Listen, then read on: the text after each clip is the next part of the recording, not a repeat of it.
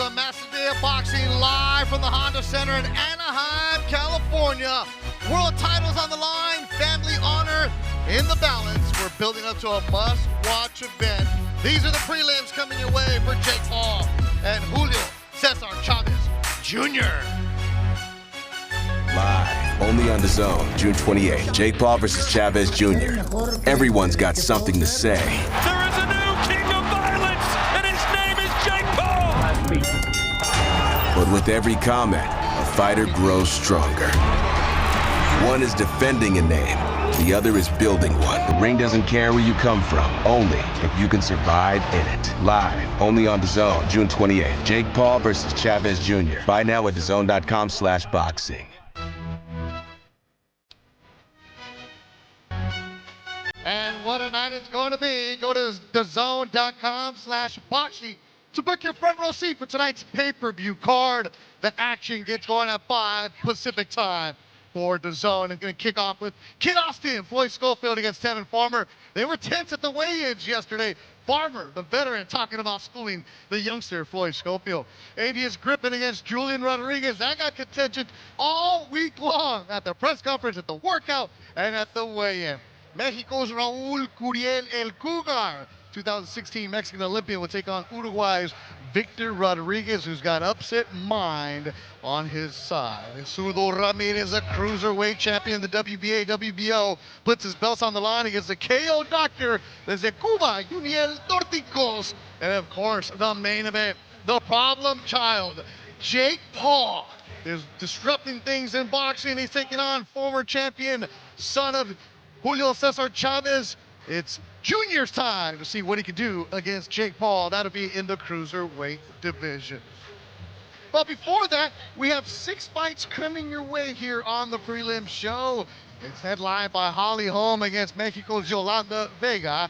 Also, Yoeli Diarte, who is 7-0, all KOs, takes on Kevin Johnson. Alexander Goetz with Eddie Reynoso on his side. 2-0. Olympian Joshua Edwards out of Houston, Texas. They call him the Rocket. He's been knocking everybody out. He has Dominic Hardy. And then Victor Morales, recently re-signed to Golden Boy Promotions, takes on the veteran Rene Alvarado, who was never a tough out. And then opening up the broadcast will be Scrappy Ramirez against Josue Morales.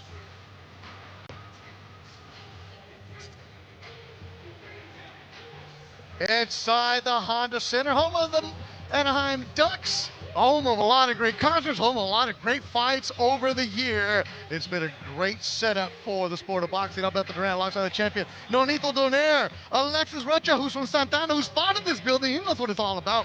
And Golden Boy prospect Jordan Panthen with us tonight. All right, Nonito, I'm going to get going. The main event is Jake Paul against Chavez Jr. You know Jake Paul, but when he came to the sport of boxing, what did you think? Well, there was a lot of doubt because, you know, you guys have he's in shows and stuff, but mainly from the YouTube and stuff like that, you know, the way he was acting and all of that, you think that it's just like, oh, one of those passing kind of thing. But getting to know Jake Paul, I've never seen guys who train as hard as champions do.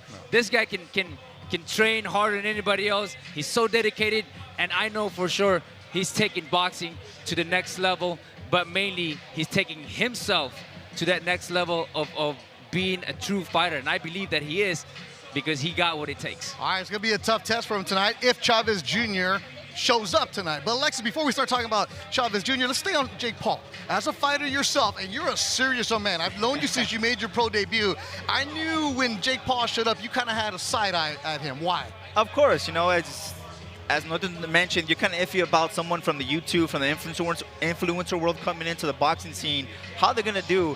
And it's just a disgrace to us that we've had to work since we're little kids, rising up, doing all the hard sacrifices for him to just have a main event slot and have all the eyes on him in his first professional fight.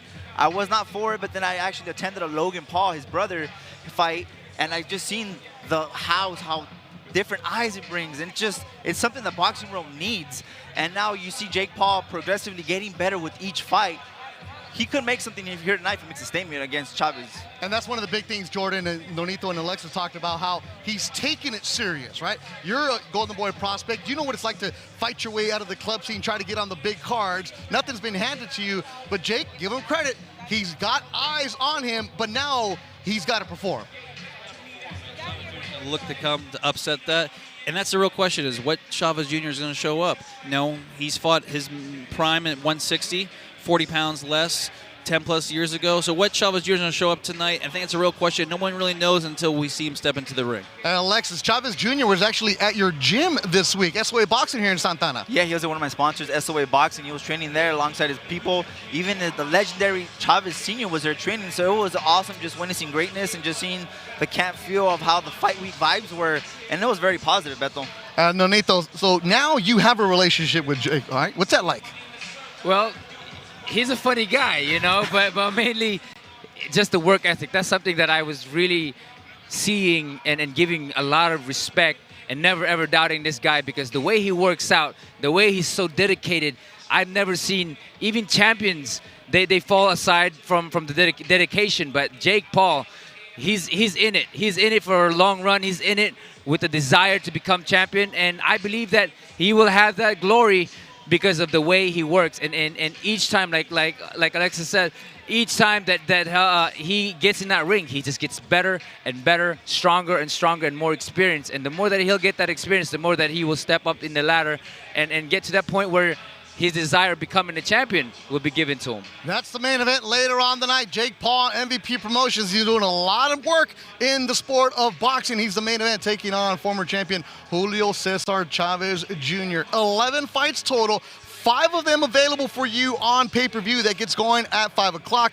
Here on the prelims, we'll have 6 fights for you. The co-feature tonight is the Cruiserweight division that Jake Paul was talking about. Hey, maybe, if everything goes right, I will see this man from Sinaloa, Zurdo Ramirez, 47-1. Zurdo with a couple belts on the line tonight. And if you look at the rankings, Nonito, Zurdo is on top.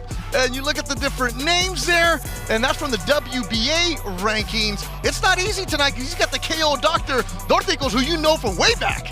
I mean, we were in the WBSS series, and I know the guy can punch, I know the guy can fight, and he has that Cuban experience as well of being a fighter. You know, so Dorticos is a guy that is a force to be reckoned with, not to be looked over, you know, and I believe that with his power, there's always that 50-50 chance. But Zurdo Ramirez is a very, very talented fighter, very tough Mexican fighter as well, and can probably take a punch like all Mexican does.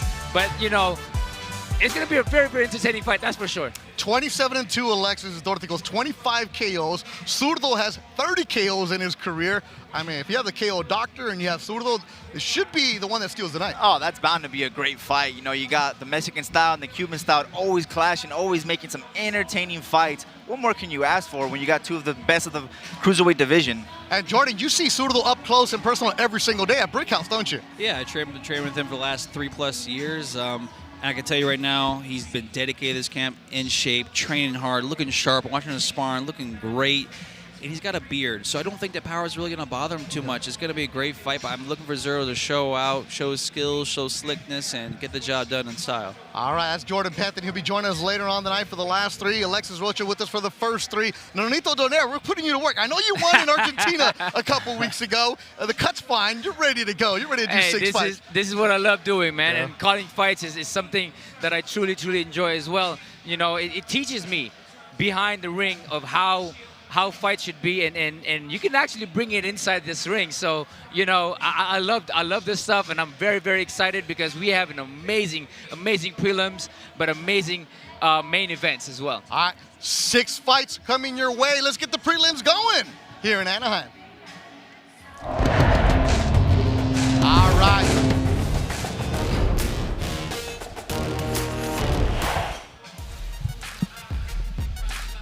All right, the tail of the tape for this one. Scrappy Ramirez is the taller fighter, yet he has less of a reach than the veteran Josue Morales, who's from Houston, Texas. Our first fight, ready to walk. Let's go to our ring announce report tonight. Big Mo.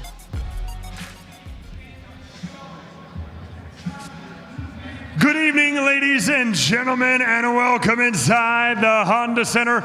Tonight's home for Most Valuable Promotions.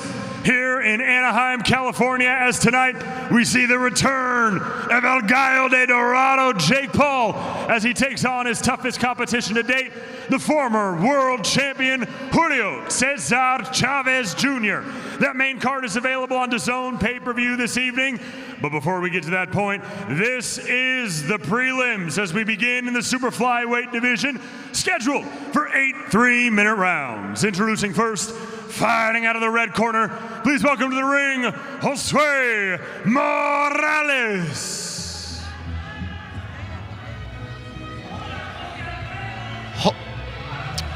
Josue Jesus Morales, the 32-year-old from Houston, Texas, who fought last week. Nonito, this is the dude who's a warrior. He has fought last week, he's fighting today, and then he has a fight scheduled in 2 weeks. You gotta love that. Hey man, I was one of those guys that did that back in the days, way back. You know, I was a short notice guy. You know, we just came in and fight, and we didn't really care too much about it, you know. But once you give me that opportunity, you know, then you start rising from there. But you know, this is one of those guys that are experienced and are tough as well. And he's opening up the broadcast tonight. Zurdo's Boxing Club is the shirt he's wearing. That's his own gym in Houston, Texas, that he has, as he said, I train there in the morning, then I train kids, and I have my own amateur program. Guys are boxing all the way around. And now his opponent, fighting out of the blue corner, please welcome to the ring, John Ramirez.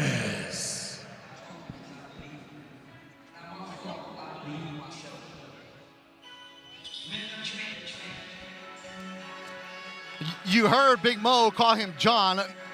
That's the only time they call him John. It's really Scrappy. Everybody calls him Scrappy, Alexis. He's scrappy for sure. He comes to fight, comes to put on a good show, and even his personality says it all. Look at him coming with that hat, the little wardrobe, having fun with it.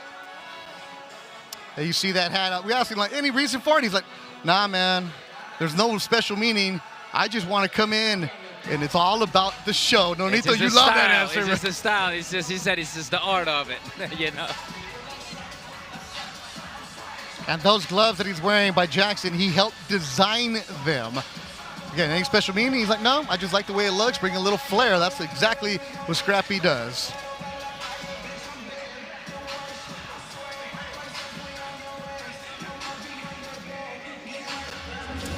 Yeah, it's all show. He comes in there and brings it.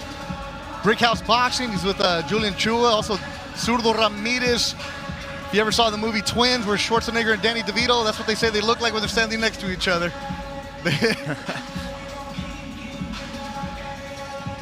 And now, ladies and gentlemen, the opening bout on our prelims is scheduled for 8 3-minute rounds in the super flyweight division. This and all bouts tonight are sanctioned by the California State Athletic Commission, by its Commissioner Peter Villegas, Chair, and its Executive Officer, Andy Foster. And our referee in charge when the bell rings is Eddie Hernandez Sr. 2 warriors, 1 fight. Who wants it more? Let's meet the fighters. First, fighting out of the red corner, wearing the blue trunks with black trim, he stands 5 feet, 4 inches tall.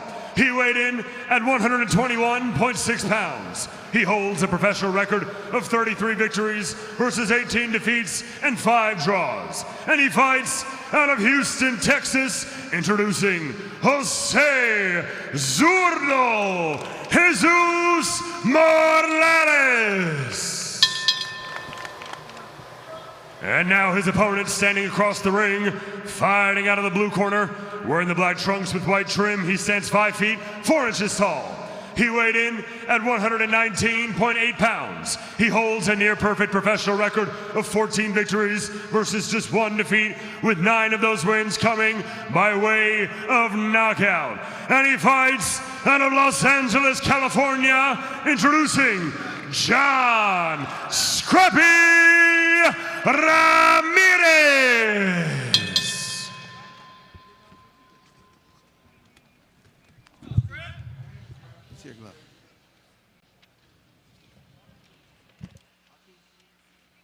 All right, gentlemen, I've been over the rules with you both. You're professionals. I expect you to conduct yourself as such. Touch gloves. Good luck.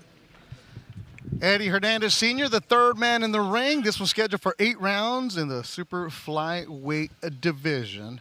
Scrappy Ramirez, 14-1, 9 stoppages. Josue Morales, the veteran from Houston, there he is, 33, 18-5.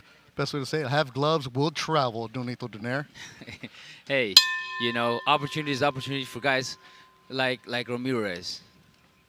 Scrappy Ramirez was trying to knock on that door one day, fighting for a world title. He's a guy that he's been boastful the last couple of years. Lex, you've been on a lot of shows with him, and Scrappy talks it, and he'll bark. And you know, he suffered a loss a couple of years ago, stepping up against the Costa Rican, and he got the lock, went back. And this is a guy who started boxing late in his career. In his life, he was actually 20 years old when he walked into Wild Card, proclaiming, "I'll fight anybody." And well, here you go. Now he's 29 as a pro. It's very impressive when you start that late and you can build your way up to becoming to the world title contender. Yeah, you said as you mentioned, he fell short last year, but he's been getting better and better every fight coming forward. You know, one thing that we see here is the southpaw, Zurdo, and then of course Scrappy being orthodox. And sometimes these guys can bump headbutts, you know, bump heads because, you know, they're going for attacks. They can attack at the same time and might end up bumping head. And you know, in my last fight, that's what happened. You know, and things like that can happen with the southpaw and an orthodox. The lead foot always gets in the way. The right foot and the lead left foot from the orthodox always gets in the way, and that always causes some friction. You know, and I think what I believe is Scrappy throwing that jab, and that's how he's able to land those shots just to start off with things. Yeah. But don't get me wrong, you know, Morales he's going to fight back. That's the kind of fighter that he is. Yeah, 34-year-old veteran Morales got called this week. Normally these guys will be fighting at 115. Morales got called earlier this week as Scrappy's original opponent fell out, so they agreed to fight at 119. Heavy for both of them, but the show goes on. That's one of the things. You don't want to lose an opportunity to fight, especially for Scrappy, who mentioned Alexis last year. He lost to David Jimenez from Costa Rica, and then he bounced back with a win over Ephraim Bowie, also from Houston. So this is Scrappy's first fight this year. And Nonito, when we were talking Morales, he said, "Yeah, I watched that fight. He's like, he's nothing special." Like, he's saying that about Scrappy. Yeah, I mean, you know, you got a guy like Morales who's been there with everybody. And there's Eddie Hernandez letting you know, keep it up. Earlier, he just bumped head a little bit. But that's what you can expect with guys who go for the attack. Scrappy throwing the nice right hand to the body, try to slow Morales down. Morales up against the ropes. Not a good spot jab, for him. You know, that jab that he is posing is setting up those right hands for Scrappy with the body and the head going up and down. He's keeping him in the end of his punches. That's right. Trying to measure with that jab and then explode with the right hand to the body to the head. Lorana Bell lets us know it's the final seconds of the opening round. 11 fights total at 5 o'clock. DAZN pay-per-view is when it gets going with Kid Austin against Tevin Farmer. Of course, the main event tonight, Jake Paul against Julio Cesar Chavez Jr.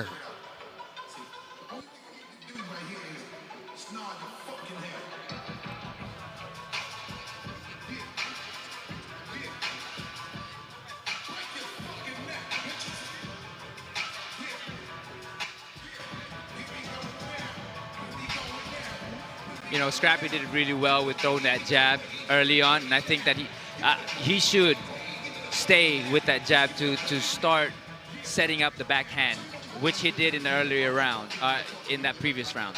He's throwing some nice combinations up to the body, always finishing with that right hand to the body, trying to slow. Here we see Scrappy holding his head down a little bit.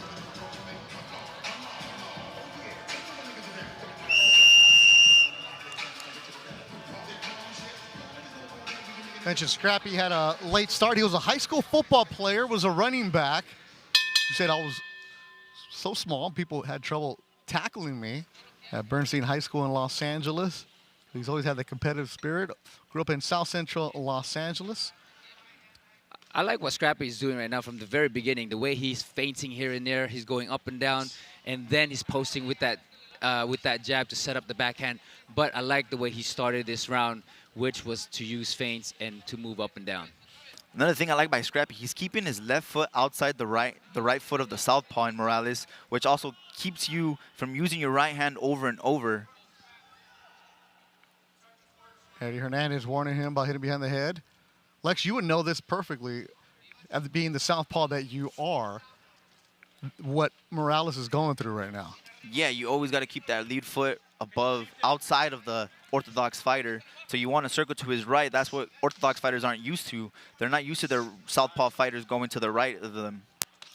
Good body work from Scrappy. That left hook to the side of Morales. You know, Morales, one thing that Morales is or should do is throw that straight right down the middle, because sometimes Scrappy is coming in with the jab, but he opens himself right down the middle. And if Morales throws that straight as Scrappy is posting with the jab, I believe that right hand will lead. The straight will land for Zurdo, just like that. A couple combinations from Zurdo Morales. And of course, Zurdo Ramirez still to come tonight in the co-main. That's that left hand you're talking about, Donaire. Yes, so that's it. If he uses it like a jab, because of the way Scrappy is posting himself and positioning himself, that right hand or the straight left will always land in Scrappy, just like that. Instead of going overhand, just go right down the middle, which will land for Scrappy, or will land on Scrappy. But that was a good uppercut for Scrappy right there. Nice body work too from Morales. Yeah, Morales got called this week. He's not intimidated at all. Like, Lonito, when we were talking to him, he asked him a couple of times, like, really? You're not impressed with Scrappy? He's like, just a guy, nothing really.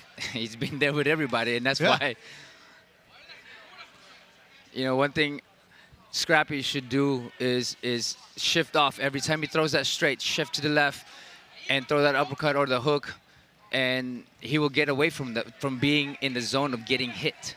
From a counter left hand by Morales. I think he's staying right in front of him, kind of admiring his combinations a little too much. Right, and sometimes we get those, you know, we get those little tiny mistakes that can cost us sometimes. And that's when you go back and your trainer for you, Hector Lopez, will tell you, what are you doing while you're admiring? Lonito, your wife will let you know all about it. Oh, yeah, I got to listen. Don't admire the work. Our first fight.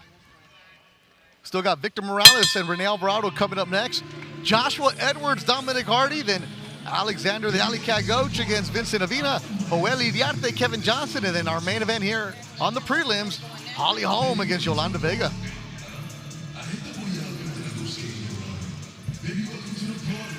Scrappy should use his talent by stepping in and out, moving left and right, and getting out of the punches. After that combination right there, should have stepped back to the step to the left side. Avoid the straight lefts, the counter straight lefts, because southpaws are naturally known to be counter punchers, don't they? Yes, 100%. 100% when it comes down to that. Especially the way, again, Scrappy's positioning his body. He's right down the middle to get hit with that straight. And all he needs to do is just lean to the left a little bit and shift off, and he'll make Morales miss those shots.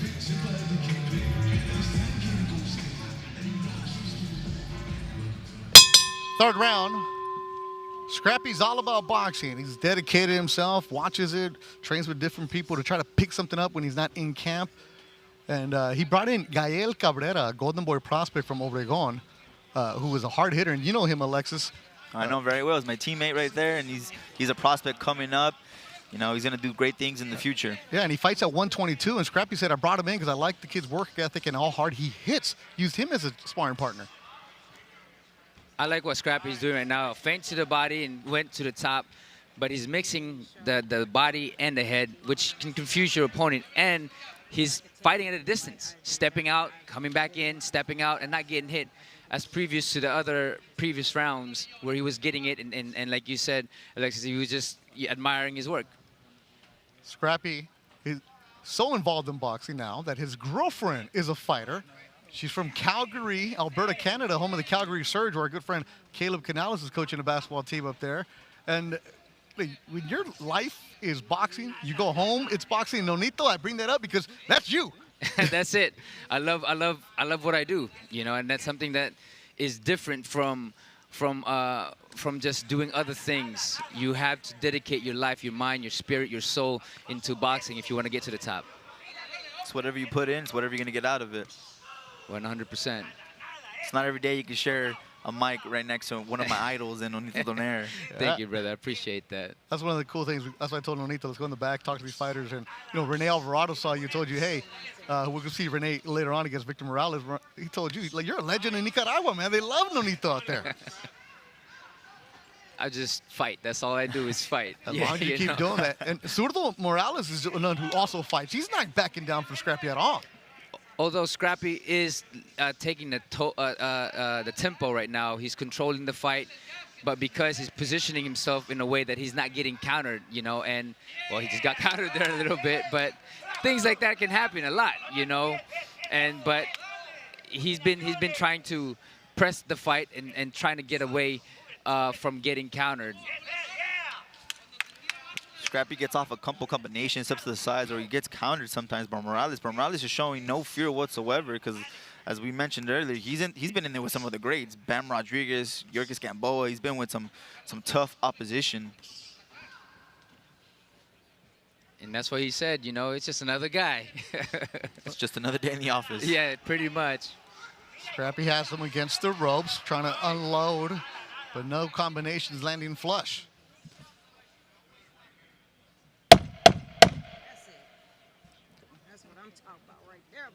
Final seconds of round number 3, and that's what we are talking about. As Scrappy's putting on a battle with Zurdo Morales.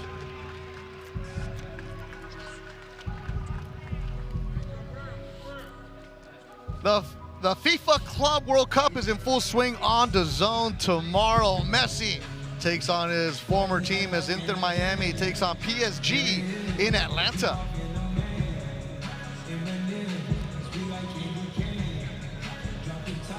You see Julian Chua, excellent young trainer with Brickhouse Boxing. He'll be with Zurdo Ramirez later on tonight in the co-feature.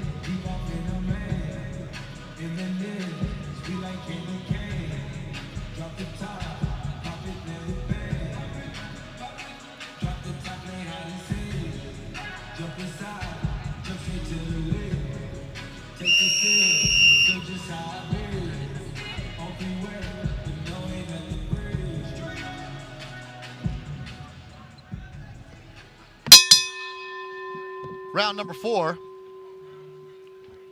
Zurdo Morales, interesting start to his career. Back in 2013, he debuted in Houston. He had a draw. Then he had a win. Then he lost his next 2. Then a win, then a loss, then a draw. All that was in 3-year span. Eventually turned some things around. He's always been the opponent that gets called last minute. These kind of guys you got to respect, but you can't give them too much respect in the ring. Well, you always want to respect your opponent, but never inside that ring.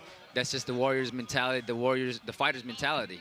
You know, the more that you give respect to somebody, the less that you will perform. You go out there, respect them outside the ring, but inside that ring, that's your enemy. Yeah, that fight against Bam Rodriguez, Lex, was back in 2018 on the Deontay Wilder Tyson Fury card at then called Staples Center when they both got up off the deck. Yeah, very entertaining fight with Bam Rodriguez, who's one of the smaller pound-for-pound goats right now. Dude, that guy's a monster now, isn't he? Monster. Maybe something Nonito might see one day. Maybe, sometimes. You said you're not going anywhere after that win in Argentina. No, I love boxing, man. This is the most entertaining. I look forward to a lot of things. Right now, Scrappy is getting more aggressive. Yeah. I think he kind of stunned him with that right hand to the body shot moments ago. Yeah, he's been digging to that body since the opening round has Scrappy Ramirez. And those are the punches that takes toll on fighters. Little by little by little by little, you're just hitting those gas tank, and you're depleting it. Like he just over winked and at over. you. He's just winking at you right now to Scrappy. He's feeling confident about his ability right now. He's having lots of fun in there. You know, Scrappy has a big personality. He loves fighting, man. You know, and he's doing really well with setting things up and throwing combinations too. But then coming down to the body, going to the top, which is a very that was a good counter for Zurdo's countering nice. Morales. Morales is very sneaky. He's throwing those check right hooks, those lead left uppercuts that catches Scrappy sometimes. But Scrappy's the one that's doing the most offensive work. Yeah, you were mentioning that earlier, Nonito, how Morales can get in there with that counter, And he's doing it this round. Yeah, it's just all timing, just like that. Use it. You know, the more that he uses it, the less likely it's gonna land, because Scrappy is very scrappy when it comes down to fighting. You know, he understands fighting. So if he gets hit with it, he's gonna think, oh well, why am I getting hit with this? So he's gonna do something different. Body shots, an uppercut from Scrappy gets through. Final seconds of round number 4. John Scrappy Ramirez against Josue Morales. Opening up the broadcast. Of course, the main event, Jake Paul, Julio Cesar Chavez Jr. That'll be on DAZN pay-per-view later on tonight.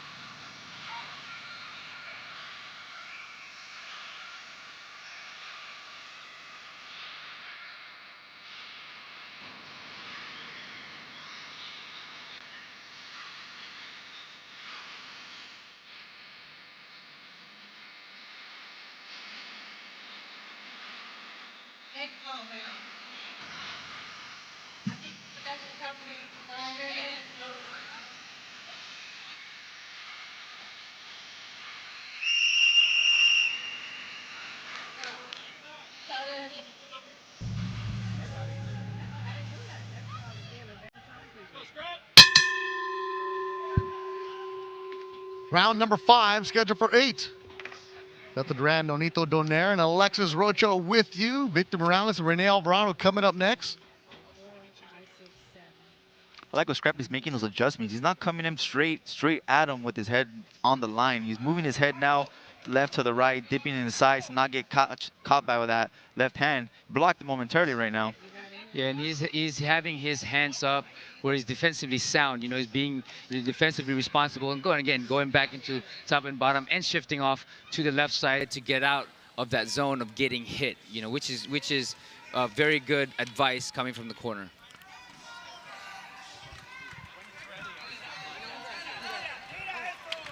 You got Morales right here, and he's throwing combinations as well. You know, these guys, he's still alive. A good shift, that's what I'm talking about with Scrappy. Yeah. He's adjusting really well and then shifting off and cutting off the ring and pressing. This is what you want to see, right? You want to start stepping on the gas pedal, especially against an opponent that showed up this week at a different weight class. They're both fighting heavier, but you want to see Scrappy start separating himself. Absolutely, Beto. I'd love to see that by Scrappy. You know, first couple rounds are kind of the feel rounds.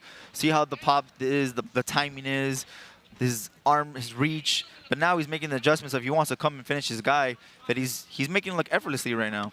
And his last fight against Ephraim Bowie in December, he won unanimous decision, 97-93. That was a personal one. Those two had a little history, some bad blood between them. Here was just work. Again, I like the feint coming from Scrappy and then going to the body and then going to the top. But of course, you know, you can't count Morales out. He's one of those guys that just is not going to sit down, you know, just because he gets hit with something. No, not at all.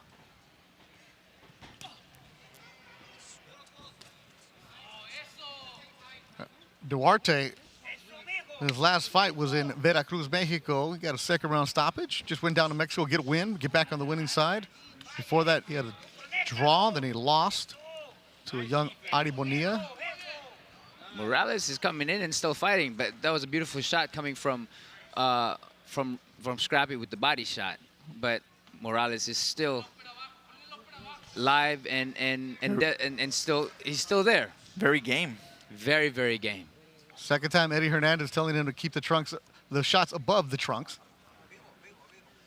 That's what happens when you're a body puncher. You always dig it onto the body. One of those punches are going to hit on the belt line, kind of scrape from there and kind of go downwards a little bit.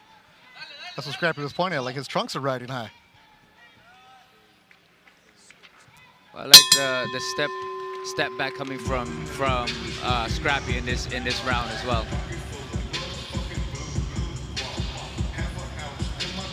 Golden Boy goes back to Chicago, the Windy City, for the first time in over a decade. Oh, it's going to be a good one. Oscar Duarte goes up against the local fighter, Kenneth Sims Jr., live on DAZN August 2nd. I'll be there for that one. Great fight town is Chicago. Good to be back in the Windy City.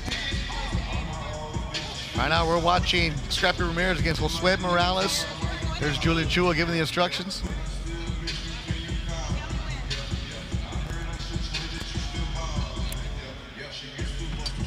Scrappy coming up, but here Morales throwing combinations. Very Scrappy sneaky. presses, you know. Very sneaky with those combinations too.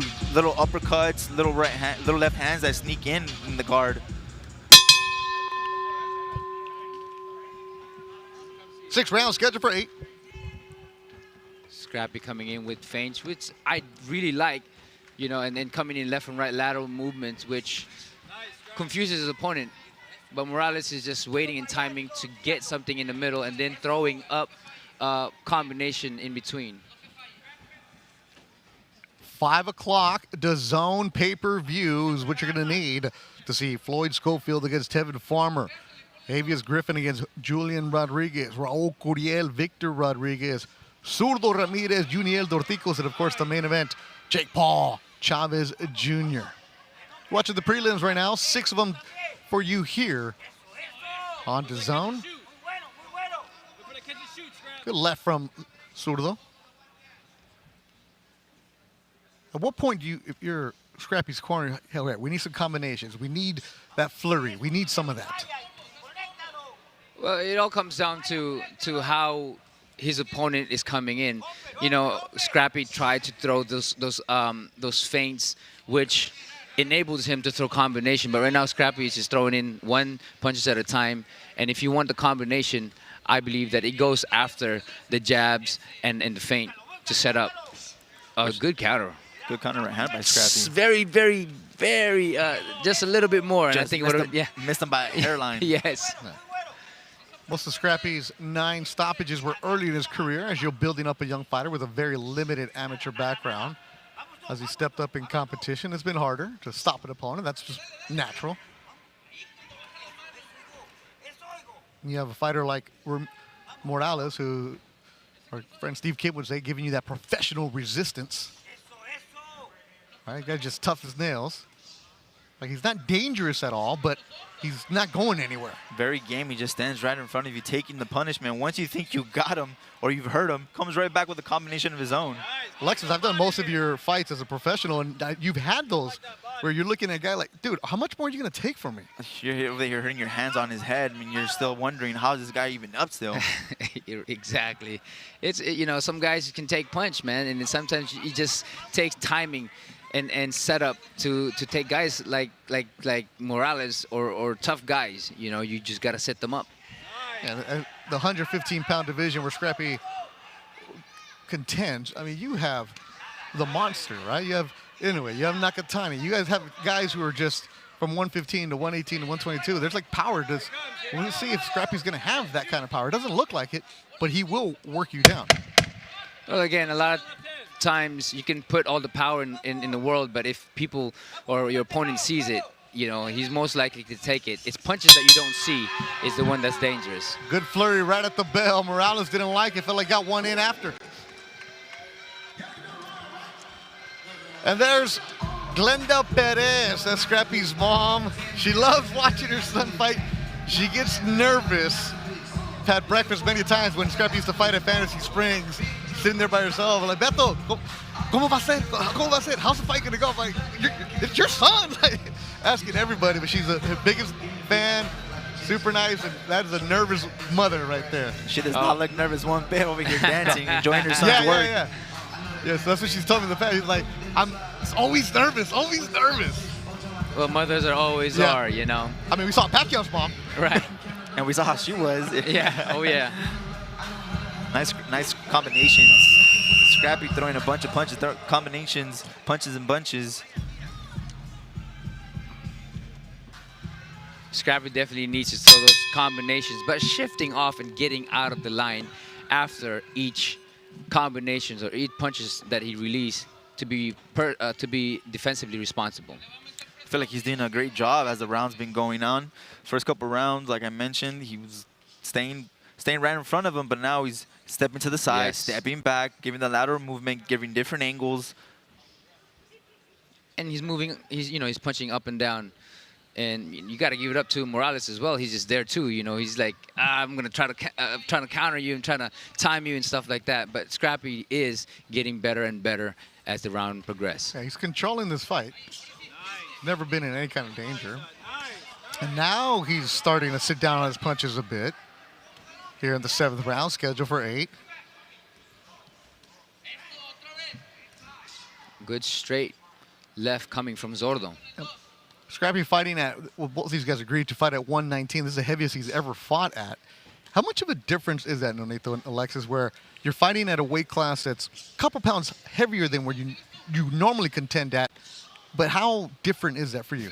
For little guys like us, it's a lot. Yeah. It's a lot for us, man. So to do that, a good uppercut, yeah. Good uppercut. But to do that, it just shows a lot of respect for both guys.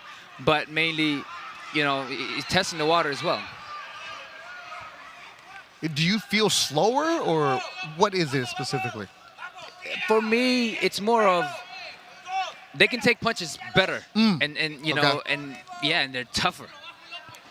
I have no comment to that because I feel like I've been fighting at 147 since birth. I've been fighting my whole career, my whole amateur career at 147. That's true. You've been 147 your entire career. That's rare. And amateurs too. Amateurs too, huh? Once I hit 13, just stopped growing.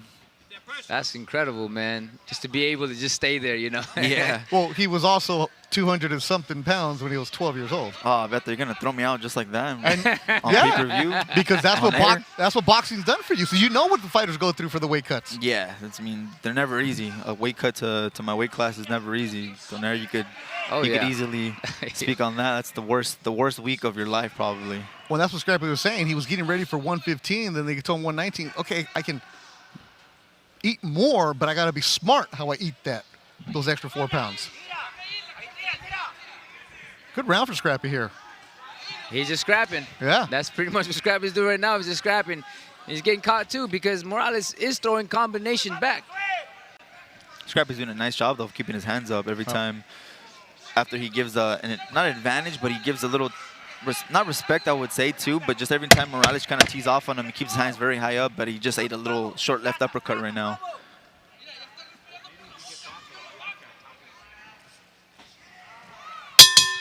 Going to the 8th and final. Scrappy was more releasing punches in that round rather than sitting down. Although he did sit down early on in that round, but he finished it with volume punching instead.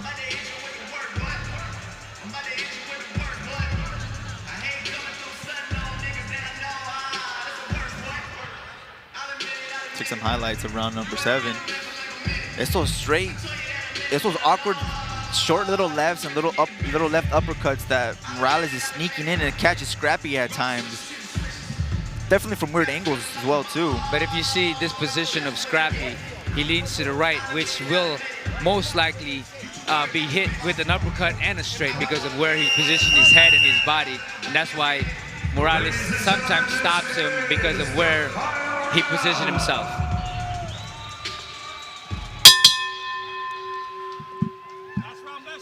Eighth and final round. Eddie Hernandez Sr. lets us know, the referee. So I think my very untrained eye, Scrappy's winning this fight. I believe so. But it's also, how do you close her, right? You want to make fans want to see you again. Well, right now he's trying to sit down on big shots and throwing combinations as well. Huh? I think Scrappy's won pretty much every fight. It's been a shutout, but yeah, this is the round where you really know your opponent doesn't have anything to offer. He throws his little sneaky combinations, but it's nothing to hurt you. I think this is where you really want to unload and make a statement. I believe that. One thing, though, is to understand that your opponent is going to throw after your punch. So you have, or for Scrappy, is to move his head just a little bit slightly so that he can counter those shots, knowing that it's coming for him. The back tattoo that he has says, "I chose this life." He got that a few years ago, about the journey that he's on. Good uppercut, body uppercut. Same hand. Got a very limited amateur background, so he's learning on the job in his 16th pro fight. after that loss, as he said, he humbled himself and had to realize you can't call out the big names unless you get through these other guys. Still a work in progress.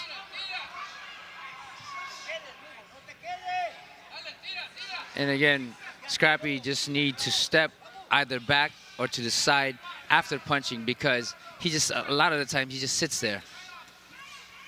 Good counter from Morales, and countering back coming from Scrappy as well. Huh. Good quality rounds for Scrappy Ramirez. Good quality rounds. This against a tough veteran who's going to stay in there and not just take punches, but also throw a lot of punches back. Speaking of tough veterans, Rene Alvarado coming up next, trying for the upset against Victor Morales, who's 20-0-1 and just re-signed to Golden Boy this week. And this guy's supposed to be fighting in 2 weeks. This guy, Zurdo Morales, man. is scheduled to fight in 2 weeks.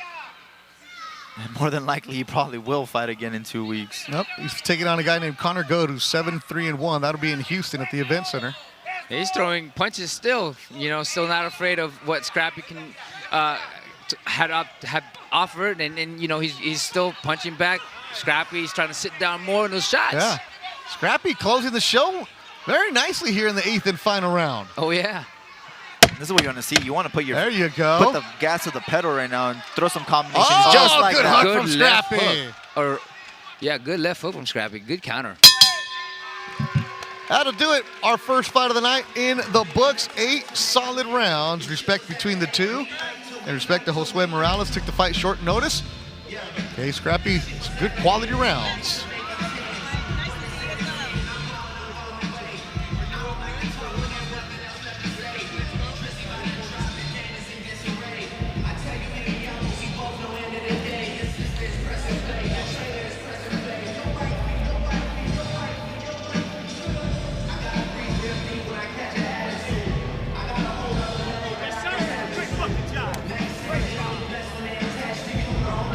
See Team Brickhouse.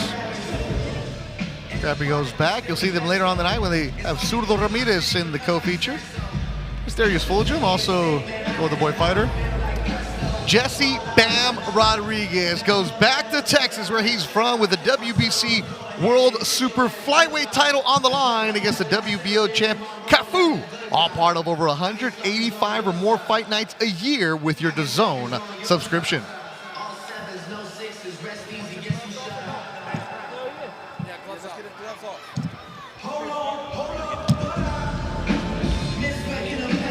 Good rounds for Scrappy.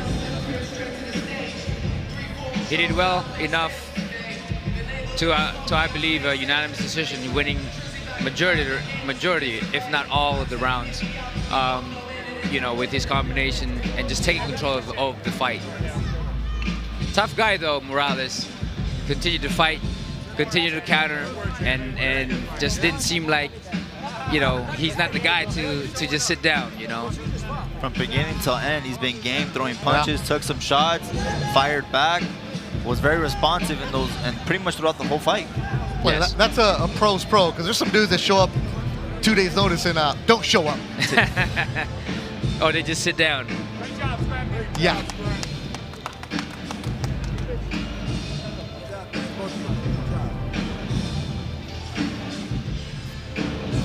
All right, let's get the decision from Big Mo.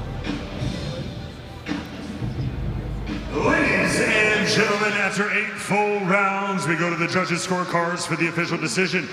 Judge David Hartman sees the contest 79-73, while judges Pam Yahashida and Judge Tiffany Clinton see the contest 80-72, declaring your winner by unanimous decision, John Scrappy Ramirez. Win number 15 for Scrappy Ramirez with his trainer Julian Chua. All right, so he gets his first fight of 2025 with a W. There you see the belts that he has at 115. Those regional belts that help you get into the rankings. All right, so they went 8 good rounds. Let's look at the story of the fight between Scrappy Ramirez and Zurdo Morales. They kicked it off here in Anaheim, California.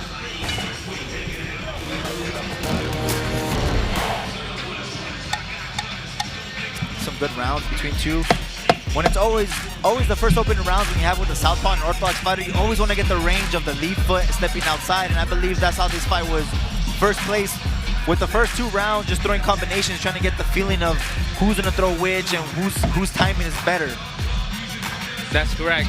You know, and again, positioning of their feet, positioning of their body, and one thing that we saw with Scrappy was he admired his punches and combination, his work, and that's when he was getting caught with something. But he adjusted throughout the rounds and throughout the fight. That made him move a little bit more. But you got a guy like Morales who was always game each round. And get the hand raised for victory number 15. That's the first one of the night for Team Brickhouse. Try to make it 2-0 later on with Zurdo Ramirez, Beto Duran, Nonito Donaire, Alexis Rocha with you here ringside. First fight done. Still got 10 more to go. And then Scrappy gives the hugs here. All right, I didn't know who's over there hugging us, baby. Usually the hugs are for the champion over here. 10 more fights to go. The pay-per-view is going to get at 5 o'clock Pacific time. The main event, though, tonight, Jake Paul taking on Zurdo Ramirez. That'll be later on tonight. And it'll be Jake Paul's toughest test of his career. Earlier this week, he spoke with Claudia Trejos about what motivates him as a boxer. When you have the opportunity to face the Nate Diaz, the Tommies, what is it that fuels your fire? Well, I just know I can beat these guys. I know what I'm capable of, and I'm always going to go out fighting on my shield and give the fans a really good fight. And I'm not scared of anyone, which in this sport is actually super uncommon. People want to protect their O's. People don't want to make the big super fights happen. People want certain things. You can't wear this certain shoe. The ring has to be 16 by 16. It has to be at this weight. I always show up and make the fights happen, and that's why I've been super active, and that's why I've risen to the top of the sport, because I'm down to fight anyone, anytime, any place. Before I let you go, June 28th, what can we expect?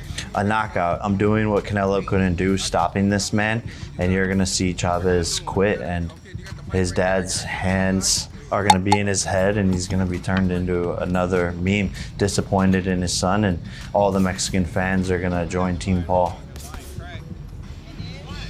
All the Mexican fans are to join Team Paul. Will that happen? The pay-per-view coming your way. That'll get going at 5 o'clock. Go to DAZN.com/boxing to get the pay-per-view for tonight's main event. We got 5 more prelim fights for you coming up next. Victor Morales, Rene Alvarado.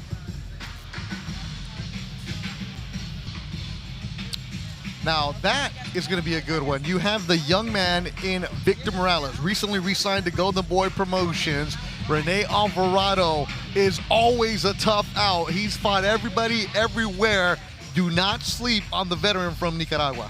Hey, listen, when I saw him over there, you know, he was one of those guys that just, you know what, I'm here, it's an opportunity, I'm going to make it happen.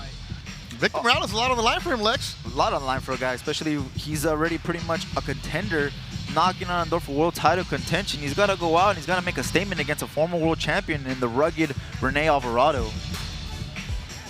All right, it's never easy. You may think you're the hot shot, and then you see Rene Alvarado. Morales needs to be locked in, Donito.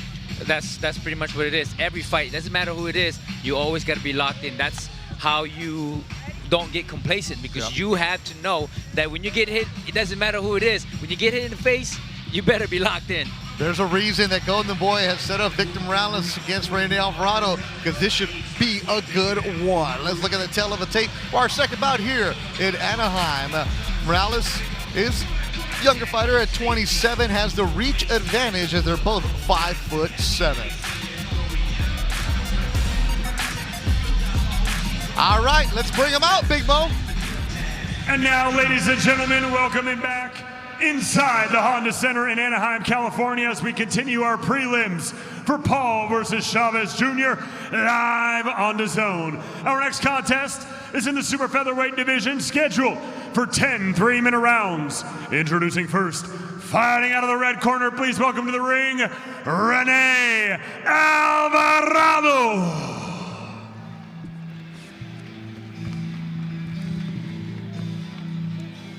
Managua, Nicaragua. His twin brother Felix will be in his corner. Always coming out prepared. Has had so many good fights over the years, but now at the age of 36, you wonder how much of that toll has taken on his body. He's always locked in. Promoter in Nicaragua, fighting is all he does. But Lito, when we were talking to him, he had that quiet confidence about him, didn't he? Well, he definitely has the experience, you know, and anytime you've been there already, you've done that already. So for him, this is just another day. All the experience is on Rene Alvarado's side, looking to upset Victor Morales and just basically coming here into hostile territory and upsetting the Golden Boy prospect. Alvarado at one point was signed by Golden Boy. Now he's on the B side. No promoter. Has that fighter's mindset.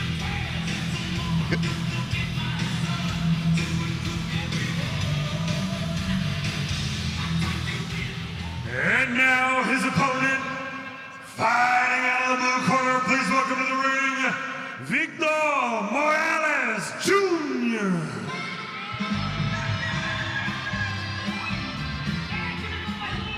From Vancouver, Washington, right across the river from Portland. Victor Morales, trained by his father, Victor Sr., who has roots in Chihuahua, Mexico. I've recently met Victor Morales, I want to say a couple years ago when he got signed to Golden Boy Promotions. But it's a funny thing because every time you're in the amateurs growing up, you always hear of names. And I've always heard about Victor Morales winning the Silver Gloves, Junior Olympics, Junior Golden Gloves, and then going into the men's. Never got the chance to meet him until we both signed to Golden Boy Promotions. And I'm looking forward to see what he brings tonight. In the amateurs, he would represent the Pacific Northwest. Always talked about, he's like, everybody just thought I was a white guy. He goes, oh, my dad's from Chihuahua, man. Like, we're just fair-skinned. Hey, and I think that anybody who is to come from, to be accepted in Mexico, you got to learn how to do the grito. Oh, yeah. Nonito knows how to do the grito. Oh, yeah, man. Jesse Vargas taught you. I taught Jesse.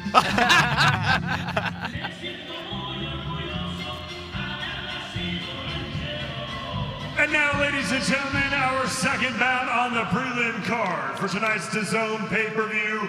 Jake Paul versus Julio Cesar Chavez Jr. 10 3-minute rounds in the super featherweight division. Our referee in charge when the bell rings is Michael Margado. 2 warriors, 1 fight. Who wants it more? Let's meet the fighters. First, fighting out of the red corner, wearing the blue trunks with white trim. He stands 5 feet, 7 inches tall. He weighed in at 129.6 pounds. He holds a professional record of 34 victories versus 16 defeats, with 22 of those wins coming by way of knockout. And he fights out of Managua, Nicaragua, introducing Rene El Gemelo Alvarado. And now his opponent standing across the ring, fighting out of the blue corner, wearing the white trunks. He stands 5 feet, 7 inches tall. He weighed in at 130 pounds even. He holds an undefeated professional record of 20 victories, opposite no defeats, and 1 draw. And he fights out of Vancouver, Washington, introducing Victor Morales Jr.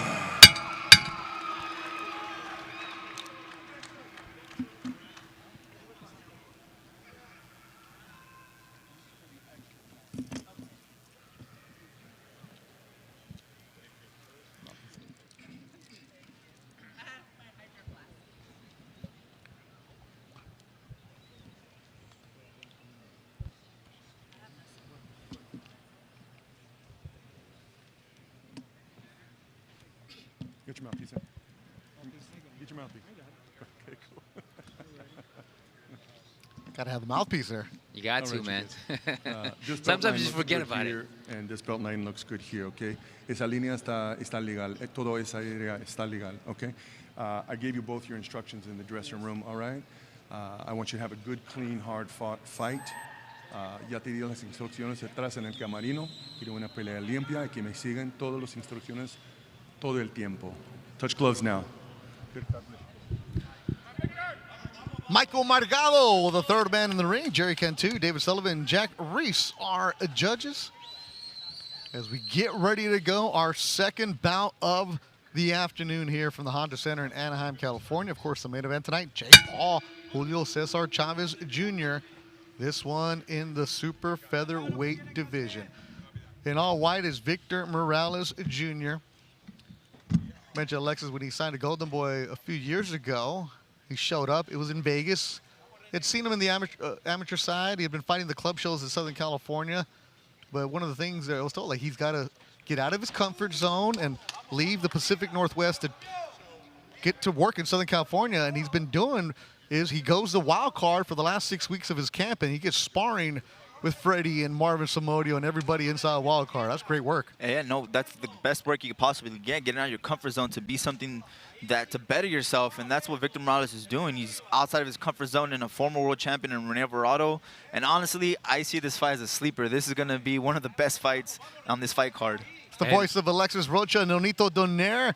You know this, right? You're the veteran. People look at you like, oh, Nonito, how much is left? And then you let them know. That's the attitude Exactly. Rene Alvarado has. Exactly. I mean, you know, the guy like Alvarado, you can't sleep on those guys. He got the power. He got the toughness. Just earlier, he just caught Morales with the left hook, and he's gonna try to do it again. But you get guys like Alvarado, man. We're here to stay. The old guys, Victor had a draw against Rudy Garcia, a fighter from South Central in 2021. And then after that, got a split decision over Duel Olguin, the journeyman from Mexico. Then he knocked out Diego De La Hoya, ending his career in impressive fashion. Then he got a win over Edwin Palomares. And his last fight, he got a fight TKO in the 8th round. That was a nasty cut in December. He lands a good right hand, but already some redness on the left eye of Victor Morales here in the opening round. Morales is getting caught with big shots too. But although he is countering Alvarado, but Alvarado is just going to be there to stay just like that. He's going to press on Morales, and Morales has to learn how to keep his distance by not staying in there and stepping with the jab and stepping out with the jab as well and countering with the straight. Absolutely right, Nonito. I think the keys to victory for Morales right now is to box him. He doesn't want to stay in there and trade with the veteran and the rugged style of Alvarado, because Alvarado's game, as we mentioned, he comes to fight and he comes to wear you down, and I think that's more of Rene Alvarado's advantage, not Morales. Hey, this is going to be a very, very tough fight for Morales. You're seeing in his defense that he's getting caught with shots. That second clean left hook coming from Alvarado that landed on Morales. Good opening round. It's scheduled for 10. Our second bout of the afternoon from the Honda Center. We're at 5 o'clock. Pay-per-view on DAZN. Gets going with Kid Austin against Tevin Farmer. This might be a very long night for Morales, as we got Alvarado, who is pressing and landing his big shots too. And the thing about Alvarado, he keeps that tempo up all fight. There's never any sign of him slowing down. Let's take a look at the highlights right now. This is a very, very hard round to score for both fighters, both landing their good pair of shots.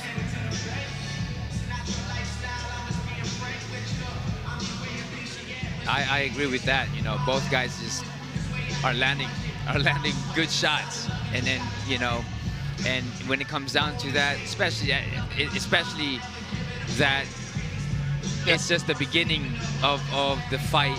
Both guys are already landing and already familiarizing themselves early on. And there you see Felix Alvarado, the brother / trainer / twin / co-promoter, because they have the Gemelo Promotions in Nicaragua, and he'll be fighting for a title, he said, in October. And Morales coming out very aggressive. Morales against Alvarado. Morales just need to be careful and be defensively responsible after he throws those combinations, because Alvarado will punch right after that. What we call is a catch and shoot. This is Alvarado's 51st professional fight. I think every single fight has been like this. Stands in the middle and trades with you.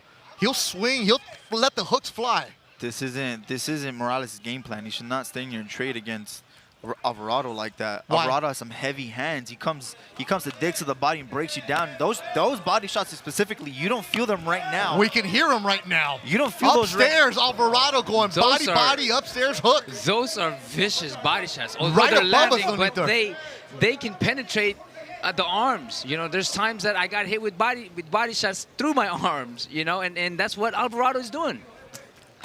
Not just that, those body shots take a toll out of you in those So late does that rounds. uppercut and that right hook. Alvarado does not look like he's 36 right now. Morales, he needs to learn how to throw the jabs more with the distance so that he can step out at any time to counter Alvarado. But mainly too is use the feint to kind of stop the onslaught of, or the momentum of Alvarado.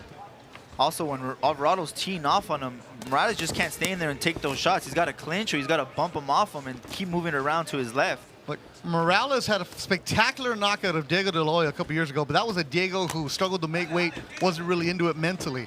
So Morales is not known for his power, so why is he trying to trade?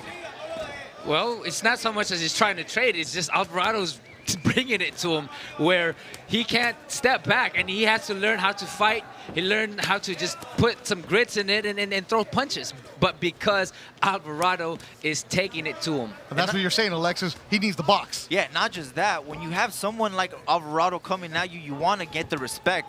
Especially this early on in the second round, you need to get the respect and land some hard shots to get your man off you.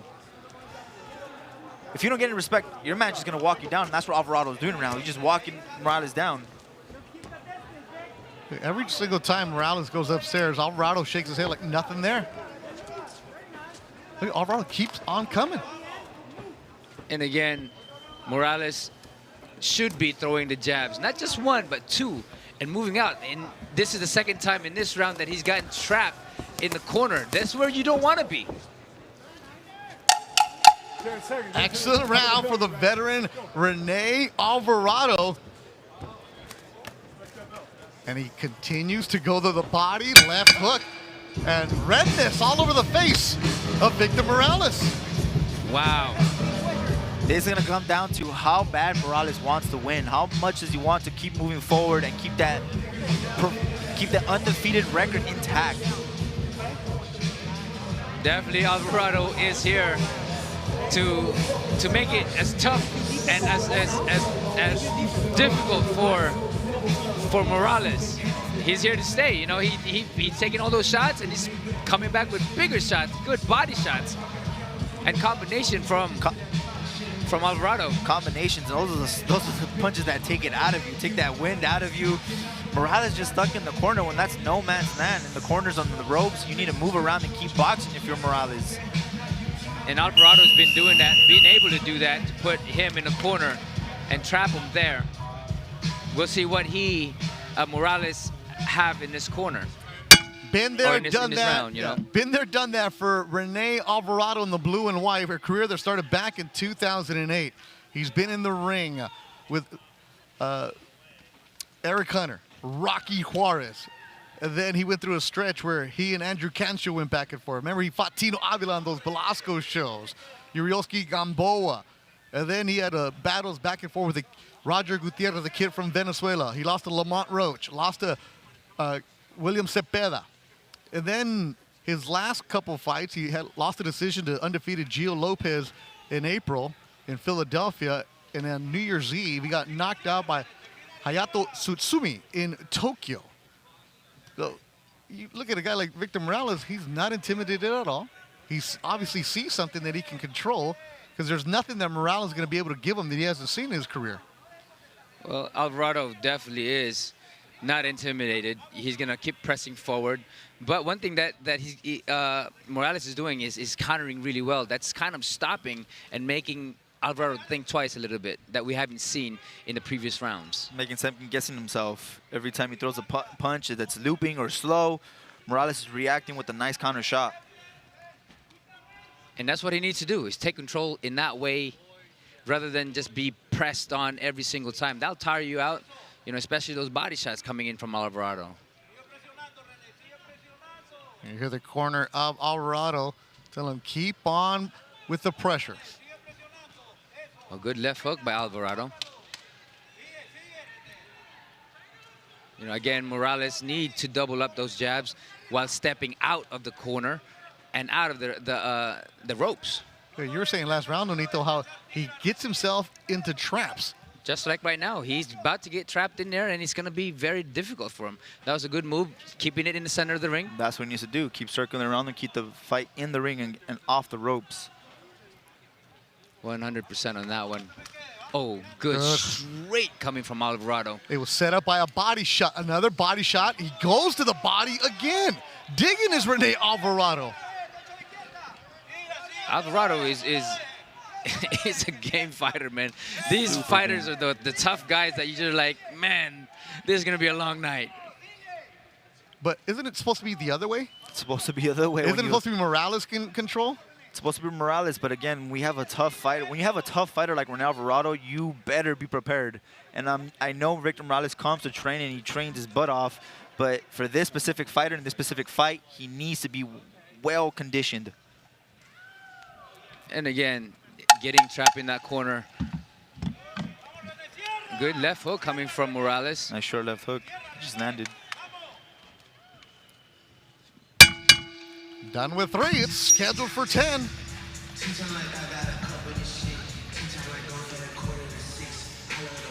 We're in Anaheim at the Honda Center this afternoon, but next Saturday, Cataraw is back as he takes on Harlem Eubank in Manchester.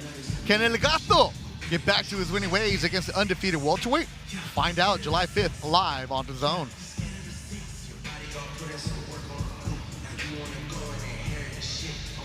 Look at the highlights. It's always Rene Alvarado shooting the body shots, and that's what Morales needs to be worried about. He needs to keep those hands up, keep those hands down, not hands down, but keep those hands up and avoid the body shots, because those body shots will eventually take factor in the later of the rounds. Oh yeah, it just, like I said, you know, it depletes your gas tank little by little by little, and sometimes even when you get hit in the arm, you can still feel it when you're depleted already. So again, doubling the jabs should be done by Morales, feinting a little bit here and there, and slowing the fight down. If you've ever... Oh, that was good. Good lateral movement. Watch the Rene Alvarado fight. He'll do this, and then late in the rounds, he'll give it away. Or later on in the fight, he'll get caught, or he'll catch his opponent. Back in 2014, he had a fantastic fight against, remember Robin Hood Castellanos? Robinson Castellanos. They went back and forth in Puerto Vallarta. That was a fight where in the 9th round, he got the stoppage. That's something that, if you look at the ledger for Rene Alvarado, if you go look at his box rec, his stoppages are always later on in the fights. Either he's stopping or he's getting stopped. You know, one thing I've seen numerous times is Morales is very susceptible of getting hit with that right hand. And like that's that? Just like that, you know, it's because his chin is up there and he's not utilizing that jab. He's not covering himself up. You know, when he's punching, he's open to get countered every single time. Good body shot. Oh, again, 1-2 combination coming from Alvarado. That left hand is also down from Morales. He needs to keep that left hand right up to avoid those right hands. Now he's going southpaw for a bit. Is that good? Or? He looks very awkward when it comes down to it. He might get caught with just like that. Just like that. Well, he's just trying to get Alvarado off. A good left hook by Alvarado. And middle of the 4th round, Donito, and you've seen Morales trying to switch things up, give him different looks, and he's not looking comfortable at all. Just like you said, he hasn't looked comfortable since the opening bell. And this is not his fight. This isn't his fight at all. He needs to keep moving around. He can't stay right in front of him complacent, taking those shots. And one thing you notice, too, is that when he pauses, he squares up, and that's where he gets hit with those shots, especially the body shot. Just like right now, he's squared up. He's squaring up, standing right in front of him. Alvarado isn't the most dangerous power puncher, but it's those variety of shots that break an opponent down. It's the accumulation of shots that knock you out and basically tell you to say no mas in the later of the fight. You see the swelling on both eyes of Victor Morales, who is in his toughest fight of his young career. Morales coming in forward, pressing the fight instead, and you get those body shot coming from Alvarado and landing those combinations too. It's very dangerous for Morales to be in that type of fight. Nonito, it's all being set up by the body work from Alvarado, that left hook to the body. And that's where it slows you down tremendously. Morales has been on the ropes most of this fight. This is a tough fight for Morales. It's like excellent fight for Alvarado so far. Heavyweight Joshua Edwards coming up next. Still got Joel Iriarte, then Holly Holm and Yolanda Vega.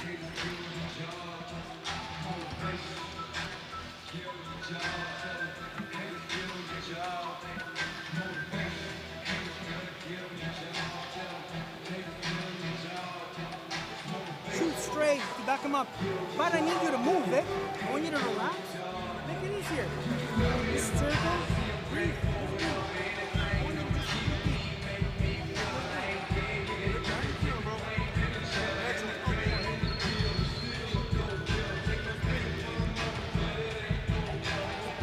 The lateral movement early on, but then this is where Alvarado starts pressing forward as well.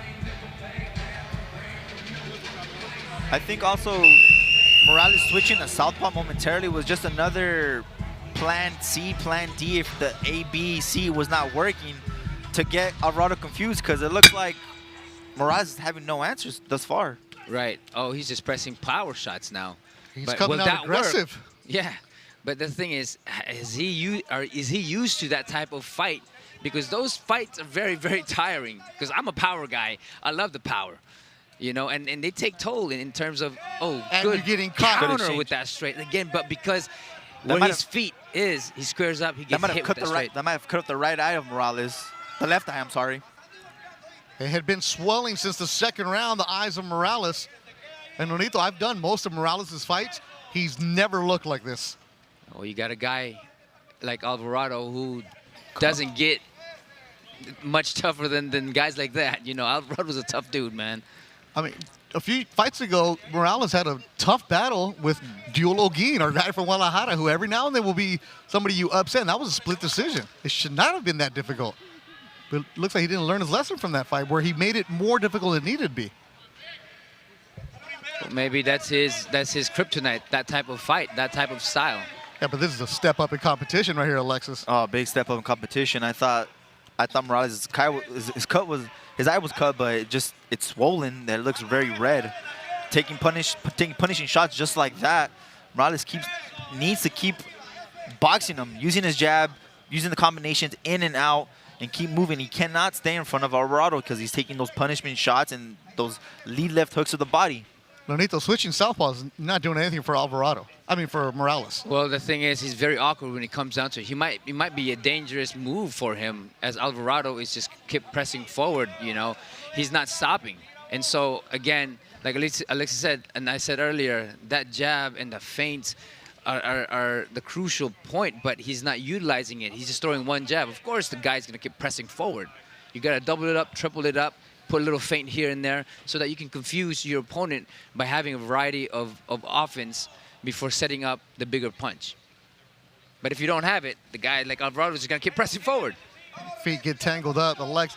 They're swelling underneath the left eye and on the eyebrow of Victor Morales. That's just accumulation of shots that the punches and bunches that Alvarado's throwing, just like that left hook he just landed earlier. And that right eye is starting to swell because of those hooks. Good one, too, coming from Morales. See, that right there is a smart move. If you're in there, grab. You know, it's easier said than done, because for me, I never really grab my opponent. But watching this, you know, I think that's the smartest move for Morales is when you're in close range, grab him. When you're against the ropes, just grab him. Don't let Alvarado tee off on him. Good counter by Alvarado again with the left hook.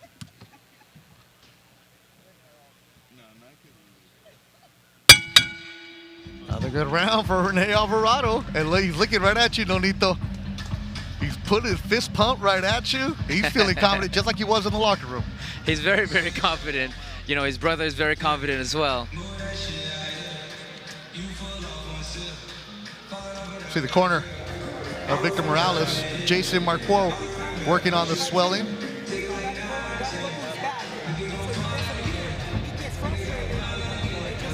Yeah, that left eyelid has started to swell. Underneath the eye is swelling.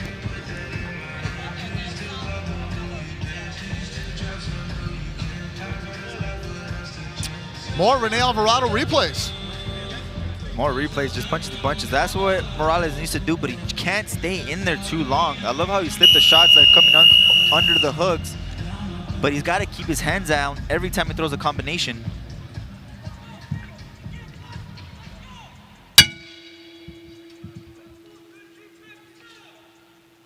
Thanks, everybody. Join us wherever you may be. DAZN, bringing you fights from Anaheim, California. MVP, association with Golden Boy. We'll bring you the main event. Jake Paul, Julio Cesar Chavez Jr., Zurdo Ramirez, and Yuniel Dorticos in the co-feature. This is our second bout of the afternoon. Beto Duran, Donito Donaire, Alexis Rocha with you. We're in round number 6. Y saludos a toda la gente que nos está mirando desde México y Nicaragua también, Honduras, Costa Rica. All of Central America watching for Rene Alvarado, Nonito. Even Argentina, they love you now. Maybe. No, it was incredible. There's that cut. You were talking about Alexis. It was going to happen. Oh, it was just going to happen. There you go. I knew it wasn't crazy. No. But you knew it was a matter of time before that swelling led to that cut. I believe Victor's been cut there in previous fights as well, He has. So it might have been an old injury reopening again. Yep, it happened in his last fight. The fight that ended in the 8th. Oh, good overhand by Alvarado. Good overhand right. Alvarado's corner doing everything they want their fighter to have executed. Good straight right hand by Alvarado as well. One thing that Morales is doing that I believe is a detriment is when he's jabbing, he's stepping in rather than stepping back. And that's where he gets caught by Alvarado, and therefore Alvarado is able to tee off on him. Staying stationary, just staying right in front of him. Morales having all the success with some of the shots, but it's those shots right there that you can't take too much of. And he's getting caught with combinations as well. Not just one, but 2, 3, 4. Just walking him down is Rene Alvarado. And Victor Morales is breathing heavy here in round number 6 with less than a minute to go. Because of body shots like those that take the life out of you. And again, the jab from Morales. Oh, good left hook. And a counter straight again from Alvarado. Alvarado is taking this fight in his hand and taking control and taking the pace from Morales. Yeah, he's control, he's dominating, doing whatever he wants. Is Rene Alvarado in the blue in his 51st fight. Says, I don't care if you're 20-0-1, Victor Morales. I'm bringing it to you. What are you going to do? And Morales is not doing anything. Again, Morales is very susceptible of getting hit with that straight because he squares up. Oh, just, again, another straight. It's target practice right now. You know, he positioned himself there to get hit by Alvarado's shots.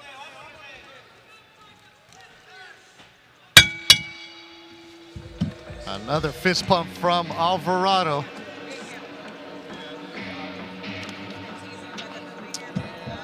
July 24th, back in California, Gucci Manny Flores takes on Jorge Chavez in a junior featherweight matchup live on DAZN. And you know that one, Alexis. That's your boy Chavez, who you trained with, and Manny Flores training with Joel Diaz. It's going to be a heck of a fight. Heck of a fight that I'm looking forward to. Tune in July 24th. I believe that's actually a Thursday night, not a Saturday. But it's going to be a great fight between two of Golden Boy's prospects taking each other head on for contender status. Yo, that fight like that, you can start Thursday. It's going to go all the way through Saturday and Sunday. That's how good it's going to be. Yep. Now, this is all Rene Alvarado controlling this fight here at the Honda Center. Jake Paul, Chavez Jr. in the main event, still to come on pay-per-view. That's going to be a very exciting fight, you know. We don't know what Chavez... The doctor's going to check out Morales' cuts.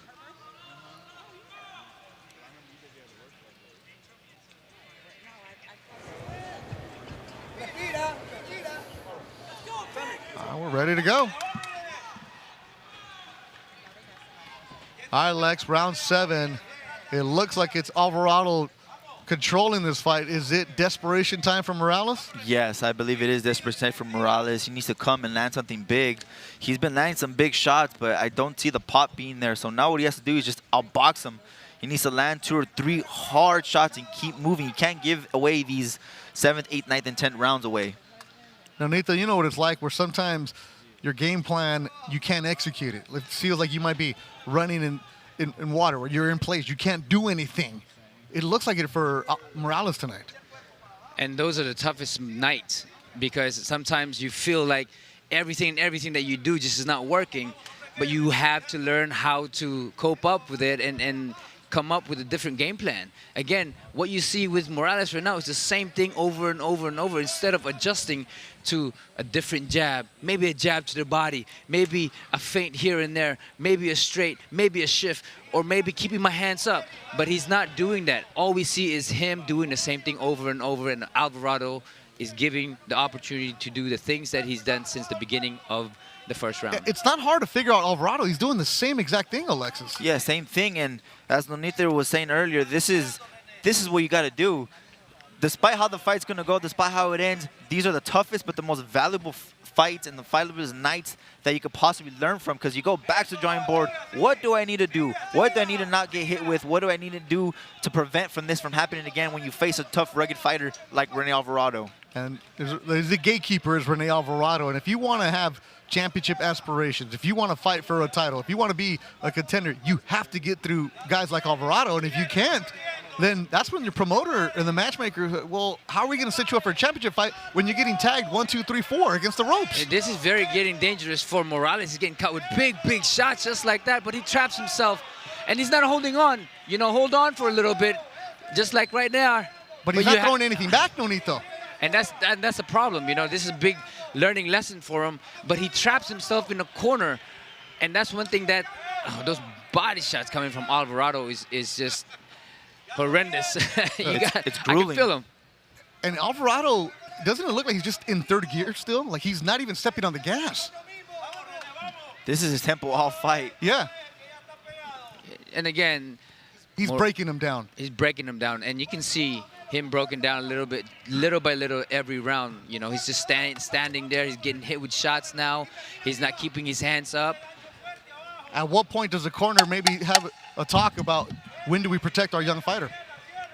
You know, sometimes as a corner you have to realize that it's better to fight for the next rather than take everything away from this fight. Look how slow he's walking back to the corner. His demeanor is very defeated. He's fatigued, bloodied, battered. It's going to be interesting what his corner tells him right now. And the corner is his dad. Breathe.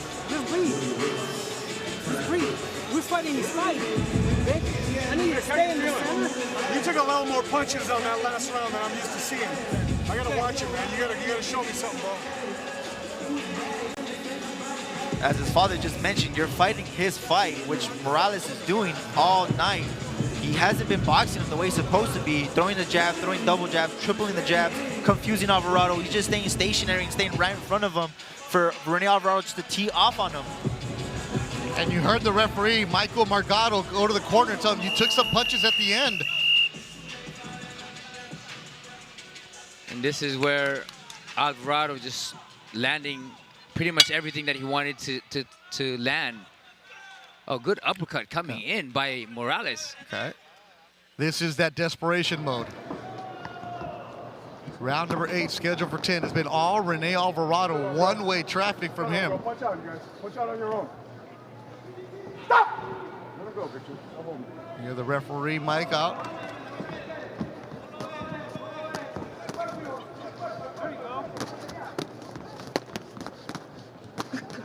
Back and forth. Alvarado in the blue and white. It is Victor Morales just digging deep. This is all heart from Victor Morales. Sock and bop him, just back and forth action. As I said, this is going to be a sleeper fight. This has been shaping up to be a really good fight. Yep. But Alvarado is just the one in control, throwing punches. Even though Morales is not shying away, wants to keep his undefeated record intact, wants to secure the W, just showing the heart and the motivation that he has. But he does open himself up for a counter because of the way he throws those shots. His chin is up in the air. Can't be exposing himself like that. You guys were saying that in the second round. And that There chin you is go. getting tagged. He's getting tagged again. Every time that he throws and he stays there, he gets countered by Alvarado.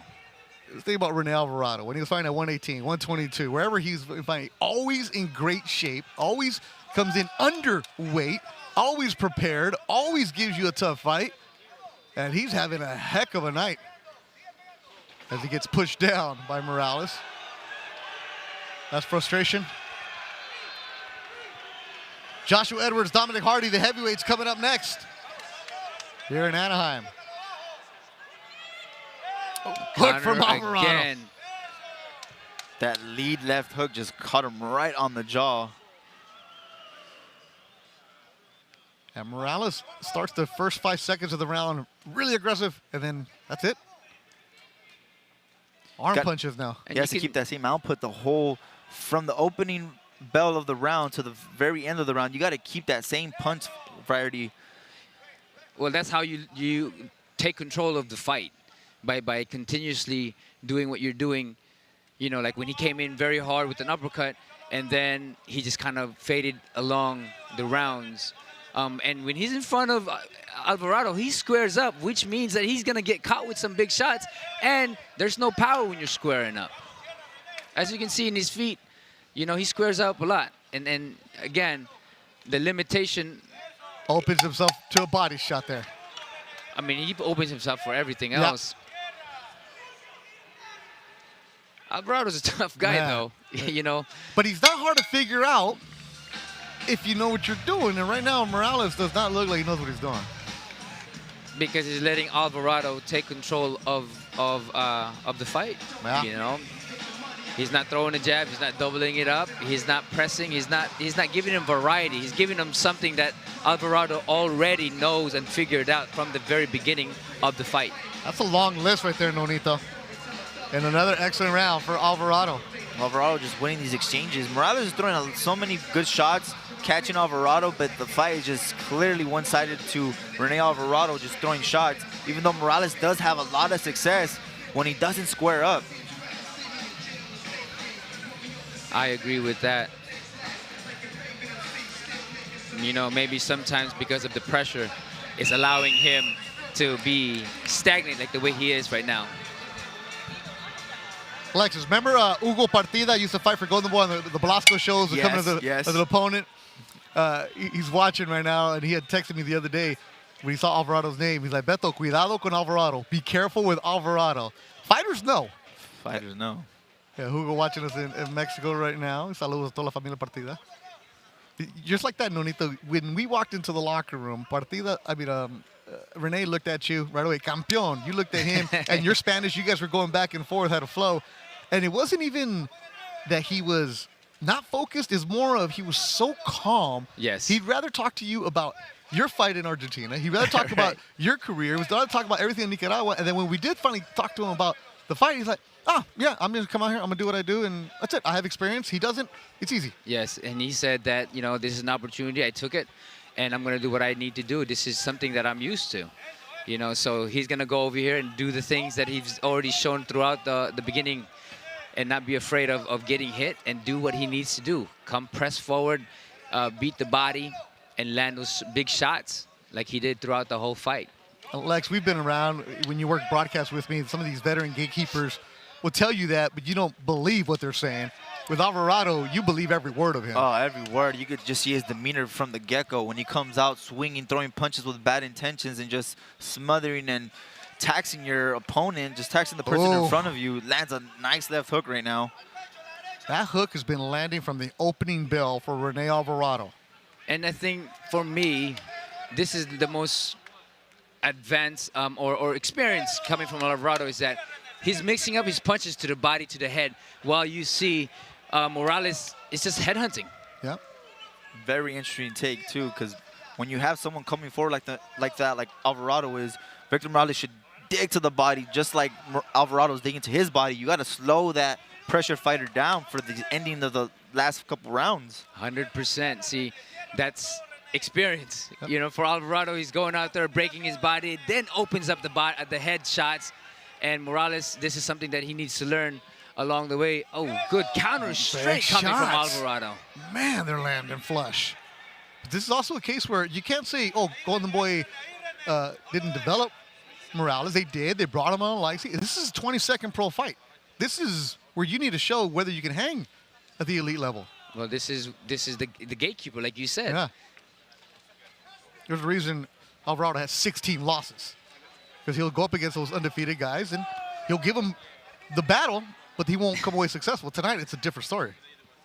Right now, he's taking control of this fight and landing a lot of the shots, but because of those body shots, that sets up all the other shots from Alvarado. Like Again. that. That game plan has been executed to perfection by el hombre desde Managua, Nicaragua, Rene Alvarado. You know, those Nicaraguan fighters are very, very tough, man. One of my favorite fighter actually is Alexis Arguello.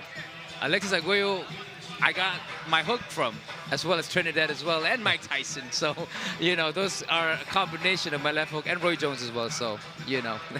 Yeah, the pay-per-view at 5 o'clock. Jake Paul, Julio Cesar Chavez Jr. You'll get 5 fights on the pay-per-view. And you also see Zurdo Ramirez, Yuniel Dorticos, Raul Curiel, Victor Rodriguez, Vias Griffin against Julian Rodriguez, and kicking it off is Kid Austin, Floyd Schofield against Tevin Farmer. You'll need DAZN pay-per-view for that one. Let's look at the replays from round number 9. Great job by a replay crew. Again, Alvarado coming in, but this is, you know, Morales trying to do something. But because of Alvarado's pressure and output, that he is taking control of this fight. Great job by everybody in the truck. My man Mambo Mike on replays, finding nothing but Rene Alvarado going to the body attacking. And when you look at this, I was telling my man Declan, who's our producer director today, this is going to be a good one, and it's lived up to it. Oh, man. And it's Alvarado sitting on his punches here. Lived up to the hype. And he's landing those shots. Nonito, you're moving as back. well. You're moving back right now. Like you're seeing something. No, I'm not seeing something. I'm feeling it, man. You know, I'm feeling those shots. Those shots take toll in your body, in your mind, in your brain, and it gets dangerous sometimes. It does get dangerous. Well, that's what we were talking about earlier. How much do you start protecting your young fighter? You can't let him take how much abuse? You know, sometimes it could be pride. It could be something.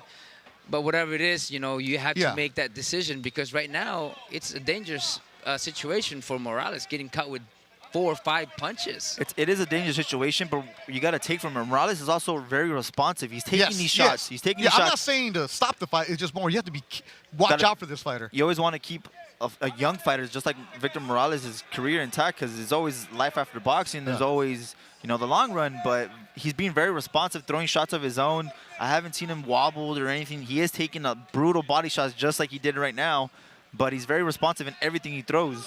But sometimes a lot of that is reactionary and instinct coming from us fighters. But it could be very dangerous coming into it because you're getting hit and you're dehydrating yourself by sweating and all of that stuff, which can take a lot of toll in your body, in your mind, in your brain. And your longevity of your career. Yeah, that is the case. The right side of Morales' ribcage is just red right now from the body shots that Rene Alvarado has been inflicting since the opening bell. I'm telling you, man, Alvarado is just one of those guys. He's just walking and just punching and walking and punching and just nonstop. He's marching forward. Wow.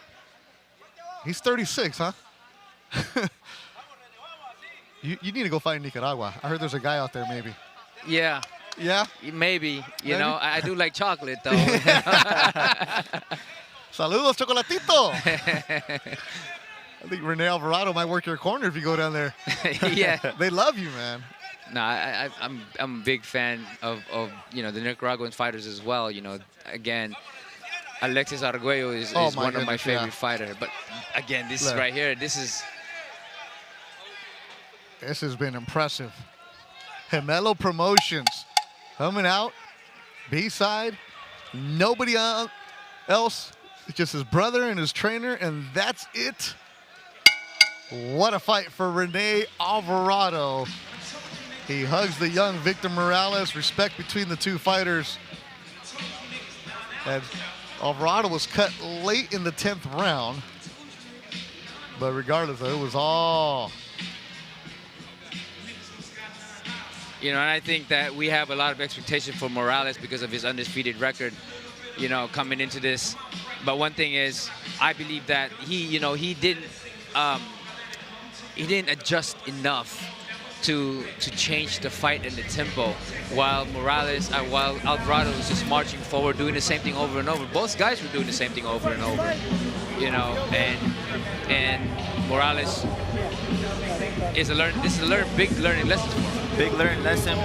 He's gonna go back to the drawing board. He's gonna go back home, recuperate, and focus on what he did wrong, what he did well. He did a lot of good stuff doing well. He gave some lateral movement early on in the ring, but he needs to be more consistent in that if he wants to win against gatekeepers just like Alvarado that keeps coming forward. But it's just going to develop his career to come back even stronger.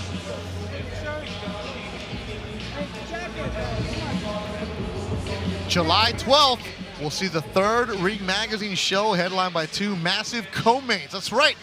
Shiraz moves up to 168 to take on Berlanga. And then Shakur Stevenson takes on Camarón Cepeda for the WBC World Lightweight title. This blockbuster night of boxing available to you by now at DAZN.com/boxing.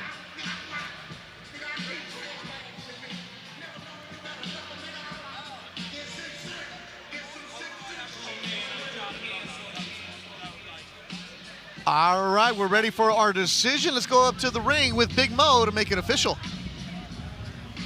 Ladies and gentlemen,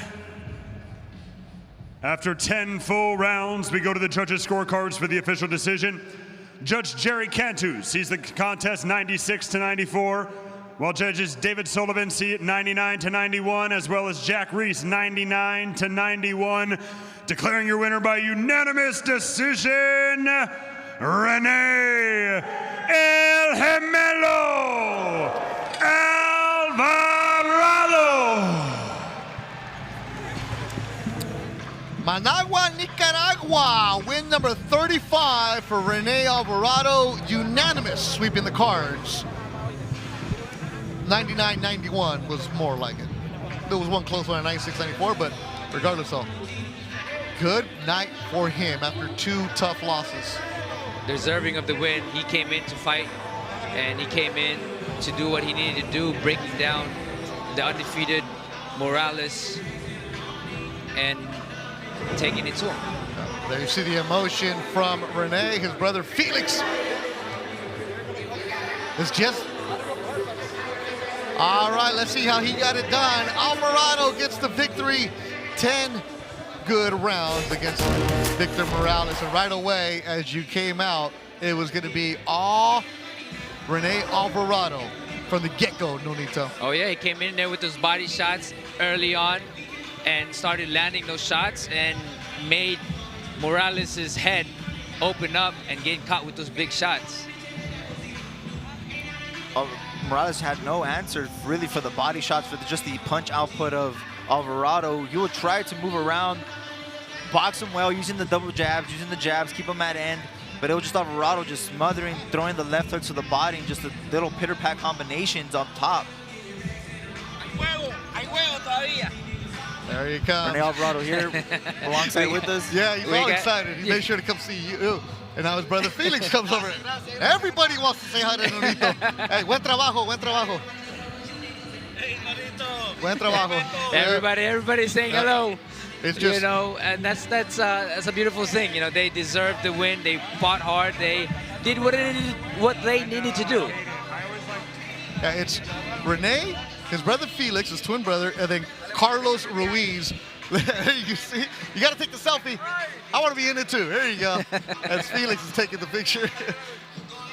You got to get the picture here if we're going to be on the part of the broadcast here. That's what you want to have right there, because we saw the emotion from them. They get the victory. What will happen in our main event tonight is Jake Paul taking on Julio Cesar Chavez Jr., and our cameras caught up with him in camp.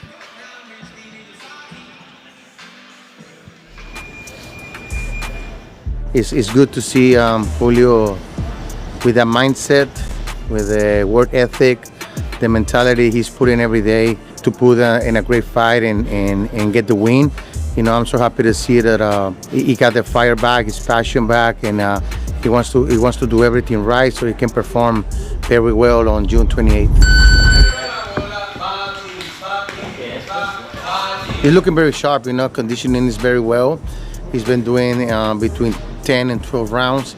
So I feel confident that he really put a great performance, and I can see it, like I say, in a good spirit. I think Jake Paul, you know, he's a great athlete. You know, obviously he don't got the experience that Julio has, but he's doing great things for boxing. You know what I mean? And I'm happy that we can share, you know, a great card. We'll see the experience of Julio and his great conditioning will pull it in a great win for us.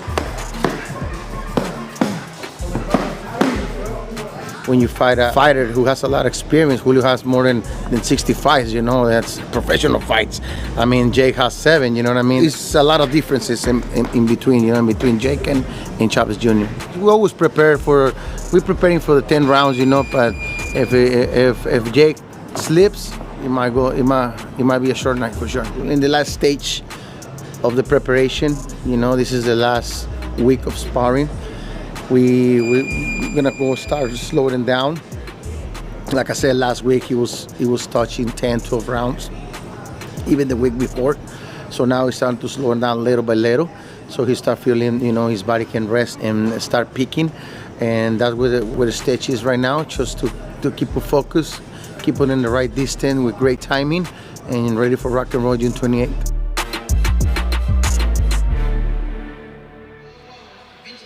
Rock and roll later on tonight. Jake Paul against Julio Cesar Chavez Jr., the main event. You can buy the pay-per-view right now. Just go to DAZN.com. That gets going at 5 o'clock Pacific time. Inside the Honda Center in Anaheim, California, 2 fights done. Both of them went the distance. What will happen in our third fight? It's time for the heavyweights. Joshua Edwards and Dominic Hardy. Beto Duran and Nonito Donaire and Alexis Rocha, the third fight this afternoon. We got 6 for you here on the prelim show. Heavyweight action. Then after this, we're going to have the bantamweights, and then Joel Iriarte and also Holly Holm against Yolanda Vega is still to come. Right now, let's look at the tail of the tape for the big boys. The heavyweight action coming your way as Joshua Edwards and Dominic Hardy. Same height, but it's Edwards who's weighing 226. He does have an inch reach advantage, the young fighter from Houston, Texas, a U.S. Olympian.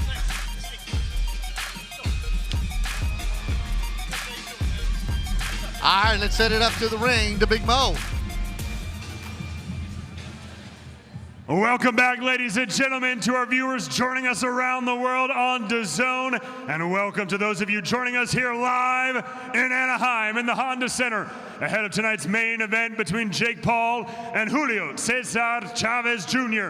But before that, we have arrived at the heavyweight division, scheduled for 6 3-minute rounds. Introducing first, fighting out of the blue corner, please welcome to the ring, Dominic Hardy.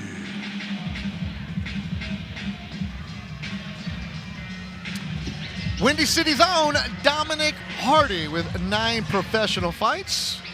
The record of 6-3, 4 KOs. Been fighting the club scene in the Midwest, a couple fights in Green Bay. There's obviously a big test for him as he takes on the U.S. Olympian heavyweight. That's a big boy too, man, you know. And sometimes in this weight class, weight can matter. Oh, yeah. Saw Hardy in the hotel, and I was sitting down. He stood up. I'm 6'1". I'm like, oh, this guy's big. Like, this is a heavyweight. He's got his hands full tonight, wearing all black, got the title robe on. Okay.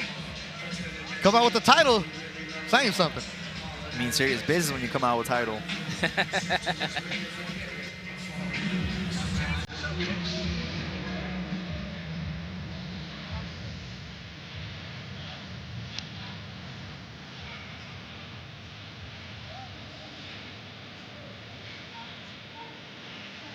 And now his opponent, Fighting out of the blue corner, please welcome the 2024 U.S. Olympian, Joshua Edwards.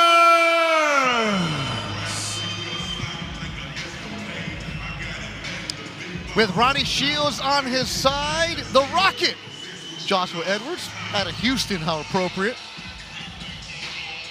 Very, very talented young man. Oscar De La Hoya signed him out of the Olympics. Oscar's been pushing him, saying this guy could be the future. You're going to enjoy watching his fight. Not just the way, because he gets the knockouts. Mind you, it's only 2 fights. But the way that he fights. Coming off a first-round KO on Memorial Weekend.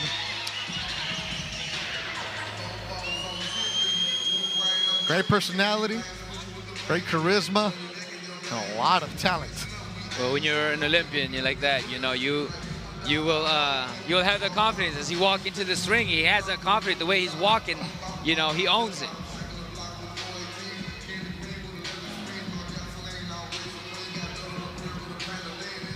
And now, ladies and gentlemen, live inside the Honda Center in Anaheim, California, and live on DAZN, this bout is scheduled for 6 3-minute rounds in the heavyweight division.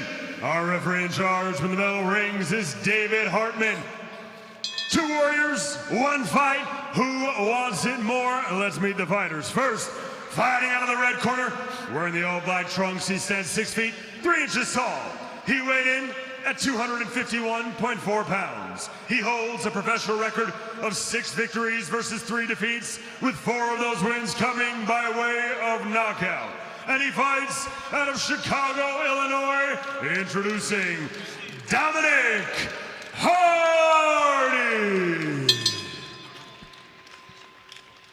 And now his opponent, standing across the ring, fighting out of the blue corner, wearing the white and multicolored trunks, he stands 6 feet, 3 inches tall.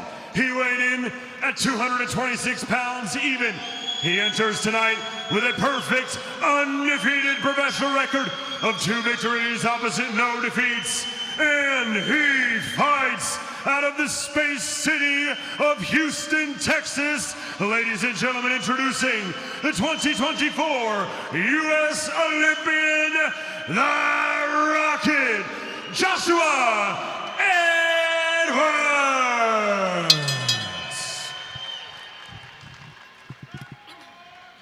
Pause for 2 seconds. All lines look good. Right here on the title and up is good. Right here at the top of the lettering is good. Commands at all times, protect at all times. As a reminder, I do about. Okay, here we go. Touch cloth.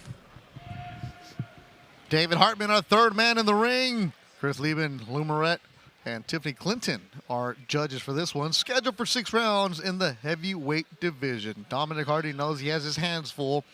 9 professional fights. He's an insurance salesman during the day, insurance marketing salesman. He wears a shirt and tie to work. Boxing is his passion, as he said, and Dominic has his hands full against Joshua Edwards, who's been boxing his entire career, brought to the sport by his dad. Tried basketball a little bit in high school, got hurt, and said, no, let's go back to boxing. You're going to like his style, the way he comes out, Nonito. Edward is throwing those jabs and setting up his big shots. You know, a lot of times to set up those big shots, you got to throw those jabs. And one thing we see that we didn't see in the previous fight, he's doubling his jab, and he's doubling to the body and to the head, and then that's when the counter comes. Edwards turned pro in April. Had a 2nd round stoppage against Larry Gonzalez, making his debut. And then he stopped Alexander Rhodes Memorial Weekend in Vegas. And Oscar liked his performance so much, said, hey, I'm putting you on the Jake Paul Chavez Jr.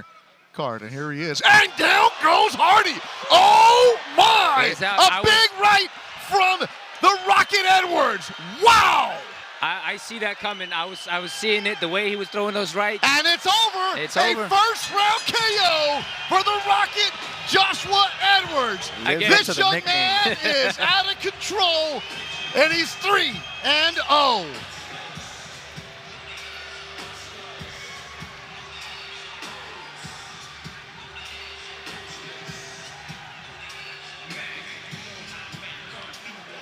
.103 of the 1st round, Nonito.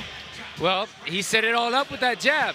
you know, and when you're occupied with that jab, the way he was dropping those hands, he got caught with that counter straight, and it was night-night for him. Tricked him. He was jabbing to the body.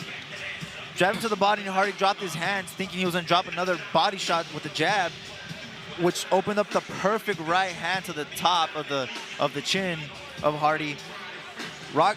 Joshua Rocket Edwards really living up to his name. He's rocking it. He's definitely rocking it.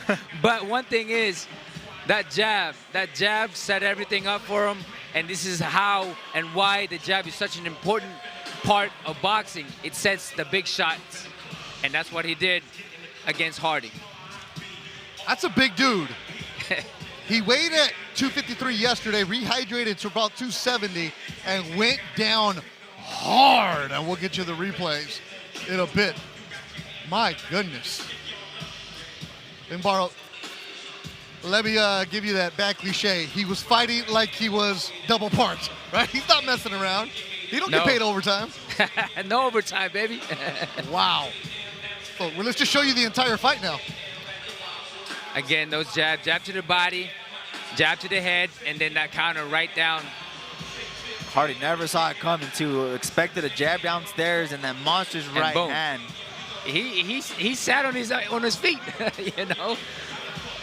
My goodness. Vicious. And that was just perfectly timed. He knew from that jab where he was coming from, and when he had the opportunity to throw that straight right hand landed as hard as he could, knocking out Hardy. We will be interviewing the Rocket, Joshua Edwards. But my goodness. Man, Hardy, I told people don't sleep on this one. It's going to be a knockout. I didn't think it was going to be a first round and not a one-hitter like that. Let's make it official with Big Mo. Ladies and gentlemen, referee David Hartman calls a stop to this contest at 1 minute, 3 seconds of the very first round, declaring your winner by knockout and still undefeated, the Rocket, Joshua Edwards.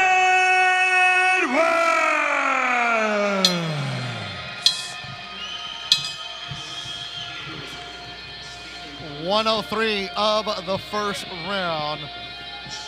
Lexus, you're only going to work the first 3 fights with us, so we're going to say goodbye to you, but let me get your final thoughts on Joshua Edwards.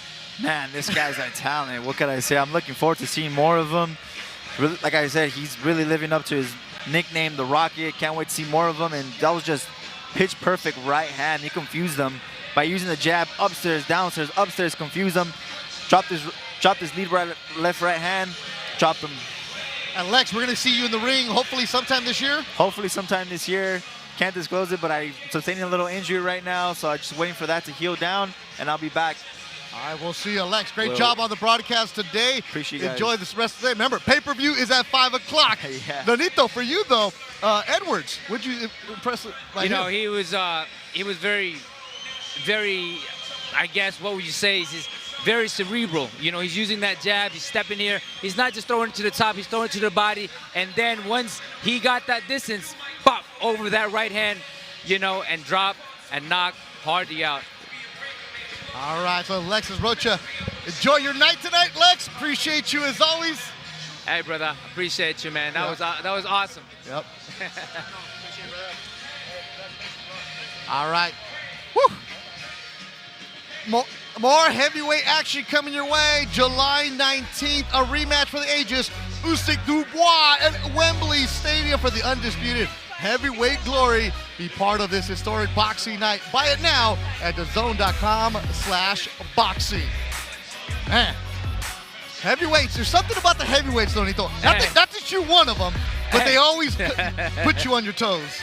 Oh yeah, man. They, you know, one punch from the heavyweight can really end fights, and that's exactly what we saw today. Joshua Edwards, my man. You do not like working more than a couple minutes, do you? I mean, a lot of heavyweights, they want to come out here and wait. I plan to get right to it and establish my jab and then start looking for my other punches to land. That's something that Nonito, you mentioned right away. You liked his jab. You know, not only that, but he mixed it up to the top, to the bottom. Yeah. But what did you see when you were in front of Hardy and after those jabs that you were thrown to the body, to the head? He started reaching. He started reaching for after I started landing my jab and I put my right hand to the body. I seen him reaching, trying to like catch it. So that's when I just like I heard my coach say, "Step forward with the right hand." And then that's when I stepped forward. There it is. Yeah, there it is, that right hand. You listened to Ronnie. Yeah. Oh, well, I listened to my corner, man, immediately. Like, so okay, I gotta ask the dumb question here. What's that? How does that feel? Something flush like that. That was.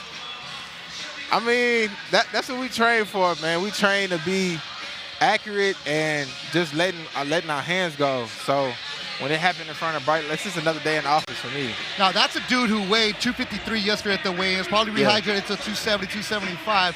You're 225. You always said it. I might be one of the lighter heavyweights, but I have that power. You told me that before. Yeah, don't let the size and the weight fool you. Like, we're like my strength and conditioning team, I feel like it's the best in the game. Like we're increasing speed, we're increasing power without getting slower. So it's just man, we headed to the top. Well, going into this, after this fight, you know, sometimes easy fight doesn't teach you much. But what did you learn into this fight after this victory? This one was kind of tough. I'm always say the same thing. Listening to your corner, like your corner is seeing things out there like in real time. So if you listen to them immediately, like Ronnie said, probably like 10 seconds before I landed that last right hand, he said, "Step forward with the right hand." I heard it and I got on it immediately. So just always listening to your corner. They seeing things that you can't see. You know, some people are seeing you for the first time. I've done all your fights, two of them, but you come in here, you have a great demeanor about it, but you are building that fan base. Obviously, Houston's there with you, but you have your dad who took you to the gym when you started. Tell people that story about how special the relationship is with your dad in boxing. Man, my dad is just like my whole motivation, like all the way from before I even had my own motivation. He was a motivation, like from when I was very, very young. Like I was getting put out of daycares, elementary schools. I was fighting, but I was a playful kid. That's how I played. But he put me in the boxing gym at a real young age. I took to it like just like that, and it's been boxing since then. Now, Nonito, I was at the hotel, and I was in the elevator, and I see his robe. Your sister had your robe. Yeah. And I was like, it's early in the morning. I didn't want to say, hey, let me bother you, but I'm like, that robe is beautiful there. Yeah. So what was the inspiration for you having the robe, man? A lot of rockets everywhere. Yeah, I just want to keep going with the Space City theme. I mean, I'm from Houston. Susie Wong did the robe and the trunks for me, and then Jackson was on the gloves. So I got they're creative. Both Susie and Jackson Boxing, they're super creative. Like I get them an idea and they run with it. So. All right, main event tonight though, it's Jake Paul, Chavez Jr. Jake is my guy. Really? Know him personally, that's my guy. And he work hard. He's not gonna exactly. He gonna put the work in. How did you guys become friends?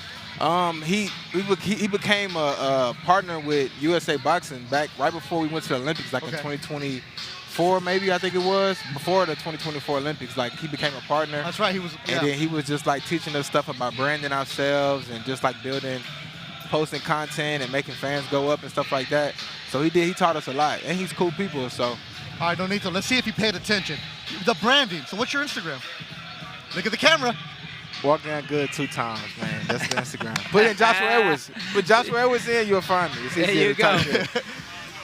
Thank Congratulations, brother. You look great. Yeah, Joshua Edwards looking good. He's got to go talk to the commission. A bunch of fans here waiting for him, man. Like, there's a lot. Look at the people waiting behind him, waiting to talk to him. That's right. You knock out people like that. Everybody's lining up, you know. And for him, it's like, line them all up, you know. And Oscar De La Hoya, I know he's super happy about him. I'm pretty sure Oscar's going to come out today. You know what, Edwards? He's fighting in a couple weeks. He just wants to move that young man. Hey, he did what he did today, impressively. You know, and he needs more of that, more fights, more challenges to get him to the next level, because he already has that talent. Why not get him the challenges that will lead him to be into the next level? And somebody's been on the next level. Zurdo Ramirez was a champion at 168. He's a champion at the Cruiserweight. Our camera's caught up with Zurdo in his camp. You were debating en quién ibas a enfrentarte. Dorty comes up. It's a hard-hitting fighter with a lot of experience. ¿Por qué Dorticos? I mean, he was a champion, and he's the mandatory challenge, and I had to do it. I want to fight with Opetaya, Badu Jack. I want to get more belts. I mean, Latino night really made a difference in your life. How did you feel that night? Well, I feel like so proud of myself because I knew that I was better boxer than Chris Villeneuve. I mean, he's a true warrior. He can take punches. I think he break his hand, and he was fighting like that. I mean, he's a warrior, but nothing to do with Zurdo. Even this fight is nothing to do with Zurdo. He said that he's a Mr. Knockout, but everyone tried to knock me out. Everyone tried to get my belt, but it's not going to happen. Tampoco nos quisiste dar un prediction para tu pelea contra Dorty. Aquí entre tú y yo, ¿cómo ves la pelea contra Dorty? ¿Cómo termina? Yo voy a ganar, o sea, saliendo con la mano en alto, voy a ganar esa pelea. Sé que Dorticos es un peleador difícil, fuerte, que viene confiado de su pegada, pero pues muchos boxeadores lo han hecho, incluso en esta división me subestimo porque para mí no significa nada de eso. Tengo más experiencia.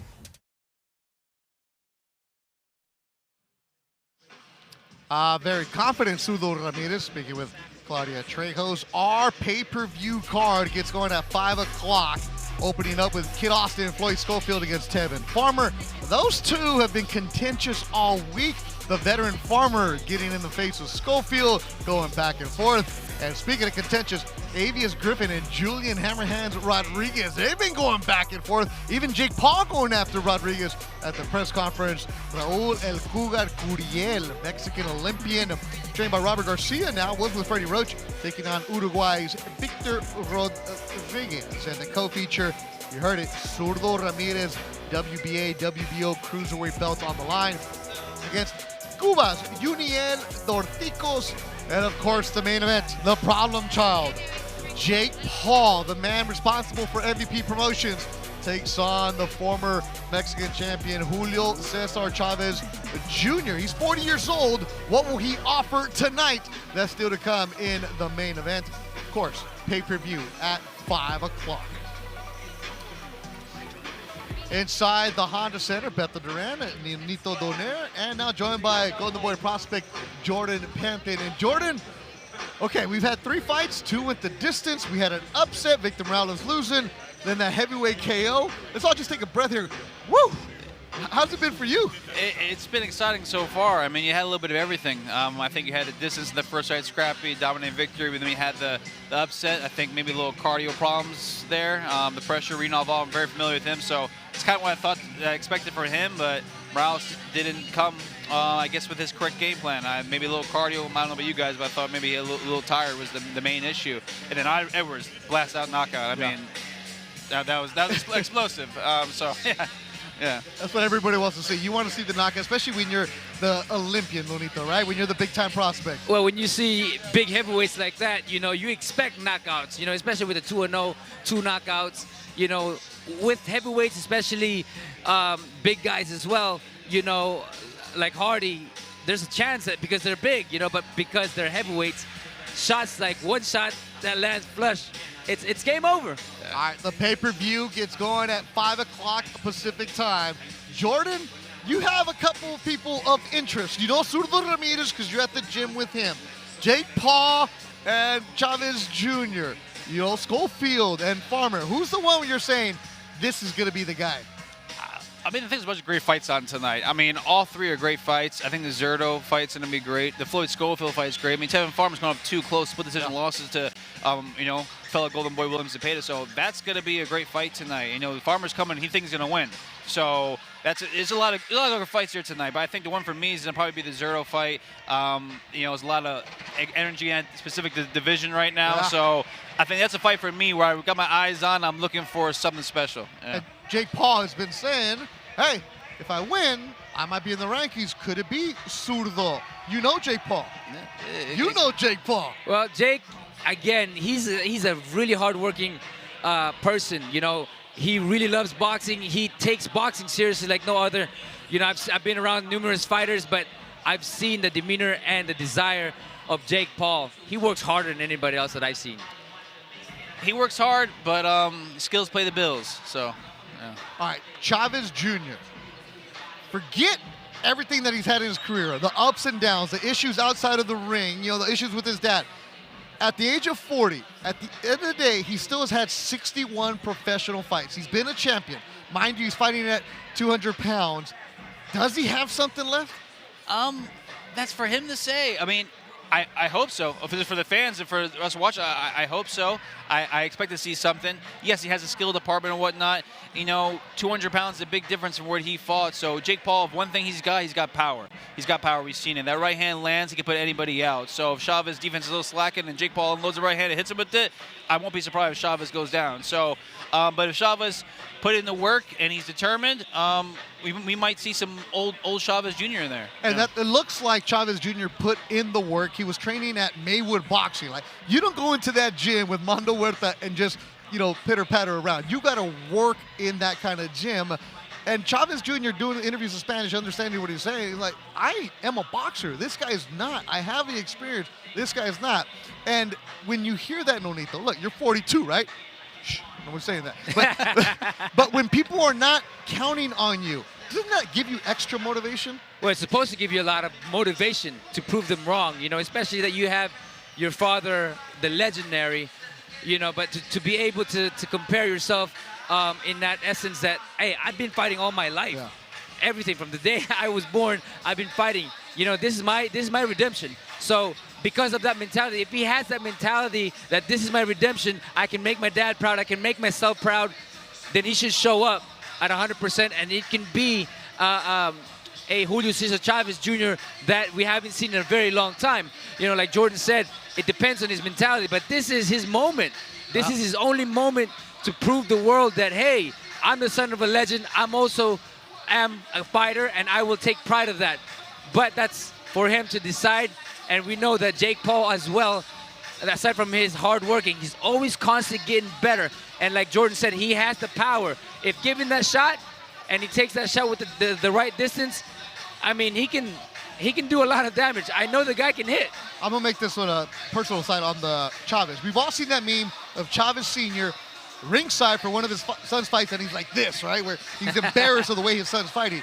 If Chavez Jr. comes out tonight and puts on a show, he can change his relationship with his dad, Jordan. Yeah, possibly. We don't know their personal relationship, but he comes out, he throws punches, he's active, goes to the body hard, and he has that just great aggressiveness, and he wants that will to win. Yeah. I think that's going to be the game changer right there. I think it's really his mentality. Like, the times we see Chavez Jr. not do well recent in his career or have those moments dating Jacob, I think it's just the mentality of not wanting to be there. So if he wants to be here tonight, he has the will to win, puts out work in, I think going to the body is a big key.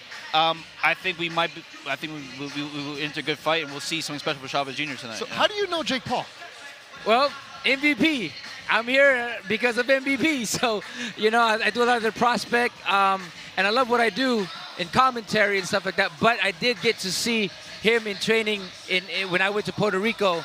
I was able to see him because I trained with Larry Wade.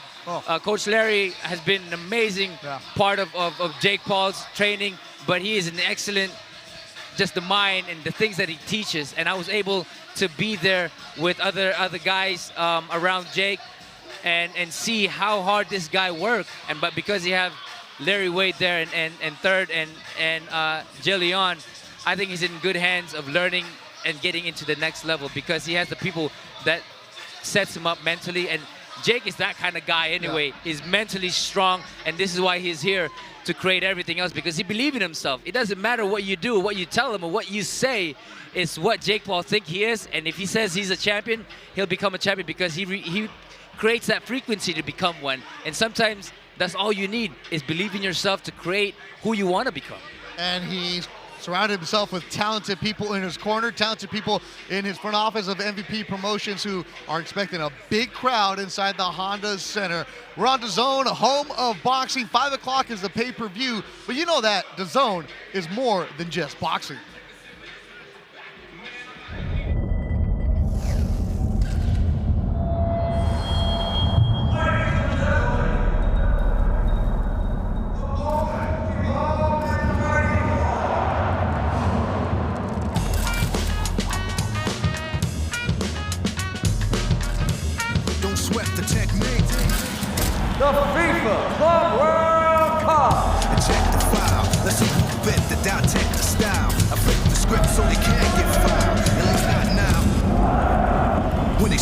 technique. 1 month of elite soccer. Every game coming to you live on DAZN. Who will be the undisputed champions of the world? Don't sweat the technique.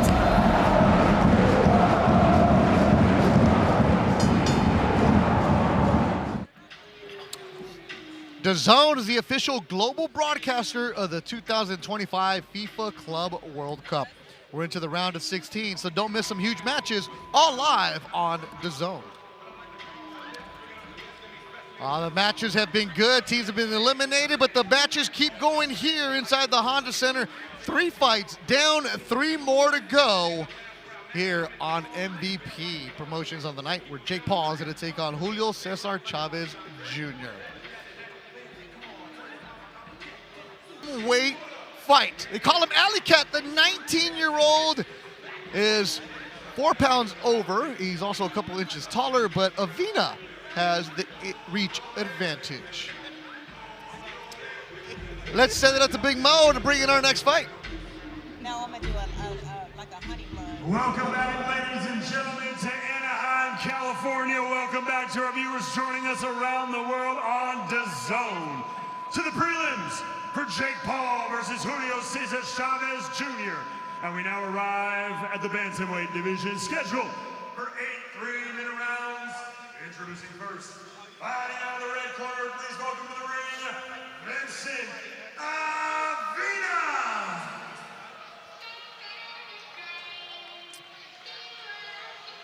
Eight 1-1, Vincent Avina from a fighting family. His father, Alberto Avina, was a pro fighter. You have Jason Gallegos, Kai's son, and Citlali Chavez in his corner for the man fighting out of Las Vegas, Nevada. Yeah, he's a good fighter tonight. Alexander Getch is not in easy tonight. I'm familiar with Jason Gallegos and how he trains his fighters. So I know in that Las Vegas Fight Club where he trains out of is a strong gym, a lot of hard sparring. I know he's gonna be ready for this fight, and he's only has 1 loss, and the 1 loss against a fellow undefeated person. So, yeah, that 1 loss in his last fight. And let's hear who he's going to take on.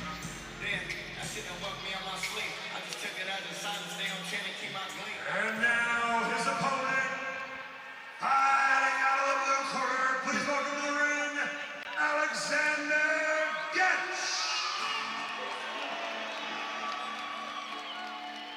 Long Beach's own 5'6", representing Alexander Getch. Alley Cat, they call him. Been around the Southern California club scene, but now you see that no boxing, no life on his trunks. Been training in San Diego with Eddie Reynoso, who's over his left shoulder. Alfredo Corrales and Alfonso Getch in his corner for the Alley Cat.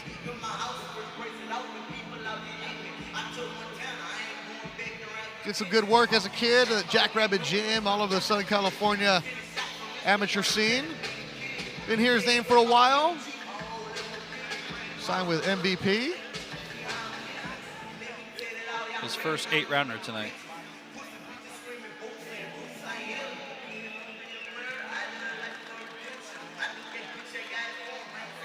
Should be a good test.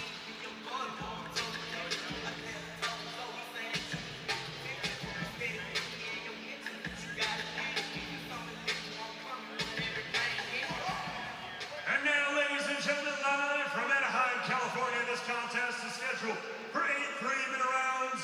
In the bantamweight division, a referee in charge when the bell rings, Eddie Hernandez Sr. 2 warriors, 1 fight. Who wants it more? Let's meet the fighters first. Fighting out of the red corner, wearing the silver trunks with black trim. He stands 5 feet 6 inches tall. He weighed in at 120 pounds even. He holds a near-perfect professional record of 8 victories versus just 1 defeat and 1 draw, with 7 of those 8 wins coming by way of knockout. And he fights out of Las Vegas, Nevada, by way of Stockton, California. Introducing Vincent the Beast Avina. And now his opponent, standing across the ring, fighting out of the blue corner, wearing the white trunks with pink trim. He stands 5 feet 7 inches tall. He weighed in at 124 pounds even. He holds an undefeated professional record of 7 victories, opposite no defeats, with 5 of those wins coming by way of knockout. And he fights out of Long Beach, California, by way of Harbor City, California. Ladies and gentlemen, Alexander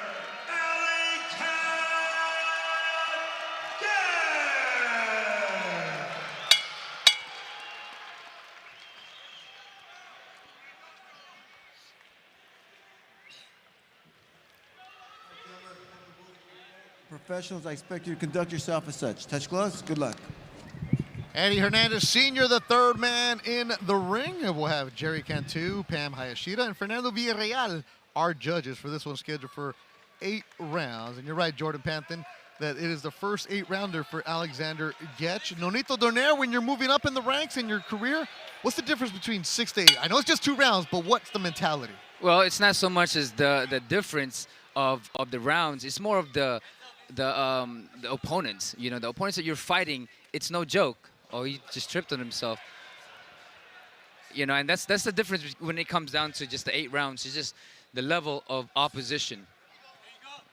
You know, we know that Gage with Reynoso, they're gonna impose on a lot of the power. Alley Cat coming off a unanimous decision 6-round victory where he got 60-52. That was in January of this season here in Southern California.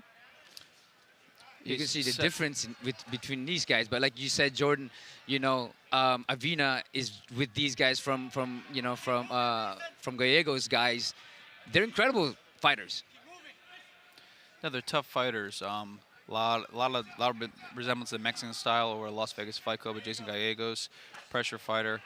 Alexander Getch too, 7-0, 5 knockouts. Last 2 fights were a decision. So I know about him, but I'm pretty sure he wants to get back in the KO column. So I'm liking the jab, using his speed as his friend. I'm looking for Vincent to come forward with that high guard and make it a little more nitty-gritty. Yeah, you'll see Gage with that represent logo on the back of his trunks. You know, the Nate Diaz crew out there in Stockton, but that's where Avina has roots, in Stockton. Avina coming off a loss where he went to Puerto Rico and got the decision lost to Elijah Acosta, a Puerto Rican fighter, prospect coming out of there. So it's a good matchup here. The difference between, I've seen Gage fight a couple times on MVP, and this is the difference, is that he has his high guard. He usually doesn't, you know, he's using behind the jabs and setting things up, but this high guard is a new thing that I've seen with Gage, and he's throwing those shots. He's sitting down on those big shots. Yeah, Gage turned pro in 2023 in Edinburgh, Texas. Fought on a couple different shows. Had a fight in Costa Rica on a Yocasta Valle Anabel Ortiz show that Golden Boy put on. I was there for that. I was like, oh, I know this kid. We're in Costa Rica. You don't see that many people from Long Beach. I'm from Carson, right next door. I liked what he saw in his second pro fight. Is now Avina with some blood from his nose. So the development of a young fighter is always important. Most kids his age are still amateurs. Definitely. Getch has got the speed advantage for sure. Very sharp punches. You know, I like what you said earlier, Jordan, that he was imposing on that jab, and I think he should go. I believe that he should be going with that jab instead of just trying to tee off with things. Is to set up those big shots that he has, because he does have a lot of power. Yeah, I can see explosiveness. He's got the reach, he's got the height, he's got explosiveness. So Avina slipping punches landing right at the bell.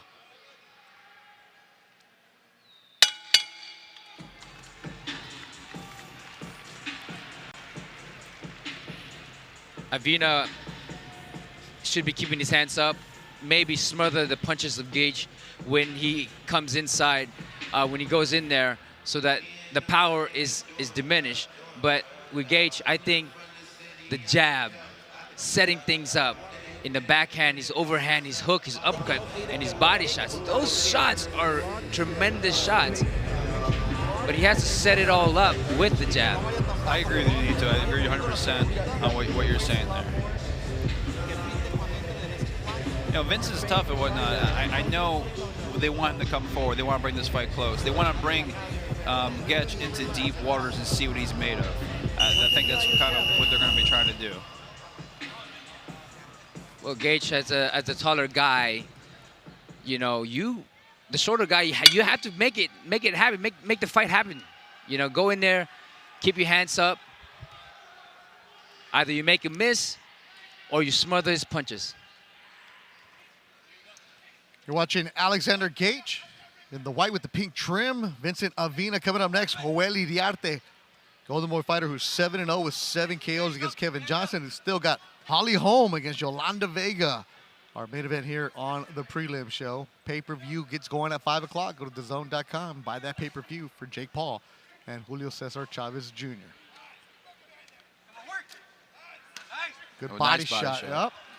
The thing about a young fighter, Jordan, is the way they match you up, right? You got to have somebody who's going to give you good rounds. Both of them are going back and forth, and Avina's a good test for him tonight. Tina's a very good test. I mean, he's 8-1, only 1 loss against another undefeated person. I mean, he's not no walkover opponent. He's got 7 knockouts out of his 8 wins. So very game, very tough opponent. One thing that I've seen with Gage is he's doing the same thing over and over. Body shot, hook, not really setting things up, you know. And he throws his 1-2. His right hand, he just kind of pulls it. It's just more of a distraction more than anything. And then he throws that left hook to the body and maybe an overhand. But everything that he throws with power is outside from what I'm seeing in this fight. Good body shot from Avina halfway through the second round. The youngsters going to the body shot. Usually when you're 18, 19 years old, you don't go to the body. Well, when you have Reynoso's in your corner, you know, like Canelo, he loves that body shot. Yep. Body first, the head will come. Yep. Jason Gallo is an excellent trainer for Avina as well. This is a real good match. It's one I was looking forward to because you see the record, you see the age. Like, okay, there's a reason they have it 4th on the afternoon. Like Avina with his hands down. Yeah, and Gage just missed that right hand. Ooh, nice body shot. Look, Avina's confident in that ring. He's doing his own play-by-play. Yeah. Ate that body shot, though. Oh. And Gage trying to Good sit counter. down on his punches. And is Gage holding on? Eddie Hernandez having to let him know.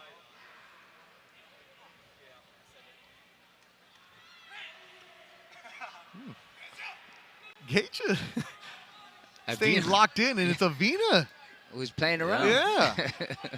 He's playing the mind games? Yeah, maybe. Oh, and he gets caught with the left hook by Gage. I'm liking Gage's composure right now, not letting that get to him Yep. at all. And Sticking he's to his staying, game plan. yeah, and he's staying to the game plan. That's exactly it. Oh, good counter hook.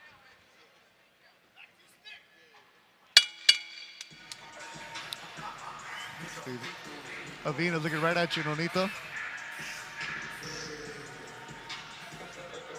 Little nod. A little nod. You know, and he's doing really well. He's doing really well. You know, he just have to be defensively responsible. Sometimes Gage is throwing those big shots, and he, being the taller guy, he can probably reach you, you know, and land some big shots. But what I would say for Gage is to throw this jab, maybe double it up. Jab to the body, jab to the head. Play with the jab before you start throwing those big shots.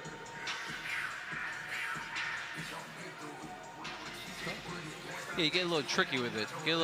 I agree with you, Nonito. And you can see he's doing the same thing over and over. And sometimes doing that, you'll already know the pattern, you know? He's landing some good shots already. Now, Vince has been able to eat them and take them, but that's round 2. Can he take those same shots round 6, 7, or 8? That's another question we'll have to see. 19-year-old Alexander Gage, the Alley Cat. You see that on his trunks. It's been on those MVP shows that they've been doing in Orlando. You're a part of those. So the development of a young fighter. See what you're going to do. Stay composed. I like the Alley Cat. Good body shot again, working on it. Avina's game. He's not going anywhere. Yeah.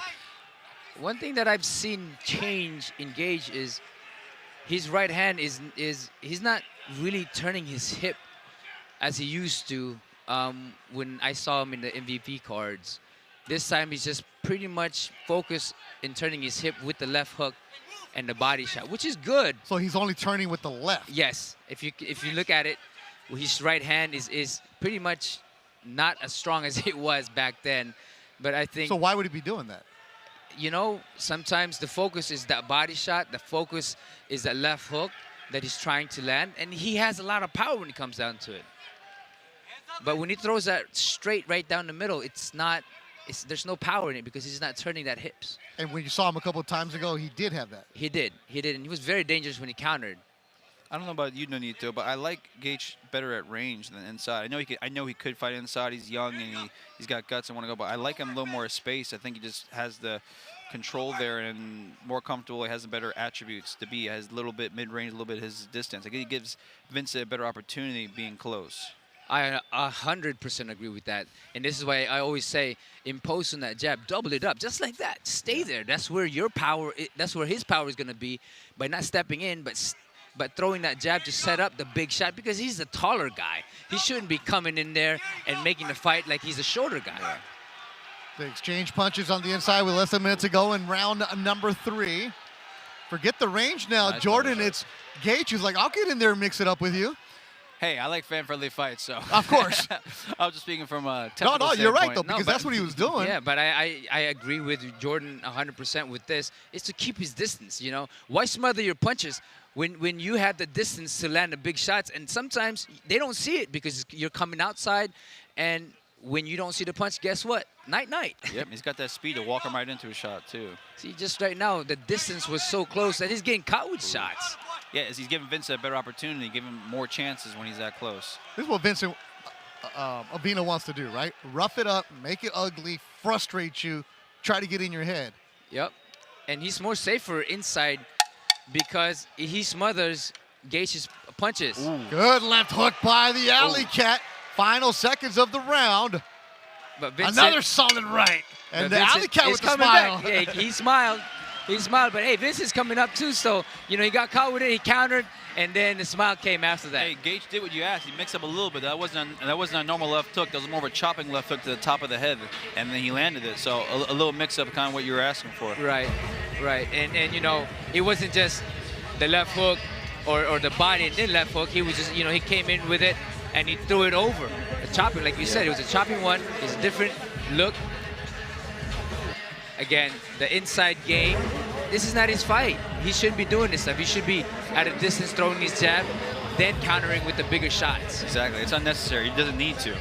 Right, and that's how he was landing those the chopping left hook at the end because he was at a distance to hit with power. And if one person knows about the left hook, I know it's you. I know you love the left hook.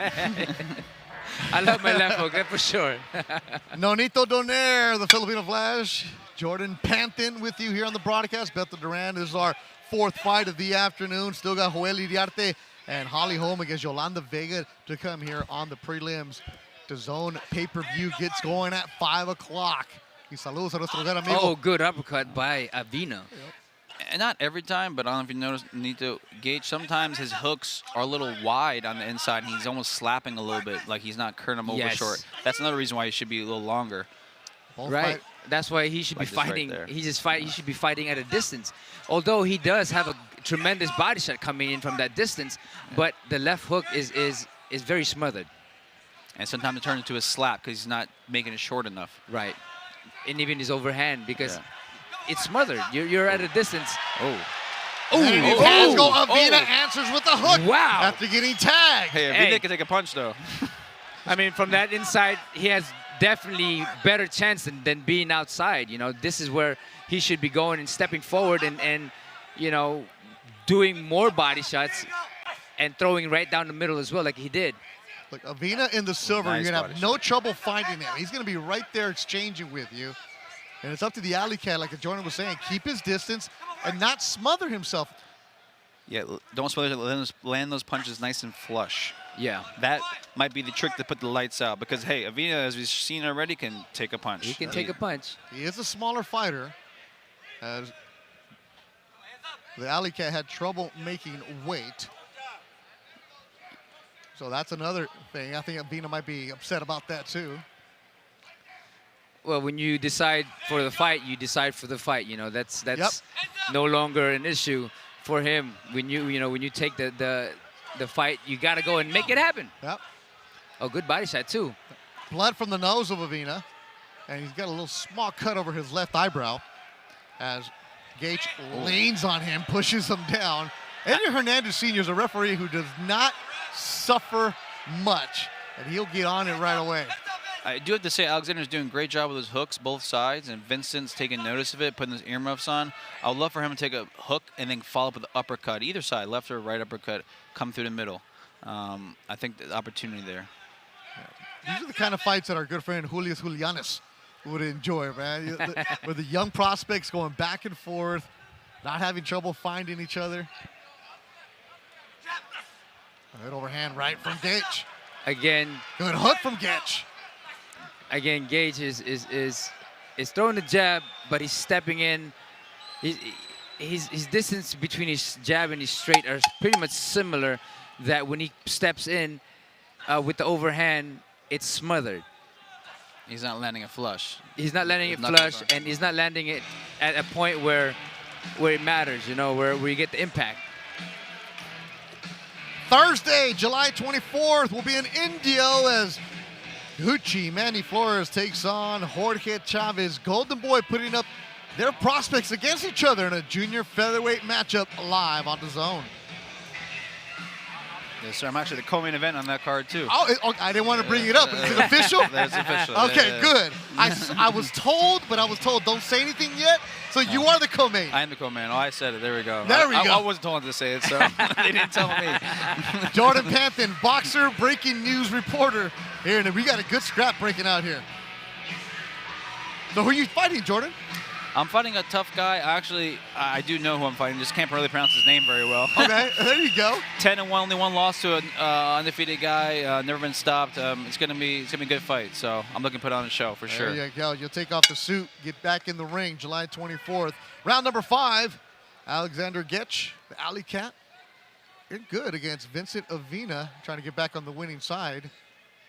See, this is where Getch should be doing his things, but throwing that jab every time. He's stepping back, throwing that jab should be his main job to do. You know, he should be throwing those jabs so that he's not behind of things. Right now, he's letting the other guy, Avina, take control of the fight. But if he throws that jab while stepping back, I think that he will definitely land those big shots. Yeah, in my opinion, I think Gage is kind of got control of this fight. Now, he got two options here. We can just get this W and win. Now, if I want to stop him, I got two options. Do I just come forward and throw punches and try to overwhelm him? Or, hey, do I maybe let Avina open up a little bit, try to come at me, and I walk him into a shot, counter him, catch him flush, put him down? I might lean towards that. But either way is a good option. Avina, back-to-back fights where he's stepping up in competition. He started his career back in 2018. Most of his fights have been in Tijuana, including the legendary Big Punch Arena. But when he went to Puerto Rico last August, that's where he stepped up against an undefeated fighter. That was the first time he's fought somebody who was undefeated. And again, another tough fight here tonight against Alexander Getch. So he's coming in as the opponent, but he's giving him good work. What I want to see again with Gage is jab to the head, and something we didn't see at all is jab to the body. And I believe that he will set up that overhand and the hook because he'll drop the guard down of Avina. He's thrown his uppercut twice this round, and he's landed both times uppercut. Yeah. He's only 19, so that's also the development of a young fighter too, right? Learning how not to smother yourself, learning how to get rounds, learning how to create that distance. Yeah, 19 years old so far. I think he's doing great, honestly, so far. I think he you know, some stuff that we're pointing out, but I think he's doing a really good job against, you know, no slouch of an opponent. And then you go and add Eddie Reynoso to your corner, and you're seeing what those fighters are all about. That work ethic, just being around in a great gym like that.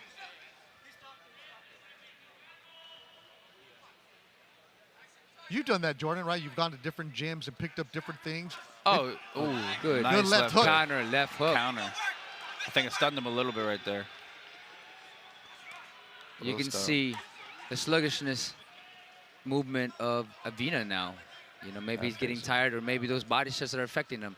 Maybe those big shots are affecting him. Maybe counters the way to go. Alexander's got the reflexes, the speed, and the explosive to land those counters. So if he can time something, that might be the answer to catch him off guard, not see a punch coming for Avina and put him down.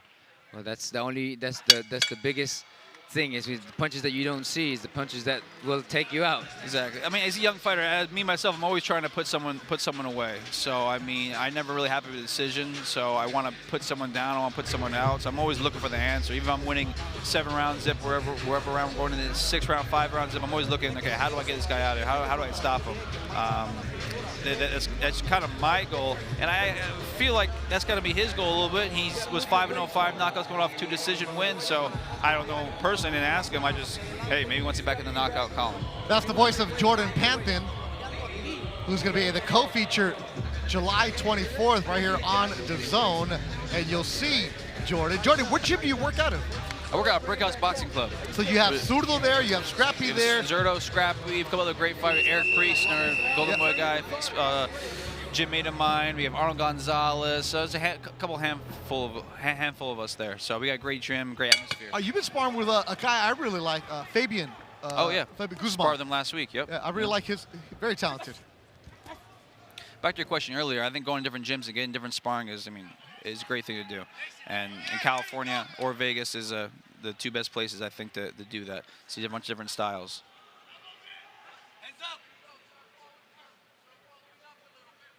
That's what it was with me, man. Back in 2000, for me, I traveled from all over the place.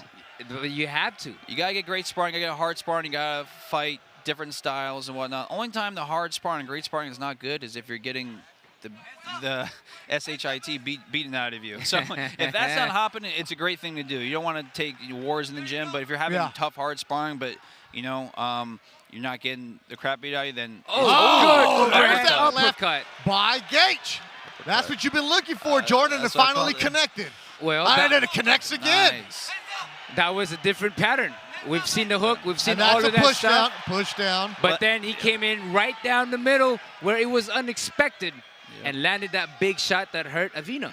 Right. That's what I was saying. Avina was respecting those hooks from both sides, putting the earmuffs on, and he was preparing for those hooks that Gates had been having success with. So I think there's an opening to uppercut up the middle, which, as you see, there was, and I think it'll be there again. So I think he set that up again. Halfway through round number 6. Solid round for the Alley Cat. Gage. Instead of the body hook, body uppercut might work even better, knowing that the earmuffs is there from Avina. And a good punch selection right now might be a left uppercut, left hook. Because now maybe he's thinking about the uppercut now. He just got hit with one. So go back there, hit him with the left uppercut, then come in the left hook, you know? Well, you said that, Nonito. He gave him a different look, different angles. Again, he did it again. It was just right down the middle, too. I mean, he barely missed. And I think if he was just a little bit more, it would have been a very, very dangerous punch to take. He jabbed to the body. That was good. Yeah. He doesn't look 19 anymore. Now he looks like he's at the zone. Yeah, he's definitely on there. You know, he's moving smoothly now. He's very confident now. Yeah. He's throwing different kinds of shots. So that's confusing Avina. Avina right now is getting caught with shots, and he's wary of getting caught with that uppercut now too. Avina's not messing around anymore. No more smirk, nor ole, nothing. Yeah, not like the first 2 rounds, exactly. He got the high guard up, swelling on his left eye, bleeding from the left eye. Combinations again for the Alley Cat. Excellent round for the 19-year-old Alexander Getch. I like his position right now where he's stepping back. That right there. And countering rather than stepping forward and trying to throw all kinds of power shots. But right now he's just timing him properly and he's changing it. You know, that's a good sign of having change of style and fighting in selective punches. You know, that's great to see. No, it's great. And, you know, Avina, depending on his mentality, he might be feeling a little desperate right now. He might be willing to take a little more chances round 7, round 8, which might allow for some more opportunities, openings to a counter for Getch over here. So that could be the perfect recipe for a solid counter happening. Again, that straight right hand and coming in with the left uppercut that just move and whiplash Avina's head with that uppercut. I like the distance that Gage is doing in that last round, and we need to see more of that. But like you said, Avina needs to come in there and make it into a fight. And also, Nonito, when you go to a new trainer, especially one as respected as Eddie Reynoso, you're learning new things. So it's not like you're going to make an overnight impact, right? This is the gradual progression of a young fighter? 100%. You know, you just don't learn things of what your coaches are doing. You know, you're going to have mix of the things that you've learned throughout your career and the things that you're learning new, you know, and you can mix it up. But for Gage, you can see he's very talented. Yeah. He's changing his style, he's changing his game plan, and it's showing a lot of maturity that we're seeing right now, that he's keeping his distance, because when he was smothering it, he wasn't landing those shots. And it's also not like Eddie's working with that many fighters. He's working with elite. So for Eddie and his team to take on this young man, that's got to say something, Jordan. Ooh. No, definitely. Again, I like the distance that he's doing right now, right? He kind of changed the style up a little bit, on which I think it might be beneficial. He's just kind of, I feel like he's kind of trying to bait Avina to come do something, come in, give me a reason. He's kind of leaning back on his back leg a little bit, Getch. Yeah. And he's not getting hit with punches like he did earlier. Oh, good counter. Kind of left hook. I think he's looking for that. Yeah. Looking for a nice, good counter check left hook. Yeah, Gage coming on strong, closing strong. I really like the post that he's doing, you know, with the jab and keeping that distance and punching bigger shots behind it. Up next, Joel Iriarte and Kevin Johnson. Still got Holly Holm and Yolanda Vega to come here on the prelims. 5 o'clock, DAZN pay-per-view. Nice jab. Yeah, I like that distance that he's doing right now. It's very mature. Oh, uppercut. Oh. Hooks from Getch. Standing in the middle of the ring, these two young fighters. See, if Vince comes forward like that, I like that check hook from Getch and then followed by right uppercut. I like that specific combo. Getch just absorbing whatever Avina's bringing back. A good overhand right. Yep. Yeah, Getch looks very comfortable in there. Very comfortable. He's just like another day in office. He knows what he's doing. He's very relaxed. He's locked in. Look at his eye. Look at his stance. I mean, good hook from Getch there. That's Sat pretty down on much that it. one. You know, he's getting the right timing. He's getting the right distance, but because he's using that jab to gauge the distance so that he can land those big shots, and he's landing those big shots. And he's stepping back. He's not just pushing forward like he did earlier. Yeah, landing the body shots as well as the alley cat. Another left hook. Blood from the mouth of Avina as the final seconds of the round.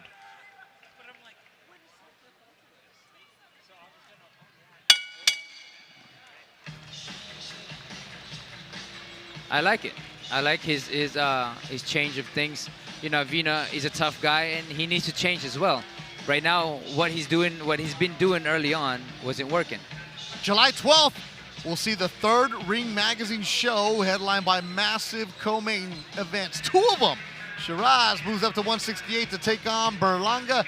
And then Shakur Stevenson takes on Cameron Cepeda for the WBC World Lightweight title. Blockbuster night of boxing in New York. Available to buy now at DAZN.com/boxing. Yeah, 2 great fights. I sparred Hamza a couple of times for his last fight. He's a hard worker, so I know the hard work dedication is there every time. So I'm excited for that night. William Cepeda Shakur is a great fight, so great night of boxing. Yeah, I'm glad you bring that up. Where'd you guys spar at? His Tengoose boxing gym. Okay, so they brought you in with Funes? Yes, I'm friends with Hamza. I've been training with him, running stairs and doing beach work for the last couple years with him. So, yeah. Oh, so you currently train with him then? No, he's in Ireland training for this training camp. Okay. His strength coach named Holly works out at Brickhouse Boxing Club, and I've run Santa Monica stairs and done beach workouts with him since 2022. So I'm very just familiar with Hamza and whatnot. Yeah, I've never been around, but what kind of guy is he though? Oh, he's super humble, very nice guy. I get along with him great. Trains hard, which I respect. If I don't like you, but you train hard, I respect you, and I like you. You know what I mean? So he trains very hard, very humble dude. I get along with him great, and his family. Yeah, he's a great dude. So I'm looking forward to his first showing at 168. Well, you'll see that July 12th. That's the voice of Jordan Panthen. Beto Duran alongside with Nonito Donaire. Nonito, this 19-year-old has really separated himself as we're in the 8th and final round. Yeah, no, he's definitely changed up his whole game plan by utilizing his distance and combination, stepping back and not smothering his punches and setting things up. You know, his right hand, he's shifting more with it, and there's a lot of power when it comes down to that. But because he's stepping back and allowing Avina to step in where he, Alley Cat, is able to counter with the bigger shots. Yeah, I think this is a great showing from a young fighter to show this, to fight one way for 5 rounds, 6 rounds, and all of a sudden switch to maybe even a more effective or not taking less punishment in the fight, being able to switch on the dime like that. I think that's a great skill set to show. No, definitely, because it shows that he can fight inside, he can fight outside, and he has the ability to change it all up when it doesn't work. Whatever doesn't work, he goes to the next ways of fighting, and that's what we're seeing right now with him. Exactly. Okay, he's really slowed Avina down, who was very cocky the first couple rounds. After that, not as much. You see the wear on his face, swelling on both eyes, blood from the mouth. It's been an excellent showing for the young Alley Cat. But you got to give it up to Avina. He's a tough guy. Yeah, he's tough. He's a tough guy. He's just outgunned in this fight by a more skillful fighter in front of him. But he is definitely still trying. Yeah, definitely a tough dude. He took a lot of shots tonight that other people would not be still here, for sure. So, just like that one. Just like that. And he's still standing. And he's still fighting back. Yes.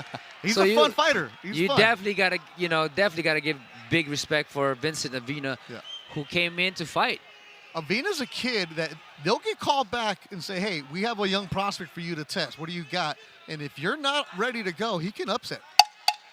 So tonight with Rene Alvarado already. Yeah, Rene Alvarado. That's a tough gatekeeper right there. Controlled it. It looks like Getch is on his way to another victory in his young career. 8 good rounds. 8 good rounds between Anthony Getch and Vincent Avina.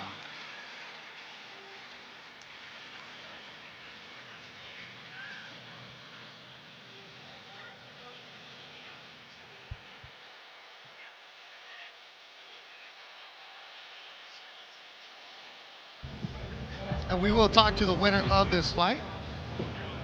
Yeah, Joel Iriarte, Kevin Johnson coming up next.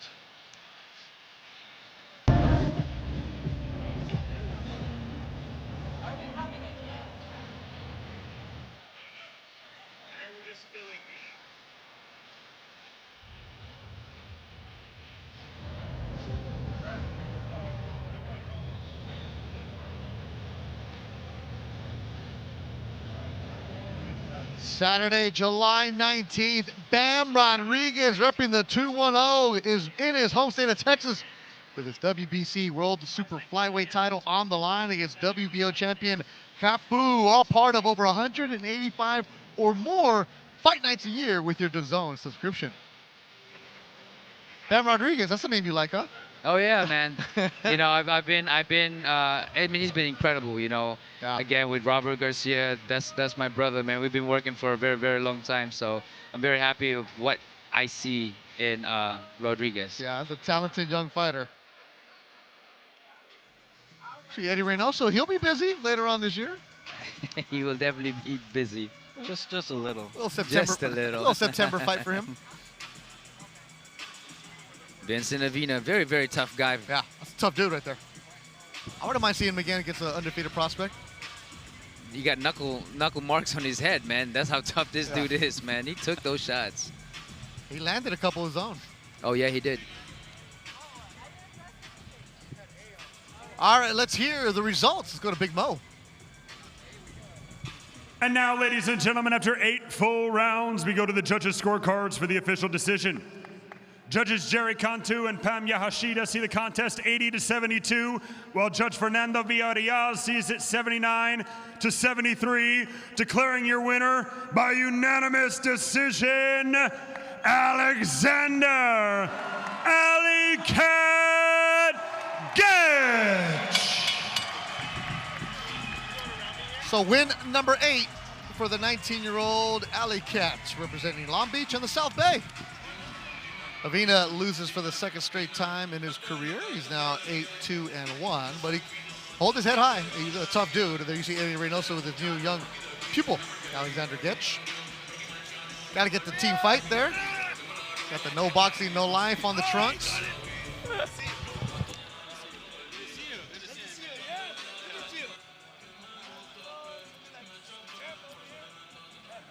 All right, so this fight went 8 rounds.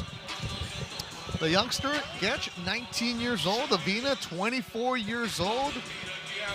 Getch knew he was going to have his hands full, and early on it was back and forth, Nonito, but then it started pulling away. Well, he changed his style. He changed his ways of fighting and technique. So, you know, he did it. He did it. He utilized his jab. He utilizes his distance, and that's what it happened. That's exactly what happened. You like what you saw, Jordan? Yeah, I think Getch and the whole team should be very happy with the performance. I think he showed a lot of tools. I think he showed heart, power, speed, grit. He could take a punch. And then he showed the ability to, hey, switch the game plan up mid-fight and control from distance. So I think he showed a lot of things against a really tough opponent. And I think he made it look easy. So, I mean, if I'm his team, if I'm his coach, if I'm his manager, I am very happy. I'm very happy. I agree with you in that one. Definitely a lot of maturity. Get the hand raised. You got to flex a little bit. Congratulations to the 19-year-old back here ringside, Beto Duran. Nonito Donaire. See, you didn't get cut, man. I don't see any cuts on you. I heal fast, baby. I heal. Better start selling that potion that you got, man. That's right. It's called the mind. The mind to create, the mind to heal, the mind to do, and the mind to do anything that you want and become. At Jordan Panthen, we'll see you July 24th at co-main right here on DAZN. How are you enjoying the broadcast? Oh, I'm loving it. I mean, it's easy. I just like talking fights with my coach from Hawaii back home when I was young. So that's reminds me of. Yeah. There you go. You're talking story right now. All you need is a loco moco. So how are you getting ready for your next fight? Oh, I'm training hard, 6 days a week. Sparring's going well, strength conditioning, track work. I'm in shape. I'm ahead of schedule. Weight's on point. I'm healthy. That's the most important. My body is healthy. I'm ready to explode and pain, lots of pain. You'll bring that pain, and the guy who was inflicting some kind of pain tonight was the 19-year-old Alexander Getch. We're getting his headset set up as he's, let's see if what's going to be harder for him, the interview or the fight? Because youngsters don't like the interview. Yeah, so there you see the Honda Center, the merch is being sold inside, crowd filling in nicely as the doors opened up at 12. Scrappy Ramirez got us going with the victory. Then Rene Alvarado with the upset over Victor Morales. Joshua Edwards had a KO in 103 of the first round. And then now it's Alexander Getch. The 19-year-old gets win number 8 of his young career as Getch is joining us here ringside. Alexander, the Alley Cat. What's up, guys? How you guys doing? How'd you feel? Felt great in there. I felt like I had a really good camp, and I feel like I showed my skills out there tonight.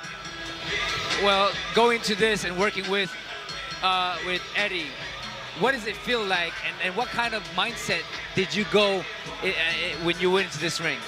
I mean, obviously having Eddie in your corner, it puts some pressure on you. But you know, as they say, pressure makes diamonds. So you gotta combat with it, and you gotta work with it, and you gotta use what he's telling you and make the most of it. I mean, you look great in there. You look great in there. Was there a reason for you switching a little bit in around 7-ish, switching the game plan, leaning more on your back foot? Was that a talk in the corner or a game plan decision?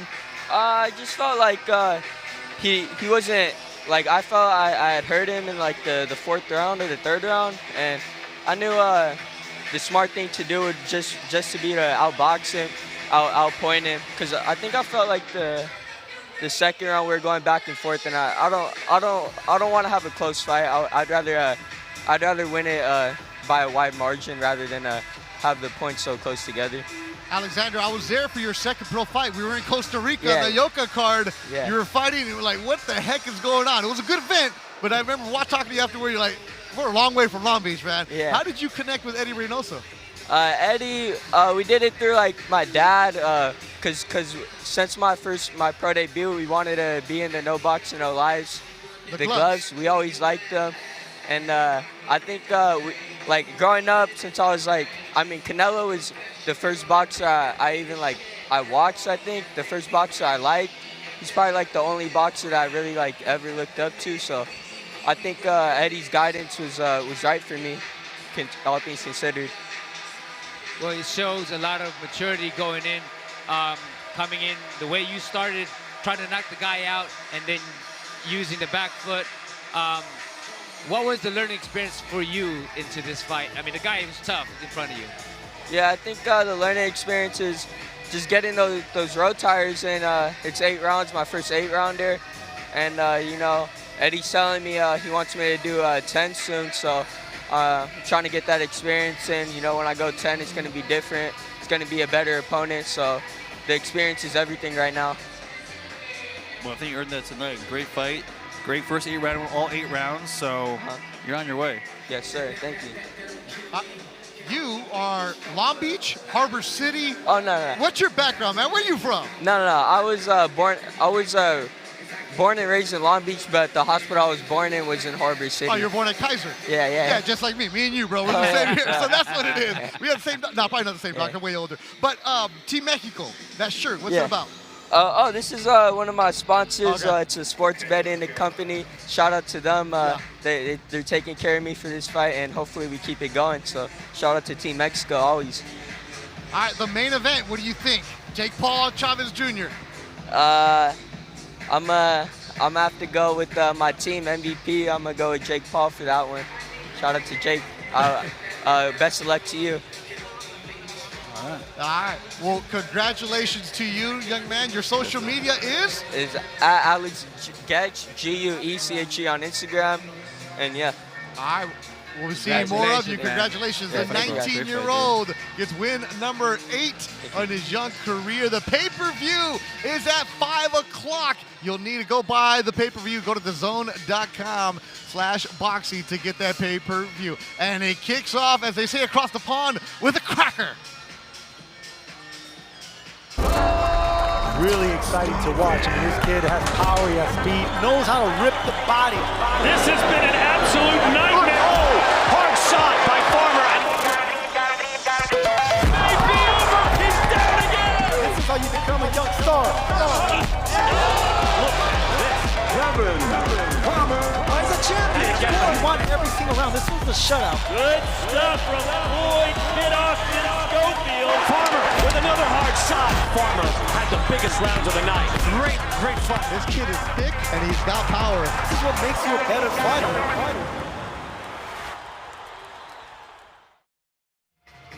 That's the main event. Jake Paul against Julio Cesar Chavez Jr. But the pay-per-view at 5 o'clock is going with Kid Austin. Floyd Schofield against the veteran Tevin Farmer. Nonito, Kid Austin is very confident. Tevin Farmer looked like this week he doesn't care anything that Kid Austin's done. I mean, the guy, Farmer, has been there with everybody, again, with Zepeda, one of the best fighters in the division, and having that decision. But he's a tough guy.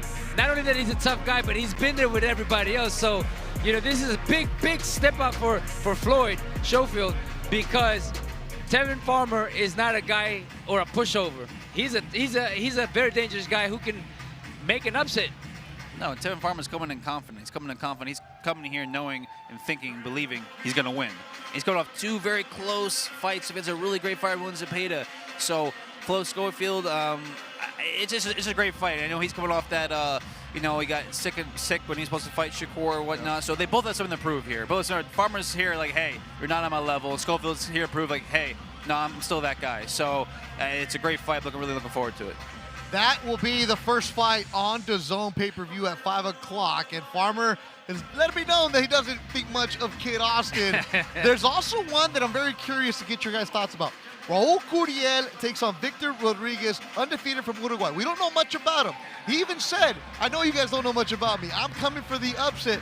Curiel cut him off at the press conference and said, you better keep that energy and bring the fight to me. And we know Curiel, who trains with Robert Garcia, was that wild card before. He's not a trash talker, but I was very interested in that one. I think that has the potential to put on a good show. I mean, those guys, you know, we don't know much about the other guy, but with Curiel, he's always coming to fight. I mean, anybody else who's with Robert, I mean, they come to fight. That's what they do. Is you know, with the record. And the thing about guys with that record is they want knockouts. They want knockouts. And, it's, you know, like you said, he's not a talker. But because of that, we want to see this. Yeah. This is interesting. And we know for Carrillo, he likes to put on war. With Alex Rocha here earlier knows that firsthand. So if we expect anything, we're expecting lots of punches, fast punches, hard punches on a lot of them. That was the weigh-in yesterday. They had to get separated. And that is not Curiel's demeanor. He's a Mexican Olympian. You talk about a gentleman. That's what Curiel is at. He just became a lawyer in Mexico, like a legit practicing lawyer, family man. I even asked him yesterday at the weigh-in, like, what's that about? He goes, he's been just talking, but nobody's been translating. But I understand what he's saying. So that's a good one there. Yeah, so that'll be a good one. Before that, it'll be Avius Griffin and Julian Rodriguez. We got the magic man, Antonio Tarver, coming through. The last time I saw Antonio, we were running out of a building in Tampa. But good to see you. You'll be on the broadcast tonight, Antonio, with Todd Grisham later on tonight. So that'll be good as Antonio coming through.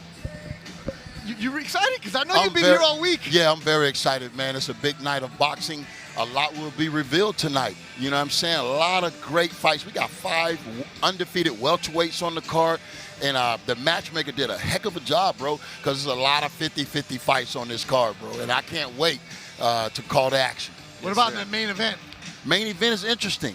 You know, a lot will be revealed. Like I said, I think it's time for Jake Paul to show a little separation. You know, he got a legend in front of him, the name, the brand, and we're going to see what Chavez shows up. I think everything is predicated on the mentality of Chavez, bro. I definitely agree with that.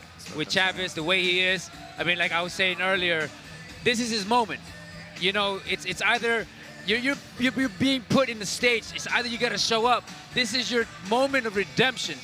You got to show up. And this is the moment for Jake Paul to get to that next level. And this is a fight that everybody has to see, because we will see a great challenge between these two. And you know, as much as they're friendly about things, it's going to be a war. Most definitely. I think you hit it on the nail. That's what I've been saying. The big question mark is Chavez Jr. What version shows up? What work did he put in? Where's he at? Where's he at? We kind of don't know. So, and it's, you know, from where his prime was at 160 pounds, now 200 pounds he's fighting at. We just don't know. So what version shows up is really the main question. We kind of don't know until it happens, unfortunately. You're exactly right. And another thing is, we can say that Jake Paul is a prospect right now today. If he has a win over a 60-fight veteran, you got to tag him as a contender. As wild as that may sound, but, you know, that's what we're looking to see tonight, some separation. And if he does get the win over Chavez Jr., who, there you see the fight against Canelo years ago, you would see a fighter who has 61 fights, just like you mentioned, Antonio, and Jake Paul, the contender, because he would get into the rankings. Zurdo Ramirez, if all goes well, there's been talk this week that maybe, hey, Jake Paul and Zurdo. Could that happen? You know what, when you think about it. Because he would be in the rankings. If he had a voluntary defense, who wouldn't want to fight Jake Paul for the opportunity to get that many visible eyes on you? And it's a fight that you got to go in there thinking that you can win. You know, that's boxing. And Zurdo, he's got a tough one tonight, though. Oh, yeah, he can't look past this guy. Cuban knockout artist, 25 knockouts out of 27 wins. Hey, bro, somebody get knocked out tonight in that fight. Really? I'm going on record. You're saying, calling that? I'm calling it. It's a knockout. I'm with you on that. I'm with you on that. You know, I've met Dorticos through the WBSS series that I was in that tournament. He was in that tournament. And I've seen what he has to show. And of course, you know, you got Zurdo, who's very tough, got that Big Mexican heart, Mexican toughness. But just a guy who is a southpaw, and sometimes southpaw, we all know, like you, are very difficult to fight. Yes, they are. They come from a different angle, and if you haven't mastered fighting a southpaw, he can give you some issues. And that was his victory over Billin Smith in Riyadh season. Zurdo, I can't believe he used to weigh 168. He was a champ at 168. You know about that division. Yes, man. And you know what? He looks like he can fill out to a heavyweight. You know, standing 6'3" and as big as he is, I mean, heavyweight could be in his future. I got to ask you this, though. The first one, Kid Austin, Floyd Schofield, Tevin Farmer. You've been on both sides of that, where you're the young prospect and then you're the veteran who's like, wait a minute, young man, back up a little bit. I like this fight, and believe it or not, I kind of called this fight when he went over there with Shakur Stevenson. I thought that a guy like Tevin Farmer can really show us and have Kid Austin show us his potential. I think this is the perfect fight for him to get it done. You know, Tevin Farmer, who has all the technical skills, but he can't keep nobody off him. But you feel me? So with Schofield coming in with the power, he has to trust his power, though. That'll be the first fight at 5 on DAZN pay-per-view, but the Cruiserweight rankings, I'm glad they brought this up. Because if you're going to talk Cruiserweight division, you got to talk about Jai Opetaia. Yes. Okay, Jake Paul, we love you, but Zurdo Opetaia could be something special. Yeah, he's breaking faces, man, and that type of power is unusual at the Cruiserweight division. This guy punching like a heavyweight Mike Tyson, man, and it's just like, it's wild to see. I'll talk about that part for a second. I mean, John, he's punching hard, explosive, but Zurdo's got a beard. He's got a chin. I would say speed gives him more problems than power. Now, talk about specifically boxing skills, smoothness, moving around the ring. I think Zurdo's got the upper hand there in that department, and we've seen Jai have some trouble over some fights that aren't on Zurdo level. So, people say, oh, Jai knockout. Hey, Zurdo's got a beard, and he's got the skills to pay the bills. He's fluid. He's very smooth.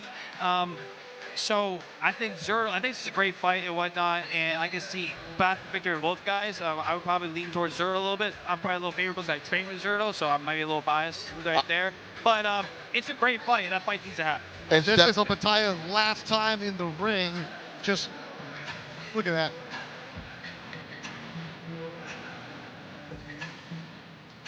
Very next punch. Oh. Oh.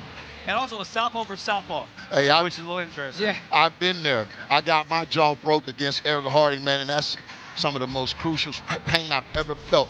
Yeah, he got unusual power, but Zurdo boxing ability could take him long, take him to 10, 11, and 12, and win a decision. You know, a lot of punchers don't have the technical ability to process boxing round after round.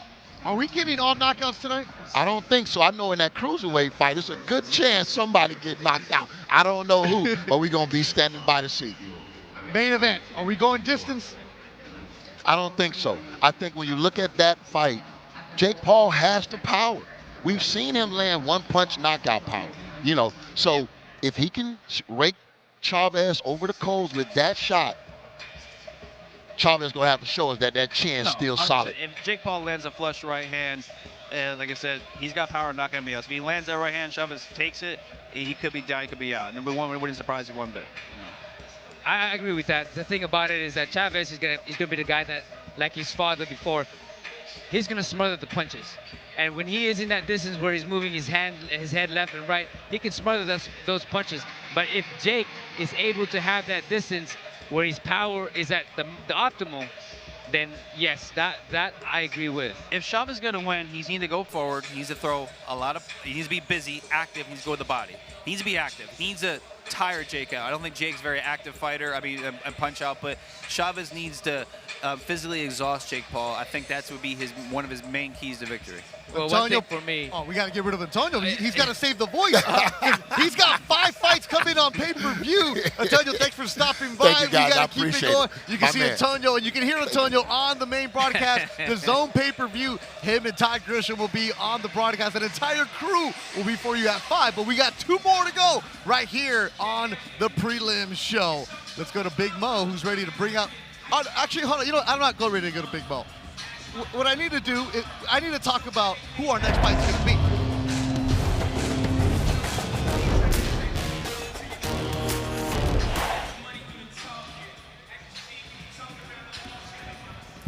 All right, the weigh-in yesterday, Joel Iriarte, 7-0, 7 KOs, taking on Kevin Johnson, who's a veteran of 18 fights. Joel Iriarte, Jordan, you've heard about this man, all knockouts with him. Let's look at the tail of the tape. You like him? Oh, I like him. All knockouts, 7-0, 7 knockouts, and I know he's looking to keep that streak going in tonight. So I think he's got a good chance. Now, Kevin Johnson, I heard, is a short notice fight. So we've seen that tonight with the cardio. So short notice fight, meaning we don't know what kind of shape he's in. Is he in good shape? Has he been training? We don't know, because we've seen that play tonight with Alvarado already. That cardio takes a big deal. Nonito, 7-0, 7 KOs. Are we gonna get another one? Hey, if the momentum is there, it's definitely going to happen again. You know, especially with the confidence that he has. And of course, Johnson, like Jordan said, whether he's in the gym or whether he just took it for the fight, we will see it today. 6'1", 146.8. That's a tall dude. Joel Iriarte with a lot of power.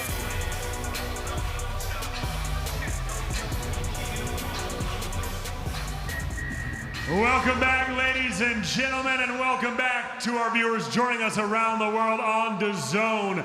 To Anaheim, California, here in the Honda Center, tonight's home for Jake Paul versus Julio Cesar Chavez Jr. But before we get to that main event, we get to the 5th bout on our prelims. 8 3-minute rounds, and it's for the WBA Continental Gold Welterweight Championship. Introducing first, fighting out of the red corner, making his way to the ring, please welcome Kevin Johnson. Kevin Johnson was in the ring not too long ago.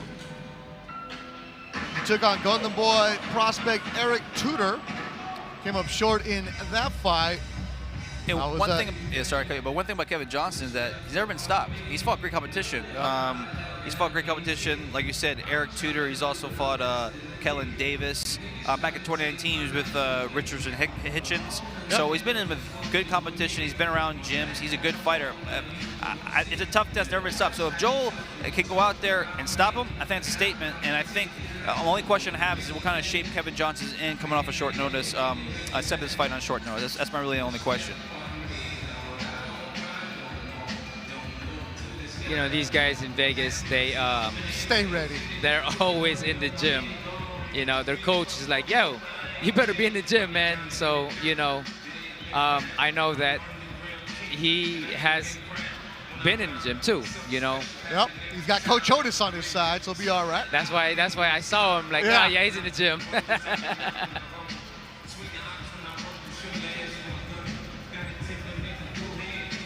And his opponent, fighting out of the blue corner, please welcome to the ring, Joel Iriarte. Representing Bakersfield, California. Family roots are in Sinaloa, Mexico. Culiacán, Casa de los Tomateros is where he's from. Undefeated Golden Boy prospect, Joel Iriarte. See Chris Esqueda, Golden Boy photographer, getting the right flicks. Iriarte, also a business owner. Warm Up Athletics, his gym, is also a community center offering kids classes, not necessarily for boxing competition, but for kids to have somewhere to go and train. Also runs a special program that's dear to his family and his heart, where they offer boxing recreation classes for people with special needs. And it's a special class just for them where they feel confident and they boost their morale. And as you said, it's something special for the community in Bakersfield. That's incredible, man. That's a lot of respect you got to give, you know, for a lot, because a lot of fighters don't have that opportunity, and he's made that, and that's incredible. At the age of 21 doing that.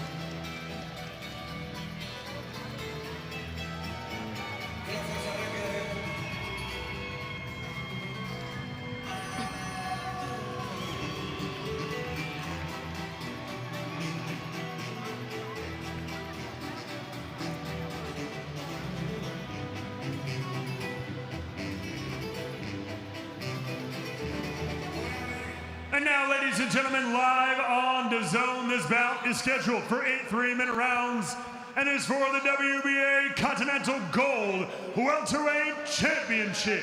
And our judges at ringside, Jerry Cantu, Fernando Villarreal, and Eddie Hernandez Sr. And our referee in charge when the bell rings is Ray Corona. 2 warriors, 1 fight. Who wants it more? Let's meet the fighters first. Fighting out of the red corner, wearing the white trunks with green and red trim, he stands 5 feet, 10 inches tall.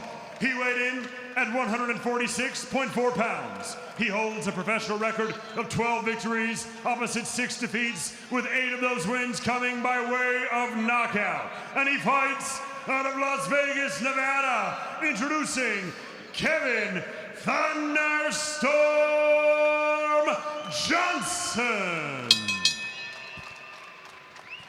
And now his opponent, standing across the ring, fighting out of the blue corner, wearing the gold trunks with black trim. He stands 6 feet, 1 inch tall.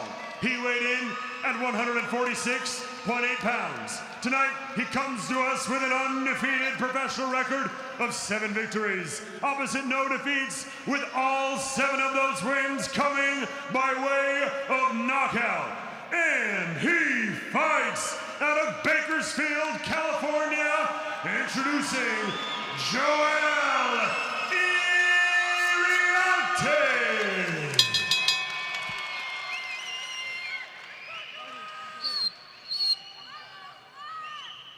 Mouthpiece.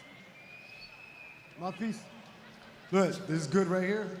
This is good right here. You want to touch gloves? Do it now. God bless. Ray Corona, the third man in the ring as we get ready to go for this one.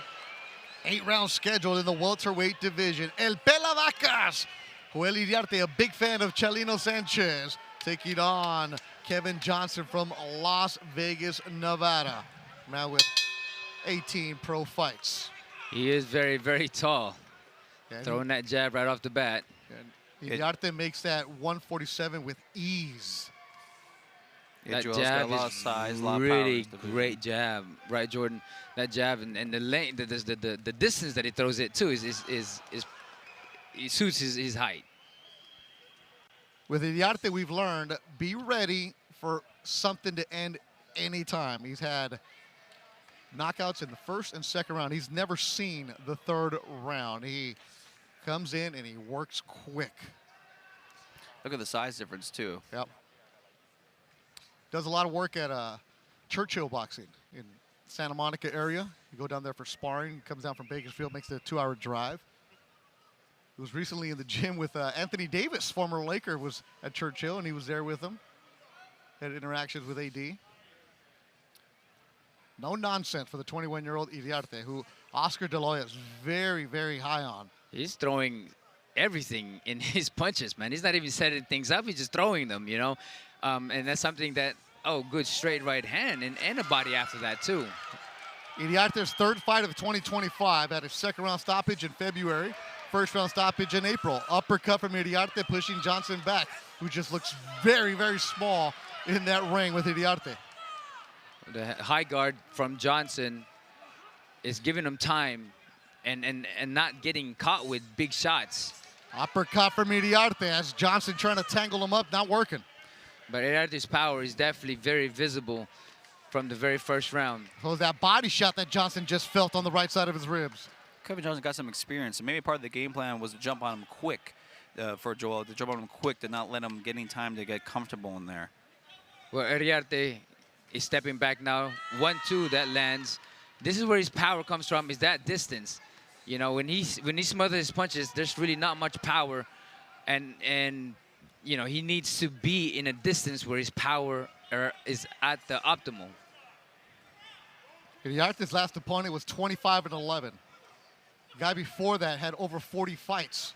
So it's not like he's fighting guys that are brand new to sport. The guys with experience, and he's taking care of business.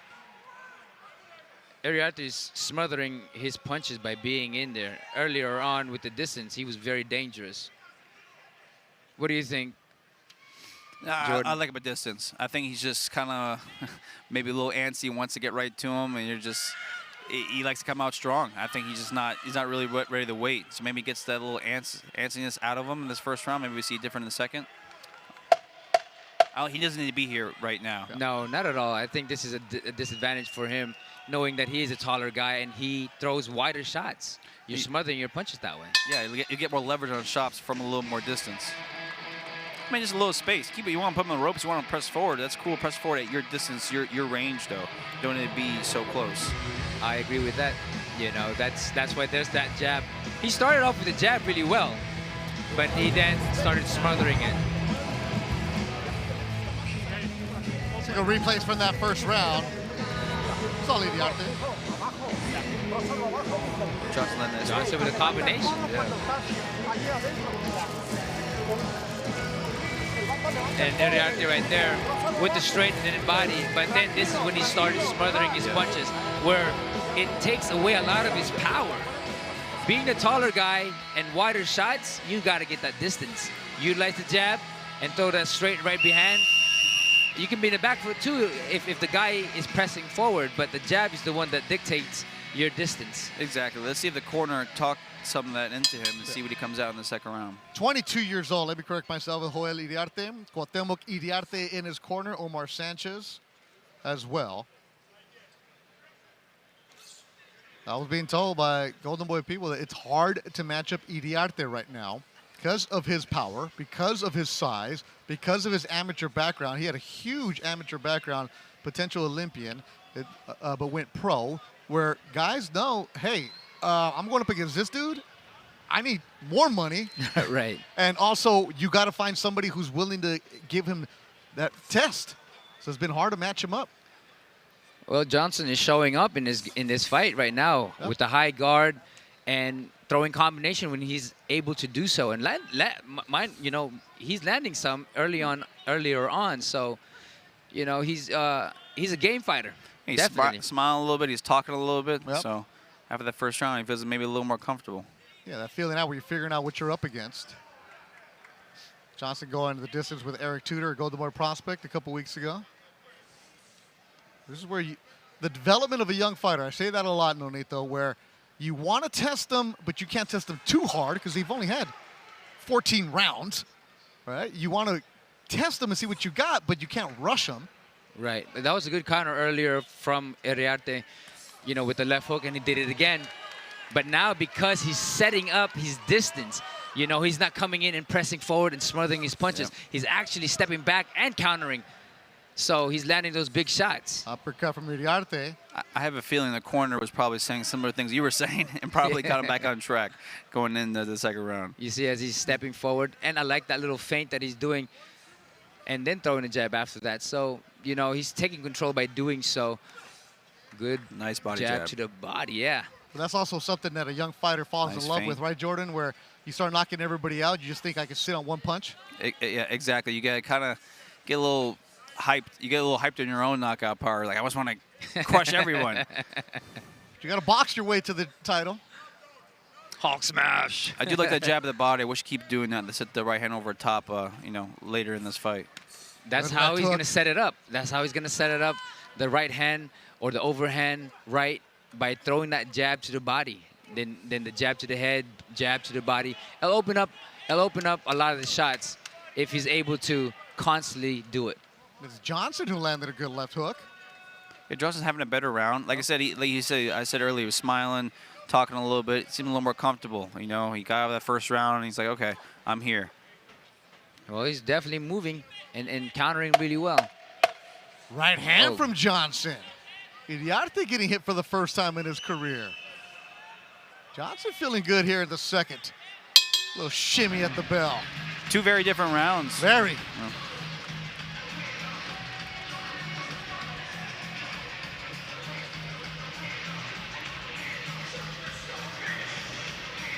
Well, Johnson has gotten very, very familiar and very confident in that previous round. Now we got to see what Iriarte's next move is for the next round. I mean, I think that what I believe is throwing that jab, not just the jab, but jab to the body, jab to the head, but not just once. We haven't seen double jabs. We haven't seen triple jabs to set up the right hand, to set up the left hook. Exactly. And here we go. Again, his punches being smothered, but Johnson... Straight right to the body. A good uppercut. But that's when he was starting to utilize his distance. I see Joel's looking for the uppercut. He landed a little bit. Johnson in the green, white, and red has lost his last 4 going back to 2022. He lost to Eric Tudor, who was 12-1. Before that, Isaiah Johnson, who was 10-0.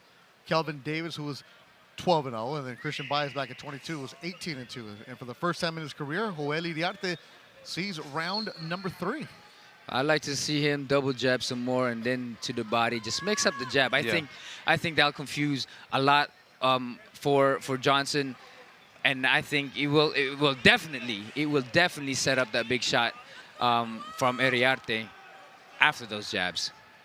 Exactly. I think Joel's gonna probably figure out I can't just throw something I'm gonna land. I have to set it up. I gotta trick him. I gotta get him used to something. 2 jabs up, 1 jab down. I gotta put him into a rhythm and then set something up. I got a plan for something. And I think after the first round, after the second round, he's probably figuring that out. Like, okay, I have to put a little more homework in here. Johnson's smiling, and then somebody says something from the corner. He looked at them and shook his head no. He's feeling confident. Well, I wouldn't want to stay in the ropes, though. Oh, good jab. You're feeling confident, but I wouldn't want to be there. But he is confident. He's trying to bring in Iriarte off the ropes. What I want to see with Johnson is double up that jab, a little bit feint in there, because he has the skill for it. He can box, and that's one thing that he should be doing more often. You know, he's feinting here and there, his head movement, and he's keeping Iriarte thinking. Yeah, the 32-year-old's in there giving Iriarte different looks, and he's very confident in the corner, talking to Iriarte. Well, like you said, Jordan, that's a very dangerous spot to be in. I know. He's feeling confident, he's feeling himself, but still, why? Why this early? Iriarte didn't put any pressure on him in there. Well, Iriarte got caught with a couple jabs. Earlier, yeah. And maybe he had to think twice. There you go, There's the that double jab. jabs. We want that double jabs for him. And it could also work with Johnson instead of just playing the possum game. Jab up, right hand up top. Just mix it all up. I think it's there for both of them, actually. Joel stands sometimes a little tall. I think the jab low, right hand over top is there for both guys. Yep. I agree with that. Definitely agree with that. You know, mix it up, top, bottom, instead of just trying to counter, trying to throw those big shots. Set it all up. I know it's only an 8-round fight, but I like that right hand right to the elbow of Kevin Johnson from Joel in that Philly shell or whatnot. That over time does damage to that arm, and then consider the right hand over top as well too. And that immobilizes his jab hand from countering left hook or anything like that. You throw that jab enough time, it'll set up everything else as well.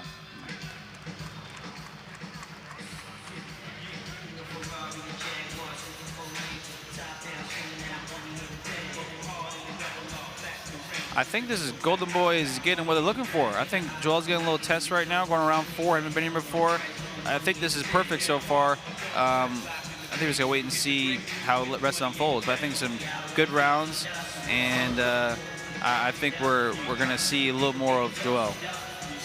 Catterall is back as he takes on Harlem Eubank in Manchester. Can El Gato get back to his winning ways against the undefeated welterweight? Find out July 5th live on DAZN. Beto Duran, Nonito Donaire, and Jordan Panthen. That's the corner of Joel Iriarte. He's going for the fourth for the first time. Could it be, I'm just throwing it out there, that Iriarte and his team said, okay, let's get some rounds in. We haven't had any in this young career. Oh. No, nobody says, hey, I want a couple more rounds. I'll take you out as fast as possible. This is why I'm asking. Yeah, the reason I'm bringing it up, because Iriarte, having called his first 6 fights, was always coming out quick, boom, boom, boom. Here he's more reserved to start this fight. Well, I think it goes to the round 1. I think round 1 he tried. He put the effort out there. He's okay, this is not going to be that easy. But back to Nidner, I agree. If you can get someone out of there, get him out of there. Of course. You don't play boxing. You're not going to like keep him around. But I think that first round, I think he came out hard, and he's like, oh, it's not. Oh, he's getting caught with those shots. But he's looking My at apologies on that one, brother. No, he was just getting caught while he was holding them. Yeah, he was looking for Ray Corona to separate him, and Johnson just kept on throwing. And now we got a scrap breaking out. But yeah, like you said, yeah. Yeah, I'm not saying that, it's just more of having seen him. Right. He's more reserved in this fight than he has been in the past. Well, it's the opponent. You know, the guy is landing the shots too and countering him. No, I think he's definitely his most experienced opponent that he's fought, and he's been room with experienced guys. I know he's been sparring, been in gyms sparring with Shakur, Javante Davis before, this Kevin Johnson guy, so definitely got experience. But I don't like a firefight for Kevin Johnson. For Joel, I like a firefight. If Kevin Johnson wants to have a firefight, if I'm Joel, sure. Yeah, Joel wants it. Right uppercut from Iriarte as Johnson is back against the ropes. Uppercut getting through again. Another uppercut for the man from Sinaloa. aside from his uppercut, everything around that shot in that distance is smothered because he is a wide puncher. He throws a wide shots, and his powers are diminished because of the distance that he's imposing right now. He might tire Johnson out. That might be the case for it.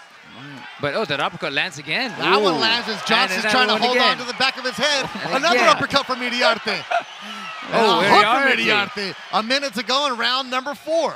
Iriarte got hit with the hook, too. It's funny, though. You said the only thing landing was the uppercut. Well, maybe that's the only thing he needs. Yeah, exactly. And Johnson just trying to make it ugly and rough it up and hold on. He's got some blood from the bottom lip, does Johnson. One left hook from Iriarte. Left hook power shots from Iriarte. Yeah, we heard those ringside. High guard from Johnson. Yep. And countering with an uppercut, left uppercut after that a left hook coming from Iriarte. From the southpaw stance. Yes. Go southpaw and he gets hit twice in the gut. See, when you're not doing good and you switch like that, sometimes it's a little desperation. It's nothing. I don't know. Do you have an opinion on that in there? You see someone switch after they're not doing so well? Well, it's definitely desperation because you want something to kind of shift the momentum by making them think differently. But yeah, and you can see the way he's walking into the corner too. There is exhaustion in his demeanor and in his face as well. Yeah, it's a good round from Joel. I like that round. I hope he capitalizes and continue on the momentum going into round 5. And in that round, those uppercuts were very vicious. Here's a replay as he's holding on. Oh, that's the one I was telling you. He was like, how the heck is that happening? Nobody's landing those shots. Protect yourself at all times, That's right. That's right. But this is the uppercut right here. For you now. Yeah, now it's my turn. Push up, and then the uppercuts are coming in this corner 1. Another one. There's a couple. 2. And then it just goes into series of uppercuts. And I think those were the shots that really tired and slowed down Kevin Johnson. Yep. Round 5. Scheduled for 8. All right, so Ray Corona's on the watch the feet. Johnson, I think, wants to work with you guys as a commentator. He's been talking a lot. And then Ray Corona, let me rep. Third man in the ring. That's letting him know.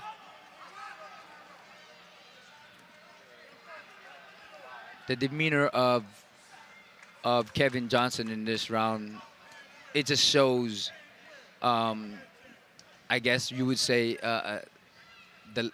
the feeling that he's gonna lose this fight. Like I can feel that because of the way he is talking, the way he came out of that corner. Exactly, a little agitated, a little annoyed. If I'm Kevin Johnson too, I don't want to go back to the ropes. So he's about to go back there right now. This is also good for 22-year-old Joel Iriarte to get rounds and also get a awkward fighter who's going to show you different things. Good uppercut Joel's and then the left for hook. the uppercut. He's looking for the uppercut. He's been looking since the first round, looking for that uppercut. He found a home for it in the 4th round. But he did land this one with follow-up left hook. Another one. And this is also just very tiring for Kevin Johnson, being on the ropes. And you might say Joel's punches a little wide sometimes, but he's hitting, he's landing, he's leaning on you. This is just tiring Johnson out. Wears you out? Yeah, Johnson does not want to be on these ropes. I mean, especially if you're the short notice guy. Yeah, Johnson was called this week as a replacement. Another uppercut. Yep. That's his shot right there. If it ain't broke, don't fix it. Johnson's leaving it open. You take advantage, right? I mean, if you keep getting hit with the same punch, that irritates me. You got to do something. Close the guard, lean on the other side, take your head offline. If you sit right in the middle and keep hitting the uppercut, what are you doing? Do something different. Well, we'll see that Iriarte right now is very confident in this distance as he's using a post to kind of set up his uppercut. See, now I saw Kevin Johnson fight a lot right there. See, he's fighting back, but you know what that's doing? Taking a lot of energy to do all that. Yeah, especially those little ones that he's doing. And then Iriarte answers with a body shot to the right side of Johnson. 30 seconds to go in round number 5. I think I heard that body shot. That before. body shot is going to take its toll. You're going to have to break down Johnson. back Body going upstairs. Is Iriarte looking for that uppercut? Just misses. Johnson's still fighting back. Oh, absolutely. But Iriarte right now is very confident in this distance, and he's throwing those shots after Johnson's shots. Johnson is a tough dude. He is a tough out. Like you said, Jordan, he's never been stopped. Never been stopped. He's fighting back.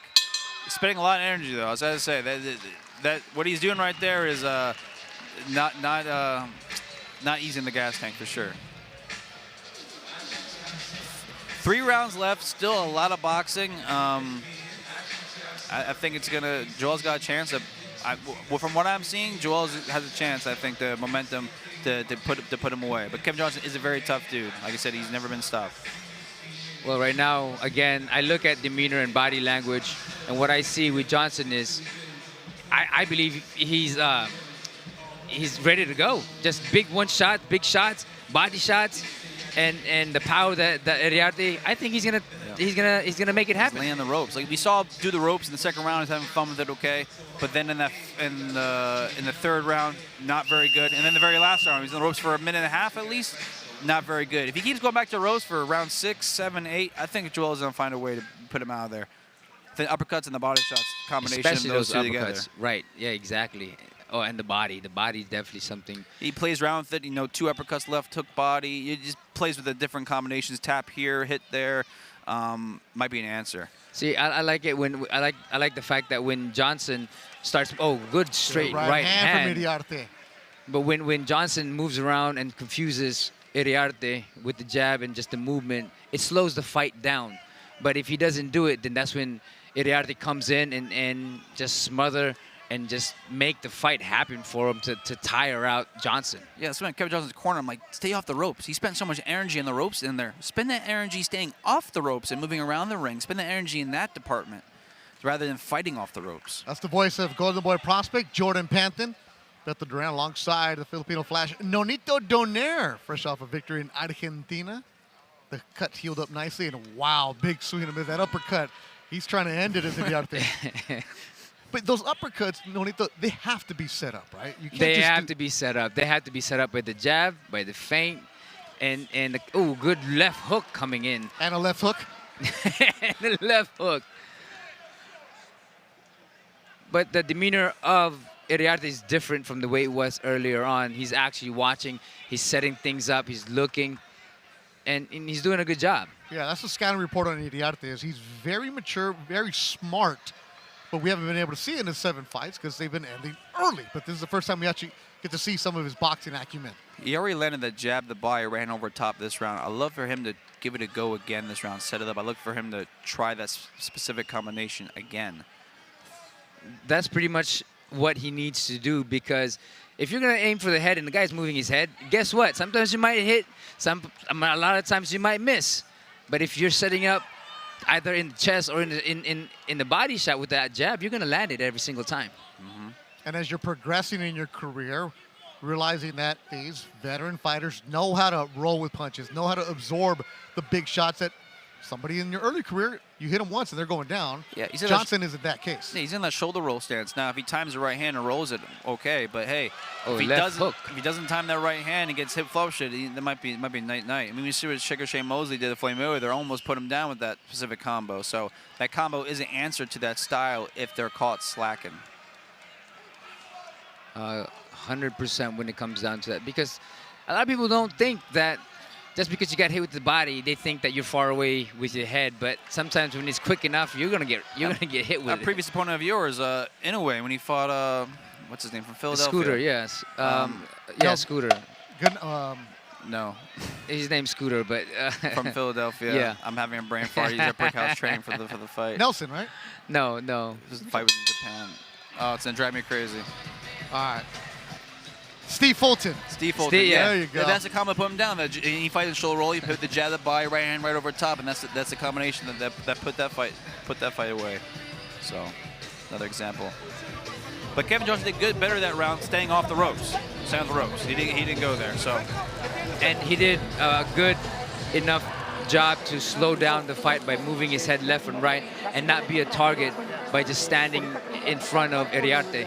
You know, he's moving here and there, he's moving a little bit of lateral here and there. So he slowed it down and gave him a lot of time to breathe.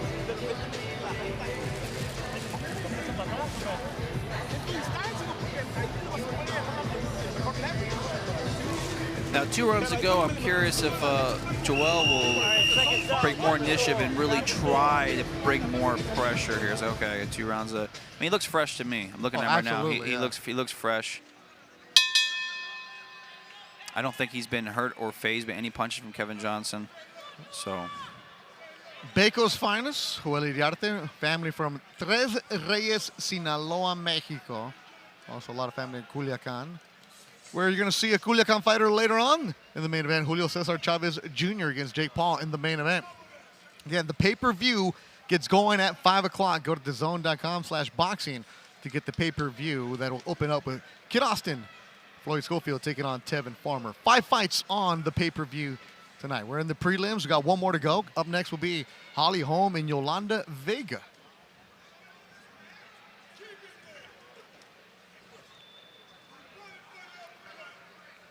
Good rounds for Joel Iriarte. We're in the 7th for him. He started pretty aggressive, but he started kind of slowing down. But again, because of Johnson's demeanor coming in, moving his head like to kind of confuse Iriarte. But that's the veteran move. Sometimes a good uppercut, stepping back. Yeah. Next on the ropes. Hold, spin off, don't release and stay there. Iriarte had 10 rounds in his professional career coming into this fight. I did a little uppercut, a little hold uppercut again.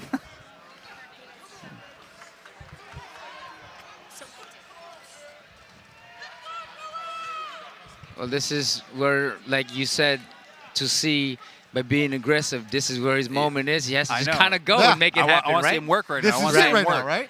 If you're going to break down a guy like Johnson, you have to do it. You're not going to get him with just 1 shot. Take a slight step back, just a mini step back. Yes. Right uppercut, left hook to the body, something. Yeah. I like that right uppercut, and then body like a Canelo kind of shot, you know. But step back, left hook, but keep that distance and keep it aggressive, where you're tiring out your opponent. Yeah, just a little space. So you saw he just threw a left hook and then went around the guy, Kevin Johnson's head. Just get a little space. Push out with a little shoulder right there, and then throw a right hand.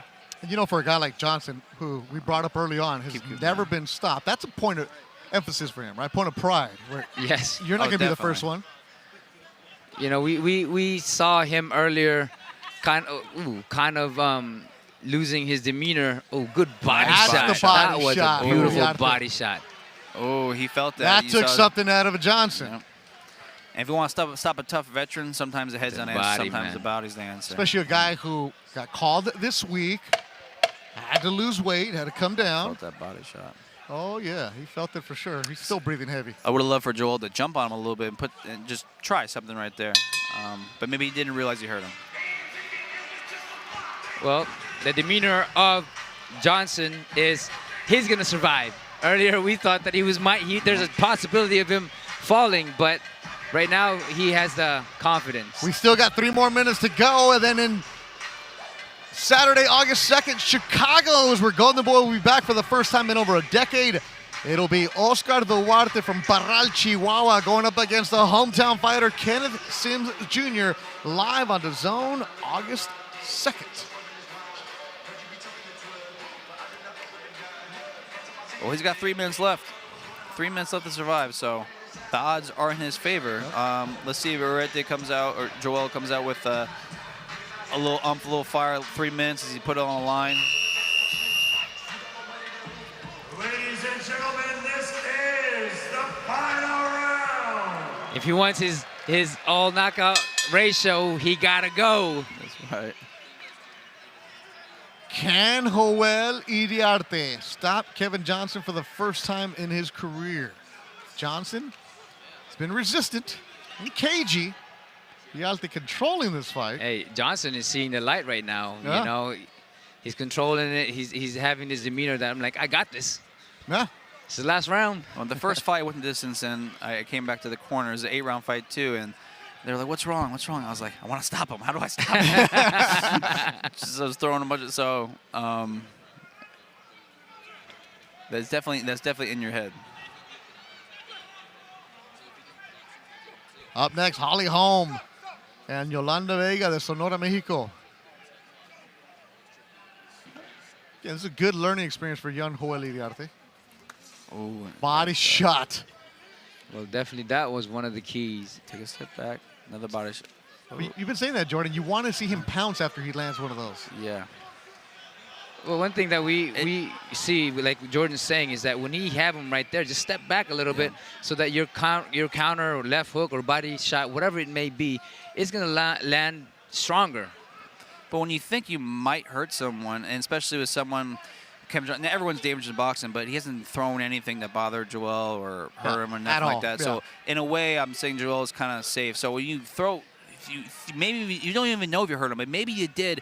Like, okay, try something, put something else together real quick. Put a 3-piece together, a 2-piece together. Me put something together right there. Yeah. Right. That was a good combo by Kevin Johnson that just landed, though. Well, he's definitely seeing a lot of, gaining a lot of confidence in his round. He's fighting well off the ropes. It's also for Iriarte learning that you can't just knock at everybody with one punch. You said it to me earlier, Noito, the knockouts get built up. You got to set it up. Because for me, my left hook, I used to knock a lot of guys out with it. But because they know exactly it was coming, that it's hard for me to set it up. You got to have the wrinkles of the game. You got to do something different. Blood from the nose of Kevin Johnson. Tough dude. You got to give it up. Got to give it up to Johnson, who came in here with the short notice and giving a young, undefeated fighter with all knockouts all that he can handle. And then some. But I think in a way, this is exactly what Golden Boy Good shot from Johnson at the end. He rocked him. Iriarte got clocked against the ropes. Oh, he rocked him. Wow. Johnson That was a good overhand, right.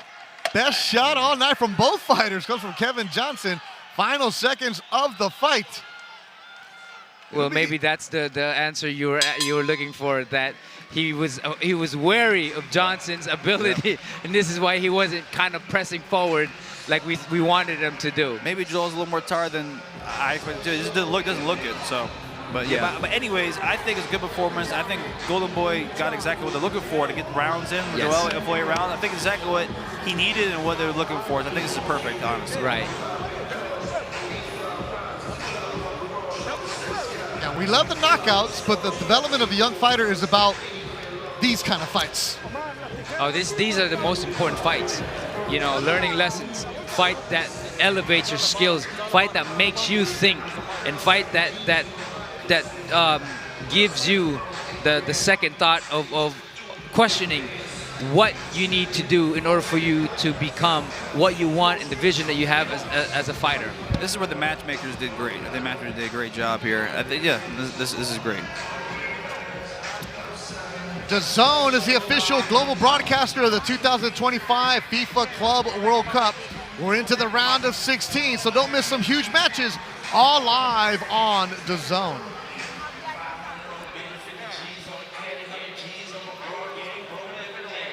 Still waiting on the decision. There you see Team Iriarte. So they go to the decision the first time in his career. Hey, respect to that man right there. Kevin Johnson, short notice, shows up. Pro's pro. Going 8 good rounds. Veterans, sometimes they just know how to survive, man, and that's something that Kevin Johnson did today. Yeah, and Joel Iriarte will say, if I don't ever see that man again, I'm good. I mean, Deontay Wilder and Mike Tyson and knock everyone out. So some guys you hit everybody with the kitchen sink and they still won't go anywhere. It's just some guys are built like that. One more fight to go here on the prelims. That'll be Holly Holm against Yolanda Vega, who's 10-0 from Sonora, Mexico. Holm, of course, all the awards, all the accolades in both boxing and MMA. Signed to MVP. Both fighters signed to MVP promotions. So one more for you here on the preview. 5 p.m. is the pay-per-view.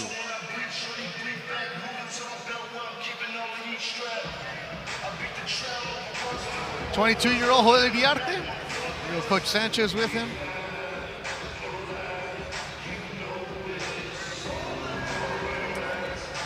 Yeah, this scorecard taking a little bit longer than I thought.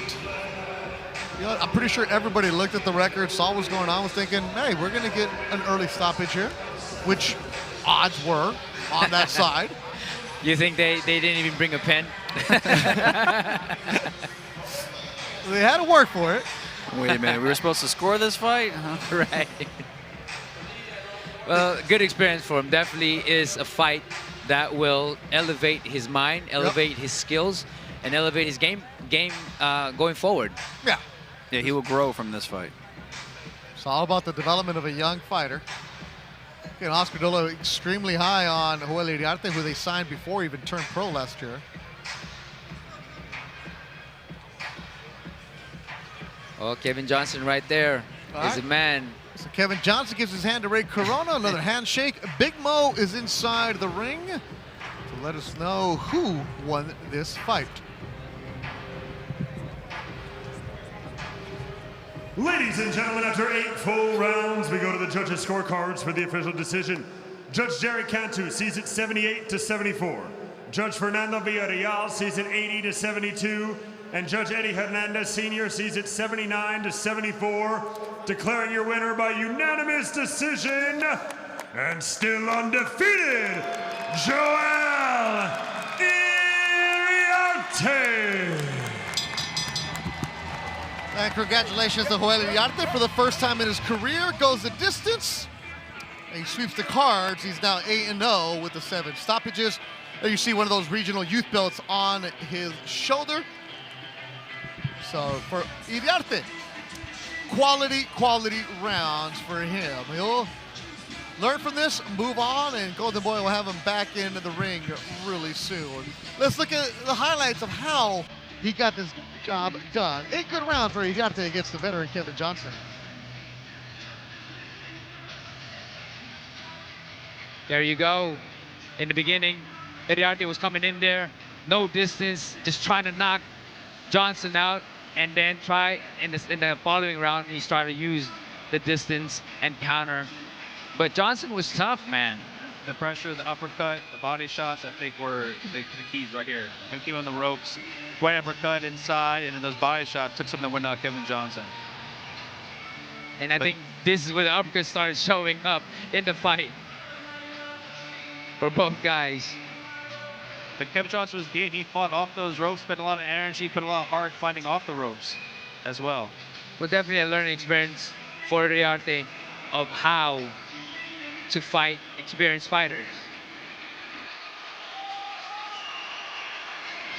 So Joel Diarte gets the victory, the 22-year-old representing Sinaloa and Bakersfield, now 8-0. Here ringside, Beto Duran, Nonito Donaire, Jordan Panther, now joined by Ariel Helwani. Hello, guys. Who will be on the broadcast for the pay-per-view, along with Todd Grisham, Antonio Tarver, Claudia Trejos. Everybody is showing up for this one tonight because Jake Paul and Chavez Jr. is going to get this place packed. How did we get here with Jake Paul? Oh my gosh, how long do you have? Oh, we got an hour. That's a very long story, but very excited to be here. And, you know, it was an interesting road to get to this particular fight because, as you guys know, Jake was so close to getting that Canelo fight. Then there was some talk of the Tank Davis fight, believe it or not.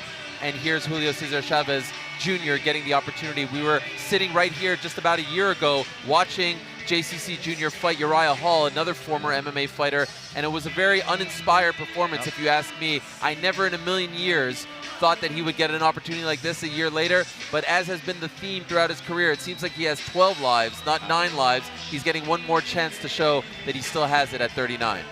What do you think of what would you expect in Julio Cesar Chavez coming into this, knowing that this is his last hurrah? This is it. You know, this is his moment. This is where he can make his father proud, himself proud. What do you expect in Julio Cesar Chavez? Man, I would love to ask you that question as well because, to be honest, there are 2 questions heading into this fight for me. 2 questions that need to be answered. Number 1, who is Julio Cesar Chavez Jr. in 2025? That to me is the biggest question. We have no idea.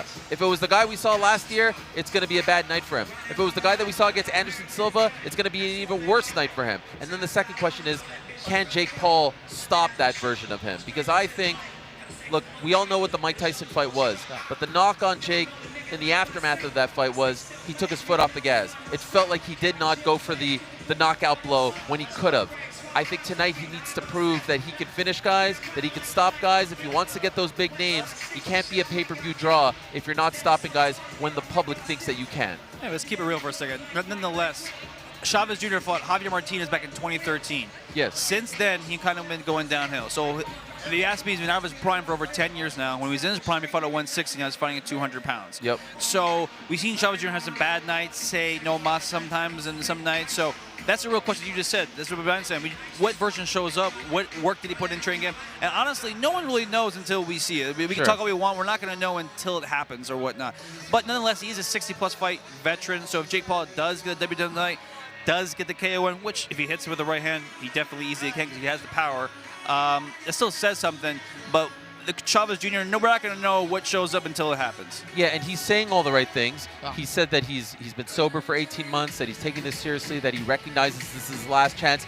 I spoke to him a couple weeks ago. He said, yeah, after this fight, I want Zurdo, I want Jai Opetaia. He's not even a natural cruiserweight, as you know. So, like, it's all asking for a lot. But if he could pull it off, he says he wants to be the guy to end Jake Paul's boxing career. We've heard this from others before. But ultimately, I think what the fans of JCC Jr. want to see is just him give it his all, right? That there are no regrets afterwards. Even in a loss, we want to know that he emptied the tank. And sometimes that hasn't been the case. And that's one thing about the Mexican fans are going to ride with you, but the way that Chavez Jr. has treated them over the years, they're not mostly on his side. A lot of them are on Jake Paul's side. But Zurdo Ramirez is a Mexican who has a lot of fans on his side, and Jake Paul said, maybe one day, Zurdo, is that a possibility? Not in the near future. Okay. Let's be honest. The fight we all want to see is Zurdo Ramirez against Jai Opetaia. And to me, it's crazy that it hasn't happened yet. I think after Zurdo beat Chris Billum-Smith late last year, we all thought, all right, it's happening, right? And for whatever reason, you know how boxing goes, it hasn't happened. I heard some rumors that Jai was going to come over here. Is that in fact true? I don't know, but I would love to see him in the front row. I want to see him try to do everything in his power to get that fight, and I think a lot of people have been blaming Zurdo for not taking the fight. That's politics behind the scenes. You could talk to Oscar, you could talk to the Golden Boy people, who knows. But tonight I want to see Zurdo get a big win, an impressive win, a dominant win. I think he should get that. Remember the last time we saw a high-profile Mexican versus Cuban fight just a couple months ago, it was a total stinker. Canelo Alvarez against William Skull. Hopefully it's nothing like that fight, and then hopefully afterwards we finally get the fight against Jai Opetaia, because that would be one of the best fights of the year. The pay-per-view is at 5 o'clock. You're on the broadcast for that. That gets going with Kid Austin and Tevin Farmer. But we got one more to go here on the preview, on the prelims, where it's Holly Holm. It's your world combining UFC, That's why I'm here MMA, early. the boxing. That's why I'm here early. This is a living legend. We are getting an opportunity to watch one of the greatest female boxers of all time return 12 years later. I never thought in a million years that we would see Holly Holm fight in a squared circle again. She did not want to fight in boxing again. Her time in the UFC came to an end. She signed a deal with a company called GFL, an MMA promotion. They folded before they ever got off the ground, and this was the best opportunity for her. And I love how it's all coming full circle. This is a boxing Hall of Famer returning for one last swan song. It's a great treat, and I can't wait to see her fight again. So question back to you. So you said a 12-year, like, even expectations for tonight? 12 years been fighting MMA, hasn't been to boxing for 12 years. Yeah. What should we expect? I really don't know, because as you said, like, she's been focusing on MMA and she wanted to continue her MMA career. And when that promotion, GFL, essentially went under, they were DOA, MVP Nikisa Badarian, the co-founder of MVP, was in the UFC. He was working as a CFO of the UFC when she got signed, when she was booked to fight Ronda Rousey and pulled off the upset that shocked the world in 2015 when she head-kicked Ronda and ended that gravy train. And so they have a long-standing relationship, her agent Lenny Fresquez as well. And so he brought her in for this one last run. And honestly, I can't even believe it's happening because she's such a legend of the game. You said it. She didn't want to box, so why is she here? Because I think deep down, she is a boxer. She left women's boxing before all these big paydays were happening, before the seven-figure paydays, Katie Taylor, Amanda Serrano. So she went to the UFC where, let's be honest, in MMA, they were a little more receptive to women's fighters than boxing. Boxing is now caught up. And so now I think she loves the synergy, the symbolism of coming all the way back where it started. Can she win against the younger Vega? Man, Vega is tough, undefeated. She's coming here to make her own kind of history. I don't know, man. Look, it's a tough one. I don't know what version of Holly Holm we're going to see here. 42 years young. She's been doing this a long time, a lot of miles on those tires. But golly, I would love to see her have one last hurrah in the squared circle. Ariel, great to see you. Love your success, everything you do. Thank you. And Good keep luck. Ade in line, please. That's impossible. We call him Diva Oladipo for a reason. We know. Yes. We know. That's Ariel Helwani. We got the pay-per-view at 5 o'clock, but right here we got one more fight. It's the women. Big Mo, bring them out. Welcome back, ladies and gentlemen, to Anaheim, California. Welcome to you viewers joining us around the world on DAZN, as we now have arrived at the main event of our prelim card. 10 two-minute rounds in the women's lightweight division. Introducing first, fighting out of the red corner, please welcome to the ring, Yolanda Vega.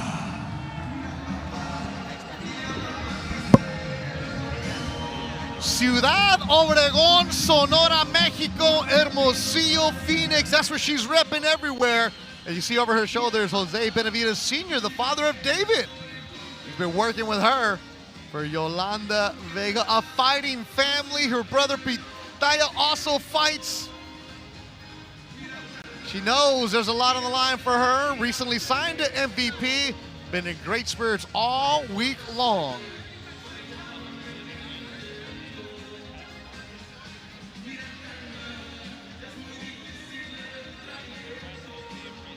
Mexican style and come forward and put punches and bunches and bring the fight to a war of attrition. That's what I would love to see from her.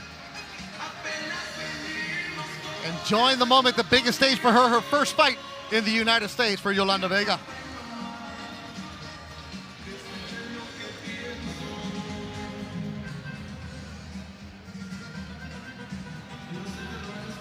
And now her opponent, fighting out of the blue corner, making her return to the boxing ring, here is Holly Holm.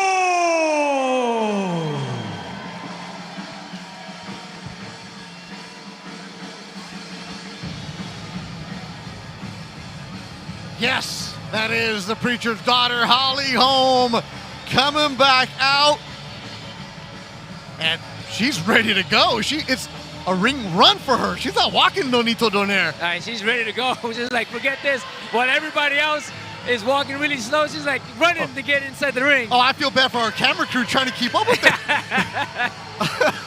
Holly's ready to go. Well, this is where she started. Yeah, legend in the ring right there. 37-fight veteran in boxing. You know, there's a lot of question going into this fight whether her ability is still intact, knowing that UFC and all of that stuff and MMA can be a habit that changes a lot of your body mechanics.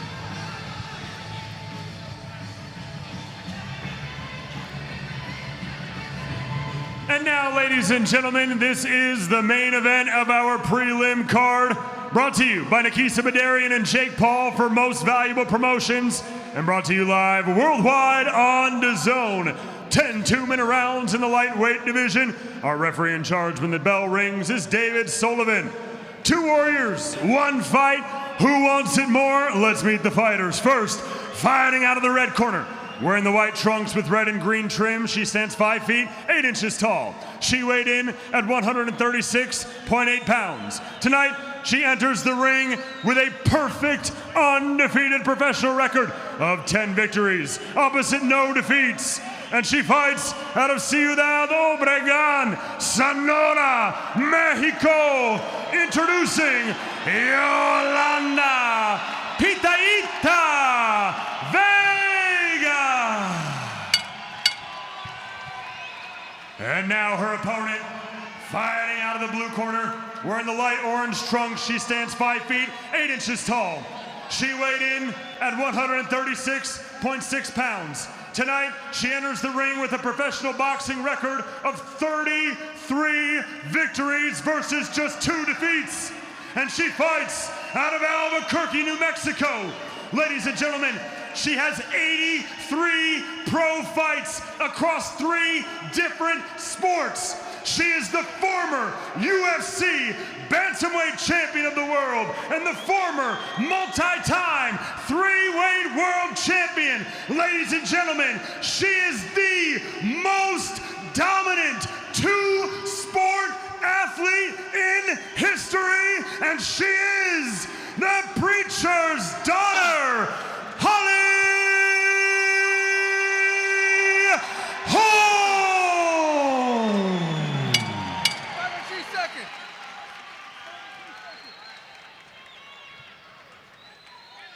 Okay, ladies, listen, I give you instructions in the locker room. Expect a good, clean fight. Listen to my commands at all times. Protect your all times. Ya te dice sus instructions aquí. Mándeme, escuchen todos mis comandos, okay? Right here is good right here. This is going to be good right here. Touch gloves. God bless you both. David Sullivan, the third person in the ring from San Diego. You got Chris Lieben, Pam Hayashida, and Tiffany Clinton are judges for this one. Holly Holm with a record of 33-2-3, 9 stoppages from Albuquerque, New Mexico, the 43-year-old. I never thought we'd see her back in the ring, but that's where she's at, in the boxing ring where she started her career. Hall of Famer. Southpaw throwing a straight coming from Holly already. You can see Ochoa coming in aggressive. You know, I've talked to her people, and she switches. That's what he told me as well. So, you know, they said she's very technical, but this is something that we will see with Holly, is that how comfortable she is being in the ring again. Exactly. It's hard to tell. 12-year hiatus off it. You really don't know. But still, 37-fight veteran, so it might come back smooth sailing. But she is 43 years old, so I'm looking for Vega to bring her youth, bring the pressure, maybe embrace her Mexican heritage, and bring the fight to her, make it a war of attrition. I think that might really benefit her against Holly Holm. 2-minute rounds for the women.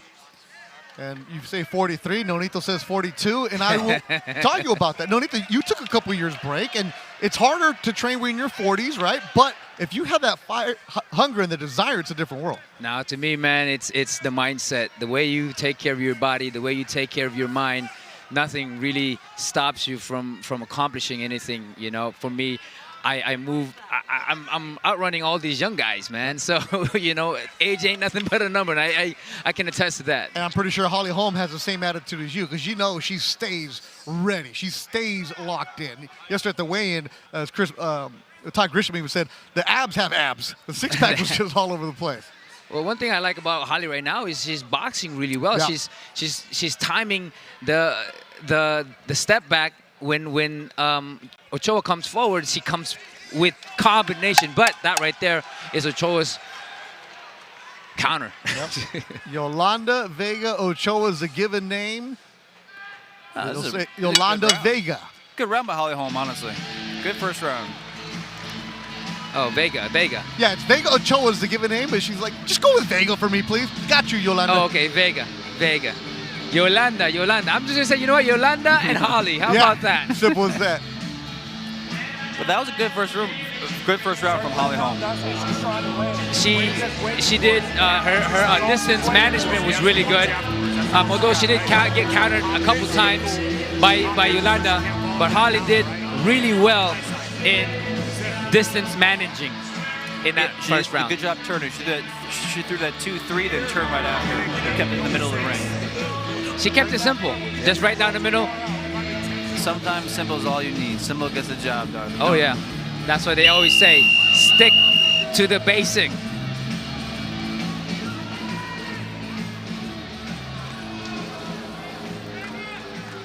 Our last fight here on the prelims, 5 o'clock, top of the hour. You'll need pay-per-view, DAZN pay-per-view. Kicking it off with Kid Austin, Floyd Schofield against Tevin Farmer. Of course, the main event, Jake Paul against Julio Cesar Chavez Jr. Holly Holm, the decorated career that she's had, trailblazer in many ways. As Ariel Helwani was telling us that she was fighting when the women's boxing wasn't a big deal, so she feels like she's coming back to it. MVP signing her. They were at the press conference a couple months ago here in LA. And they also signed Yolanda Vega. So this is MVP against MVP tonight. Yeah, someone's got to show out. Someone's got to say, I'm here. I'm here for a reason. I would like to see a little more intensity from Vega, a little more oomph, a little more go at her, go get her, girl attitude. Only 2-minute rounds. I agree with you 100% with that. She needs to make the fight happen. She needs to not give Holly any space. Just like that. Yeah. You give her a space, she's gonna go give you 1-2 jab, 1-2-1, 1-2-1, 1-2-1. Yeah, because I think Holly's doing great. And I think first round scope, I think she's winning this round right now. I think this is, if the fight stays like this, I think this benefits Holly. Holly landing a couple lefts, moves out. In the southpaw stance for Holly Holm. Yeah, Vega needs to take more of an initiative. And she needs to take it to her. Yeah. This is also Vega's biggest stage of her career. She's been fighting in Sonora, Mexico, and this is her first fight in the United States. So she went from smaller shows in your backyard, you know everybody, to press conferences, photo shoots, interviews, fighter meetings. Everything else is just completely different. And then, you get a legend in front of you. Yep. But you don't realize how fast these 2-minute rounds go. They fly. Yeah. They fly. But Holly's doing really well by keeping that distance. No, she is. I'm impressed so far. I'm really happy with what I'm seeing. It's been 12 years, Jordan? 12 years. Doesn't look like it. Yeah, no. I'm really happy with what I'm seeing so far. She seems active. She's turning, crisp punches. So. Ooh, Chris Cyborg ringside. She's on the side of Holly Holmes. Maybe she wants to win her. Maybe she wants Holly Holm in the ring. I'm not sure if they fought MMA. I don't know. Did they? Any know that? I don't know. I don't know either. I don't know. Nonito's like, I only know my fights. I don't even know my fights. I just fight. That's it. You know? That's my joy.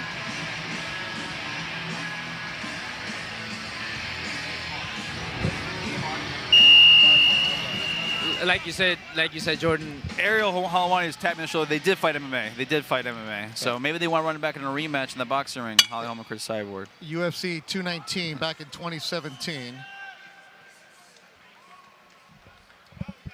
And Cyborg defeated Holly Holm, unanimous decision, back in 2017. Holly's doing really well, just keeping that distance management of throwing that jab and then setting up with that left straight.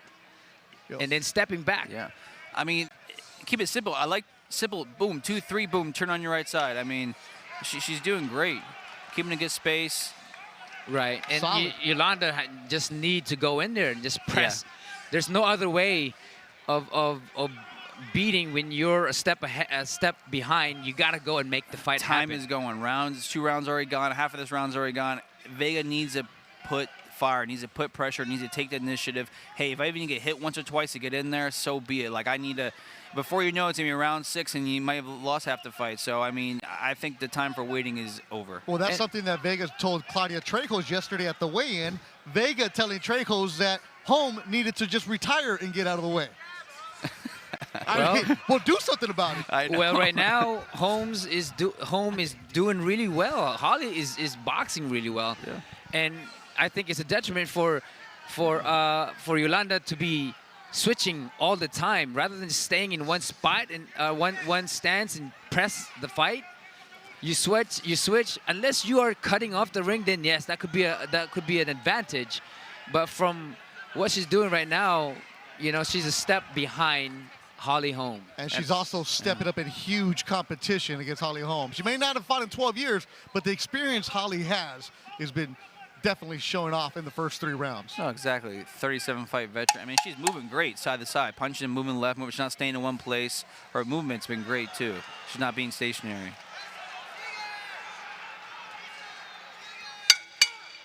And then sometimes she throws the punch and then clinches and smothers for her own defense as well, too.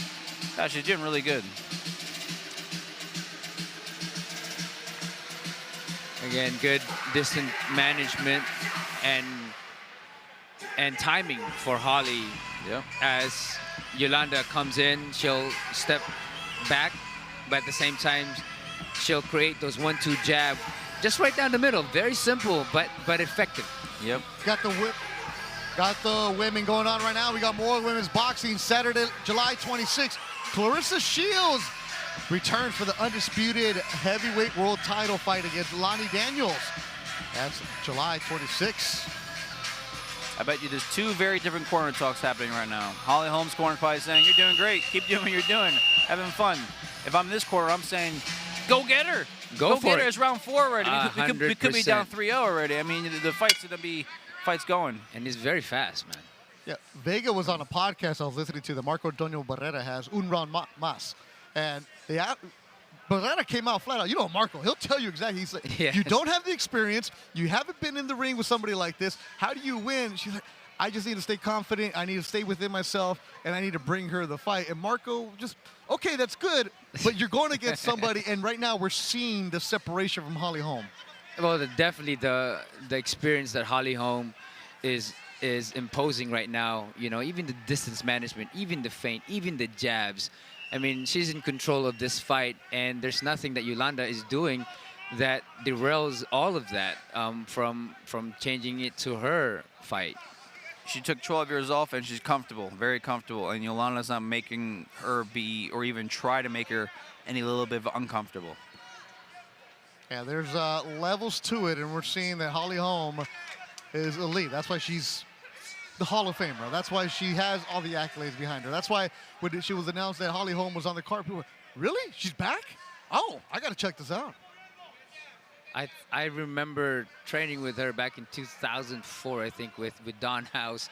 You know, she was one of those just athletic people, you know, and just have the heart and the desire to fight. The preacher's daughter, Holly Holm. Champion in boxing and MMA.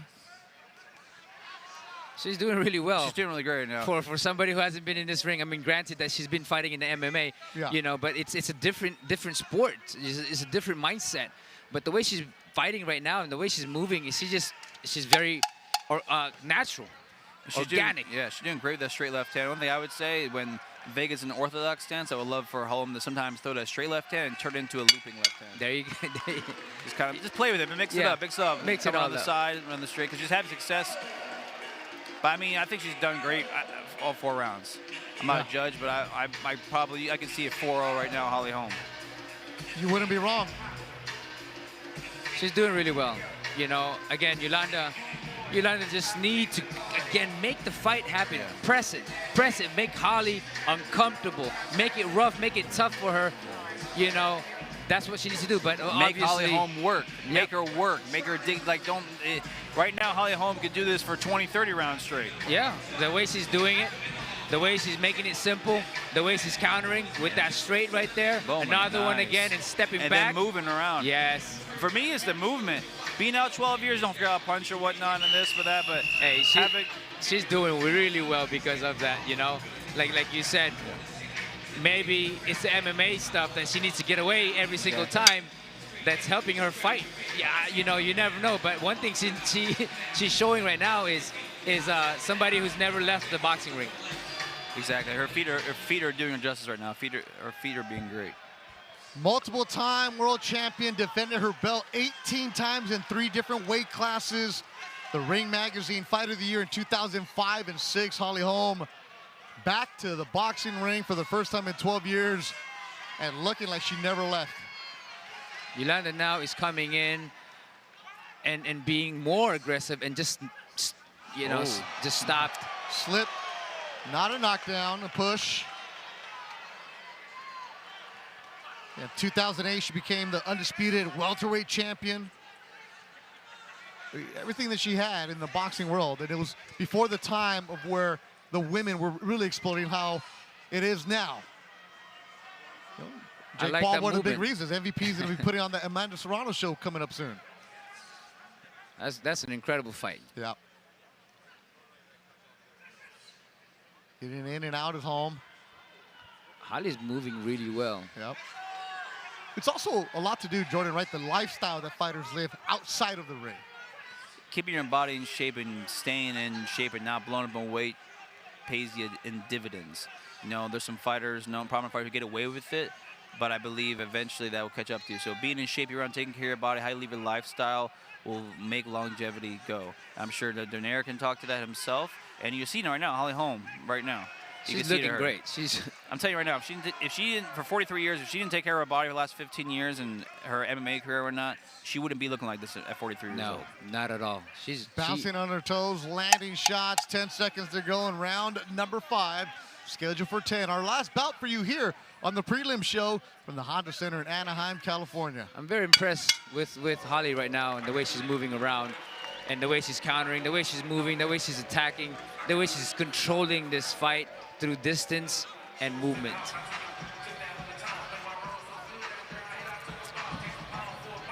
Honda Center, the site for tonight's main event pay-per-view. Jake Paul, Julio Cesar Chavez Jr. At 5 o'clock is when it gets going. 5 fights for you. Go to DAZN.com to buy that pay-per-view. You don't want to miss the problem child. Jake Paul taking on Julio Cesar Chavez Jr. Home of the Anaheim Ducks, the hockey squad. A lot of construction going around. Be a big development here in Anaheim. Maybe this is a tale for Chavez Jr. tonight. Similar, we don't know what to expect so much from her. Like Holly Holm, we didn't know what to expect, but so far I'm impressed. So maybe that keeps going. Chavez Jr. We don't know what to expect. Maybe more impressed in the main event as well. Well, the thing that I've seen and heard from what Chavez is saying, he's looking forward for future fights and stuff like that. And mind you, a few months ago or a year ago or so, he was suicidal, and now he's back, and maybe that changed his whole outlook of life. Yeah, the demons that Chavez Jr. has talked about. He said he's been sober for a year and a half. He's locked in. That's what he says. Training with Mondo and Charles Huerta at Maywood Boxing in Southern California. But that's later on the night of the main event. Right now, it's Holly Holm returning back to the boxing ring, just in control of this fight.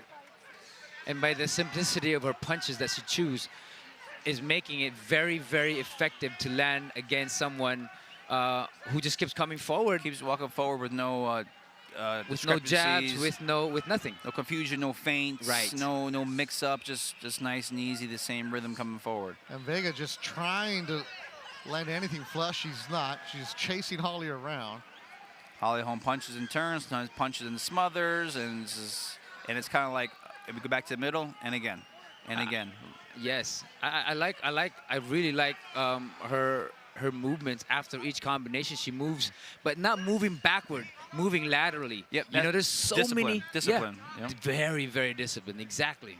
You know, there's so many things, and I fall for that too. Is sometimes I'm stepping back all the times rather than laterally. You know, I'm learning from this fight right now. I'm always learning, but this is something that I'm seeing that I can definitely implement for my fight. What are you learning? Just how she's moving. She throws those simplicity of the punches that land effectively, but the way she is backing up with lateral to the side, not backwards, you know, which is very difficult because you got to catch up to your opponent. That's what I'm more impressed about. Like, she's not gonna forget how to punch her and like that. She's been fighting for so long, but I'm more impressed with her discipline of the moving, of not just first round and second round, round 1, 2, 3, 4, 5, 6. She hasn't stopped. She hasn't forgot about it. It's easy to forget sometimes to do something, not to have the ability to do it, but just to forget to do it. She hasn't done that. She's been doing it consistently, and it just speaks a lot to her. Well, that's why she is where she is in this moment, because she is very disciplined, not only in fighting, but I'm sure in lifestyle. Because you won't be able to perform if you have a horrible lifestyle. The way she is right now, she's performing really well. It doesn't even show of her age or anything like that. I mean, again, age is nothing but a number, but ultimately what she's showing right now is youth, is someone with experience, but mainly someone who's just in control. That's a great way to put it right there. In control. That's what Holly Holm is in right now. Look at her pacing back and forth, looks amped up. Yeah. That's how she walked, or I'm sorry, that's how she ran to the ring. She didn't do the ring walk. And she ran to the ring, yes. I mean, the cameraman was trying to run after her. Lucky they didn't pull a hamstring. That'd be my biggest fear. Beautiful. If I was a cameraman running and falling with the camera, that'd be my biggest fear. Yeah. We have a great crew working with us tonight. That's beautiful movement. Again, Holly Holm with that jab and just pawing jab, but setting up that straight left. Keeping her range with the pawing jab, keeping her distance. It's here, it's here, it's here, boom. Right, and any time that Yolanda steps forward, she gets hit with that straight, and then out goes Holly. Holly Holm just goes out right after, which is a very veteran move, but like you said, it's the discipline. Good straight left. She does her work and then gets out of the way. Yolanda from Ciudad Obregón, Sonora, Mexico. That's where CD Salido's from. So many great fighters over the years. Tough area. You got to fight your way out there. In Sonora, and I remember doing a fight there a couple years ago. Vega's brother was on the show as De La O Promotions, my boy Lucas, and we're in El Palenque, right? The market. Yeah, you got to fight your way out of there. And if you're male, female, it doesn't matter. You have to fight your way out of Sonora, Obregón, Sonora. And Jordan, you know this, having come up in different areas, you have to have the fighting spirit. But when you step up to the next level, it doesn't matter where you're coming from. If you see a Hall of Famer like Holly Holm, you're in for a rough night. Oh, yeah. And you got to... Oh, good straight nice left. There it is. Walk right into Just like we were saying. But that's the thing, is that she's finding that position and utilizing that straight as a jab to set everything up, but with power. And she's been very active. Her cardio, she's in shape. I mean, I expected Vega to be more active, or at least try, but Holly Holm's the one throwing punches and punch here. Yeah, punches and bunches. Oh, good Another left one. again. Excellent round for Holly Holm.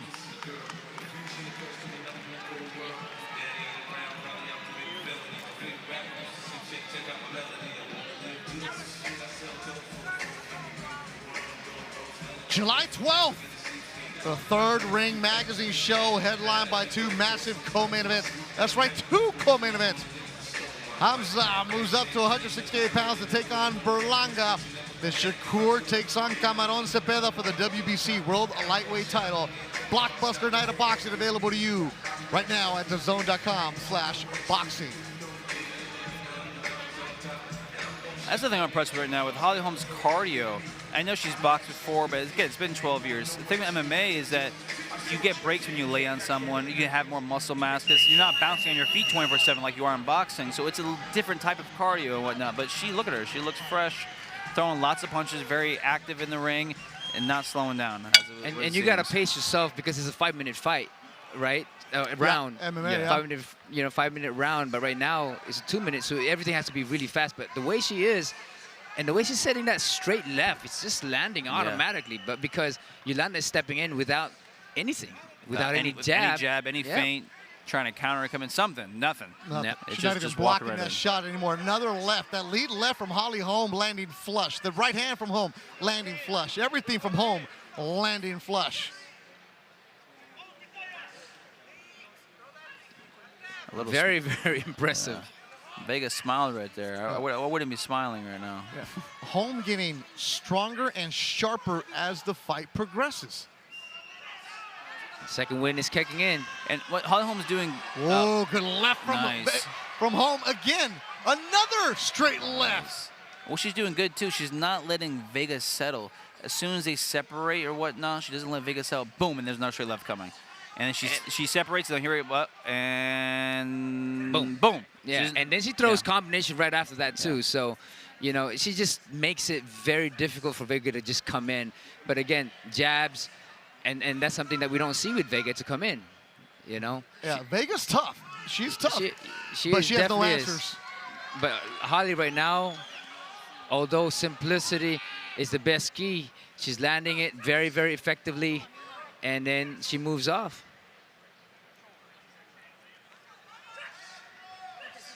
And I like that too. You know, it's a technique. When she throws that straight, she bumps her body in, and there's no counter. Yeah, and I think the key for her today, she's been being first. Have you seen Vega be first at all? Very rarely. Holly Holmes is being first every time. First one to go, first. Well, she's first, second, and third. There we go. Yeah. Another excellent round for the preacher's daughter, Holly Holm, the Hall of Famer. Nice. Left-handed there at the end. As we head to the 9th round, right now, just want to say thank you to everybody in the production truck doing great work. My man, Mambo Mike on the replay. Liz, A2, Scott, A1, Isaac Perez, the tech director, Louis, the director, and of course, my man, Declan, the producer extraordinaire for us tonight. Couldn't do it without you guys making it nice and easy. This is our 6th and final fight here on the prelim show. At the top of the hour, you got to go to DAZN.com and buy the pay-per-view for Jake Paul and Julio Cesar Chavez Jr.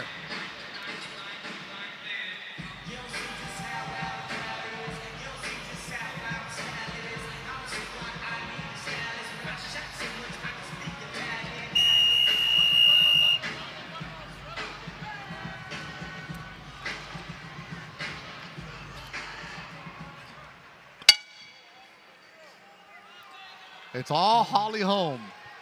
We were talking about this in the beginning. All right, 12 years away from boxing. She's back. Why? Ariel Helwani even said it, that she felt like she needed to come back to boxing, come full circle. My goodness, I want to see more Holly Holm. Impressed to say the least. I like how Holly executes her punches. She puts her head out of the zone of getting hit or out of the line. When she jabs, she leans a little bit to the left.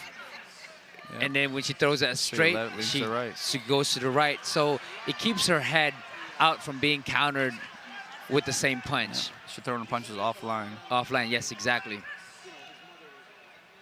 You know, that's a very old school way of fighting, especially with the jab. You know, you see a lot of like Sugar Robinson kind of fight where he throws jabs like that, and Holly's doing that. Really old school ways of throwing the jabs. I would love to see the copy box numbers after this.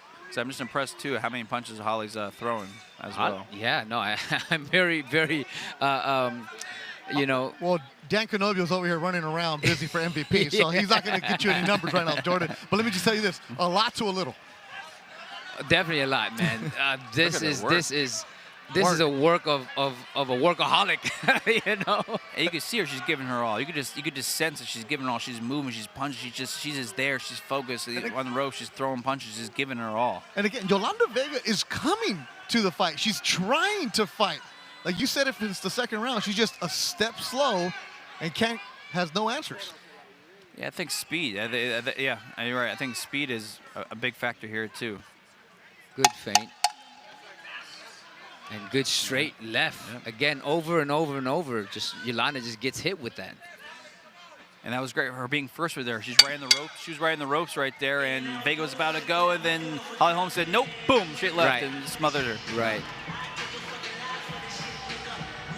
Very veteran move for her. You know, a lot of movies that she does is very veteran-like execution.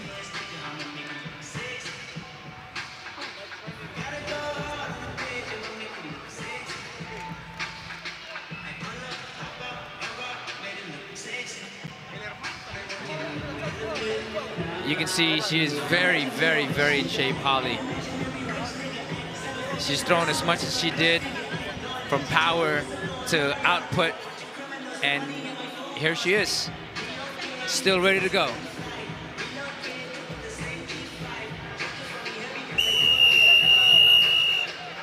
Ladies and gentlemen, this is the final round. Big Mo letting us know it's the 10th and final round between Holly Holm and Yolanda Vega. Coming back to the boxing world, Holly Holm. Remember at the press conference that they held in LA a couple months ago, she was locked in at that moment. Oh, that straight left is just right on the money every single time. She hasn't missed with that shot. Oh, again and again. Yeah. Give Vega credit. She's game. A lot of heart for Yolanda Vega, but she's outclassed tonight. Yolanda, it definitely is, just like any Mexican fighter with the biggest heart, you know, and very tough and relentless. But she is very outclassed and outmatched against a very veteran and Hall of Fame and just incredible fighter in Holly Holm after being out of 12 rounds in the square ring. Doesn't look like she missed a beat at all. Oh, good shot. Left. Nice left. She looped that one around instead of being straight. She looped it a little bit. Yeah, she set that up, just like pretty much what you said, man. Yep. A little blood from the nose of Holm. But another solid lead left from Holly Holm.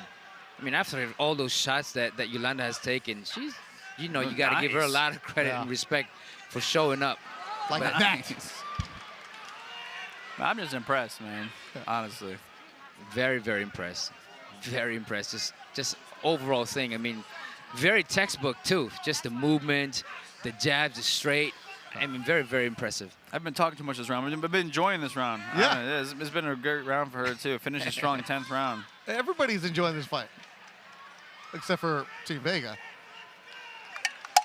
Final seconds of Holly Holm's return to the sport of boxing. It's been 12 years and did not skip a beat.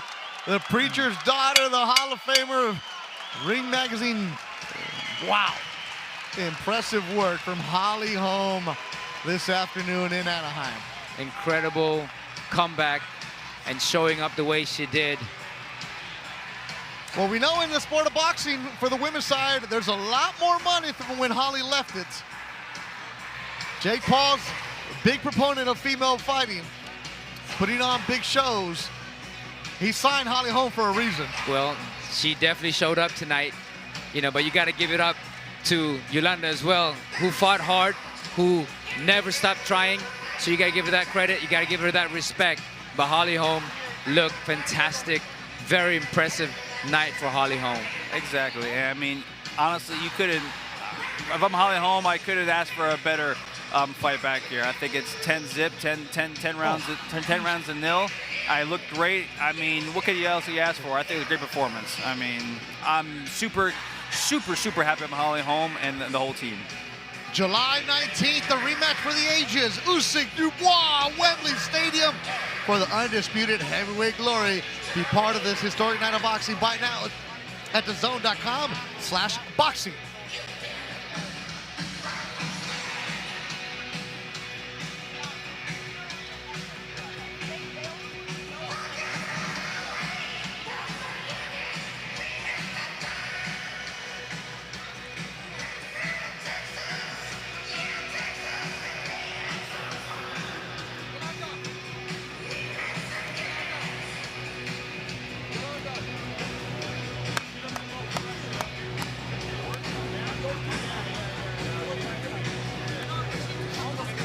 All right, let's make it official with Big Mo inside the ring.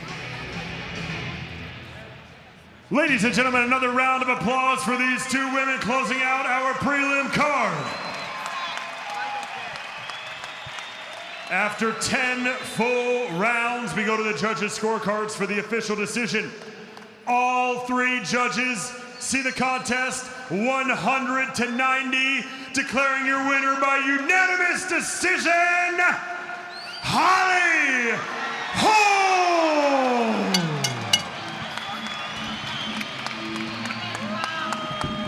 So she's back. Holly Holm gets win number 33 inside the boxing ring. Shut it out. Easy to score. Impressive what she did as Ariel Helwani's inside the ring. Oh, she's there. It is. Got to get out of the way, Ariel. Don't get kicked. Go.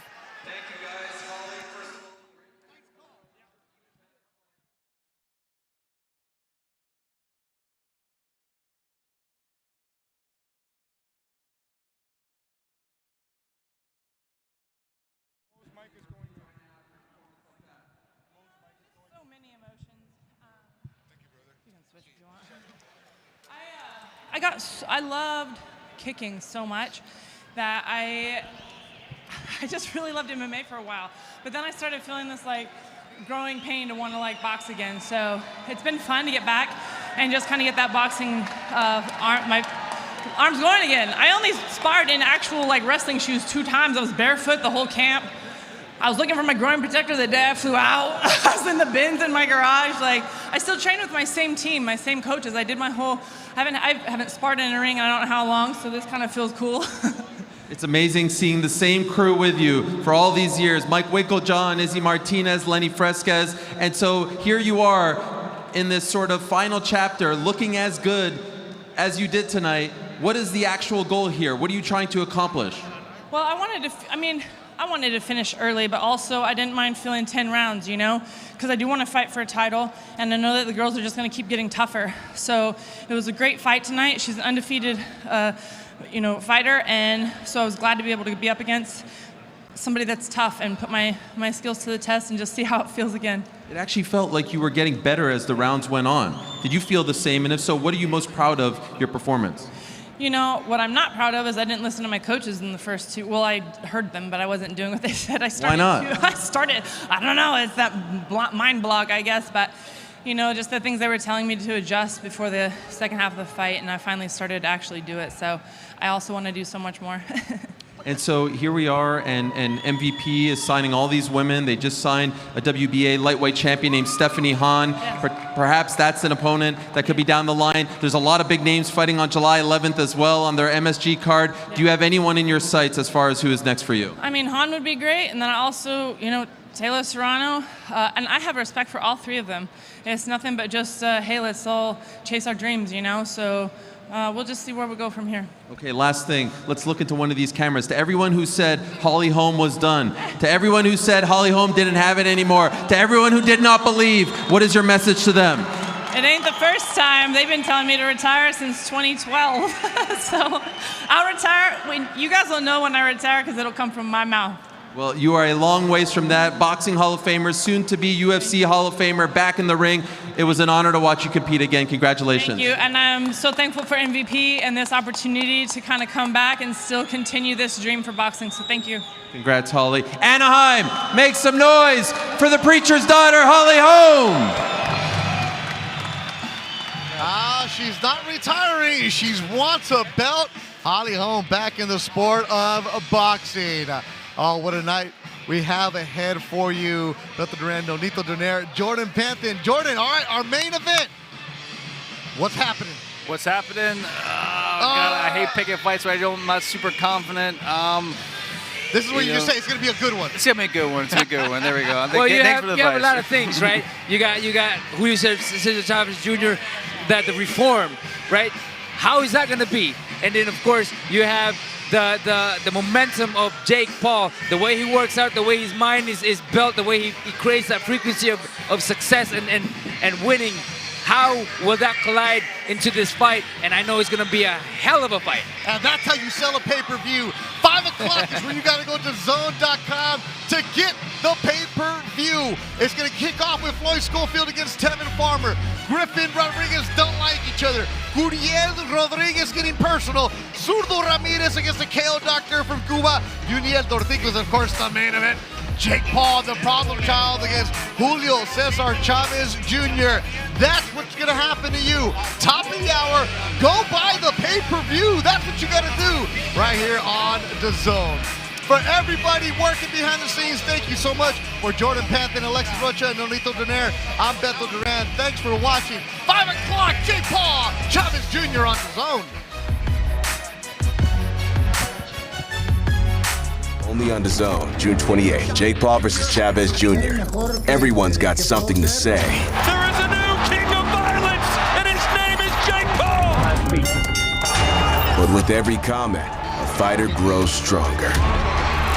One is defending a name, the other is building one. The ring doesn't care where you come from, only if you can survive in it. Live, only on DAZN, June 28th. Jake Paul versus Chavez Jr. Buy now at DAZN.com/boxing.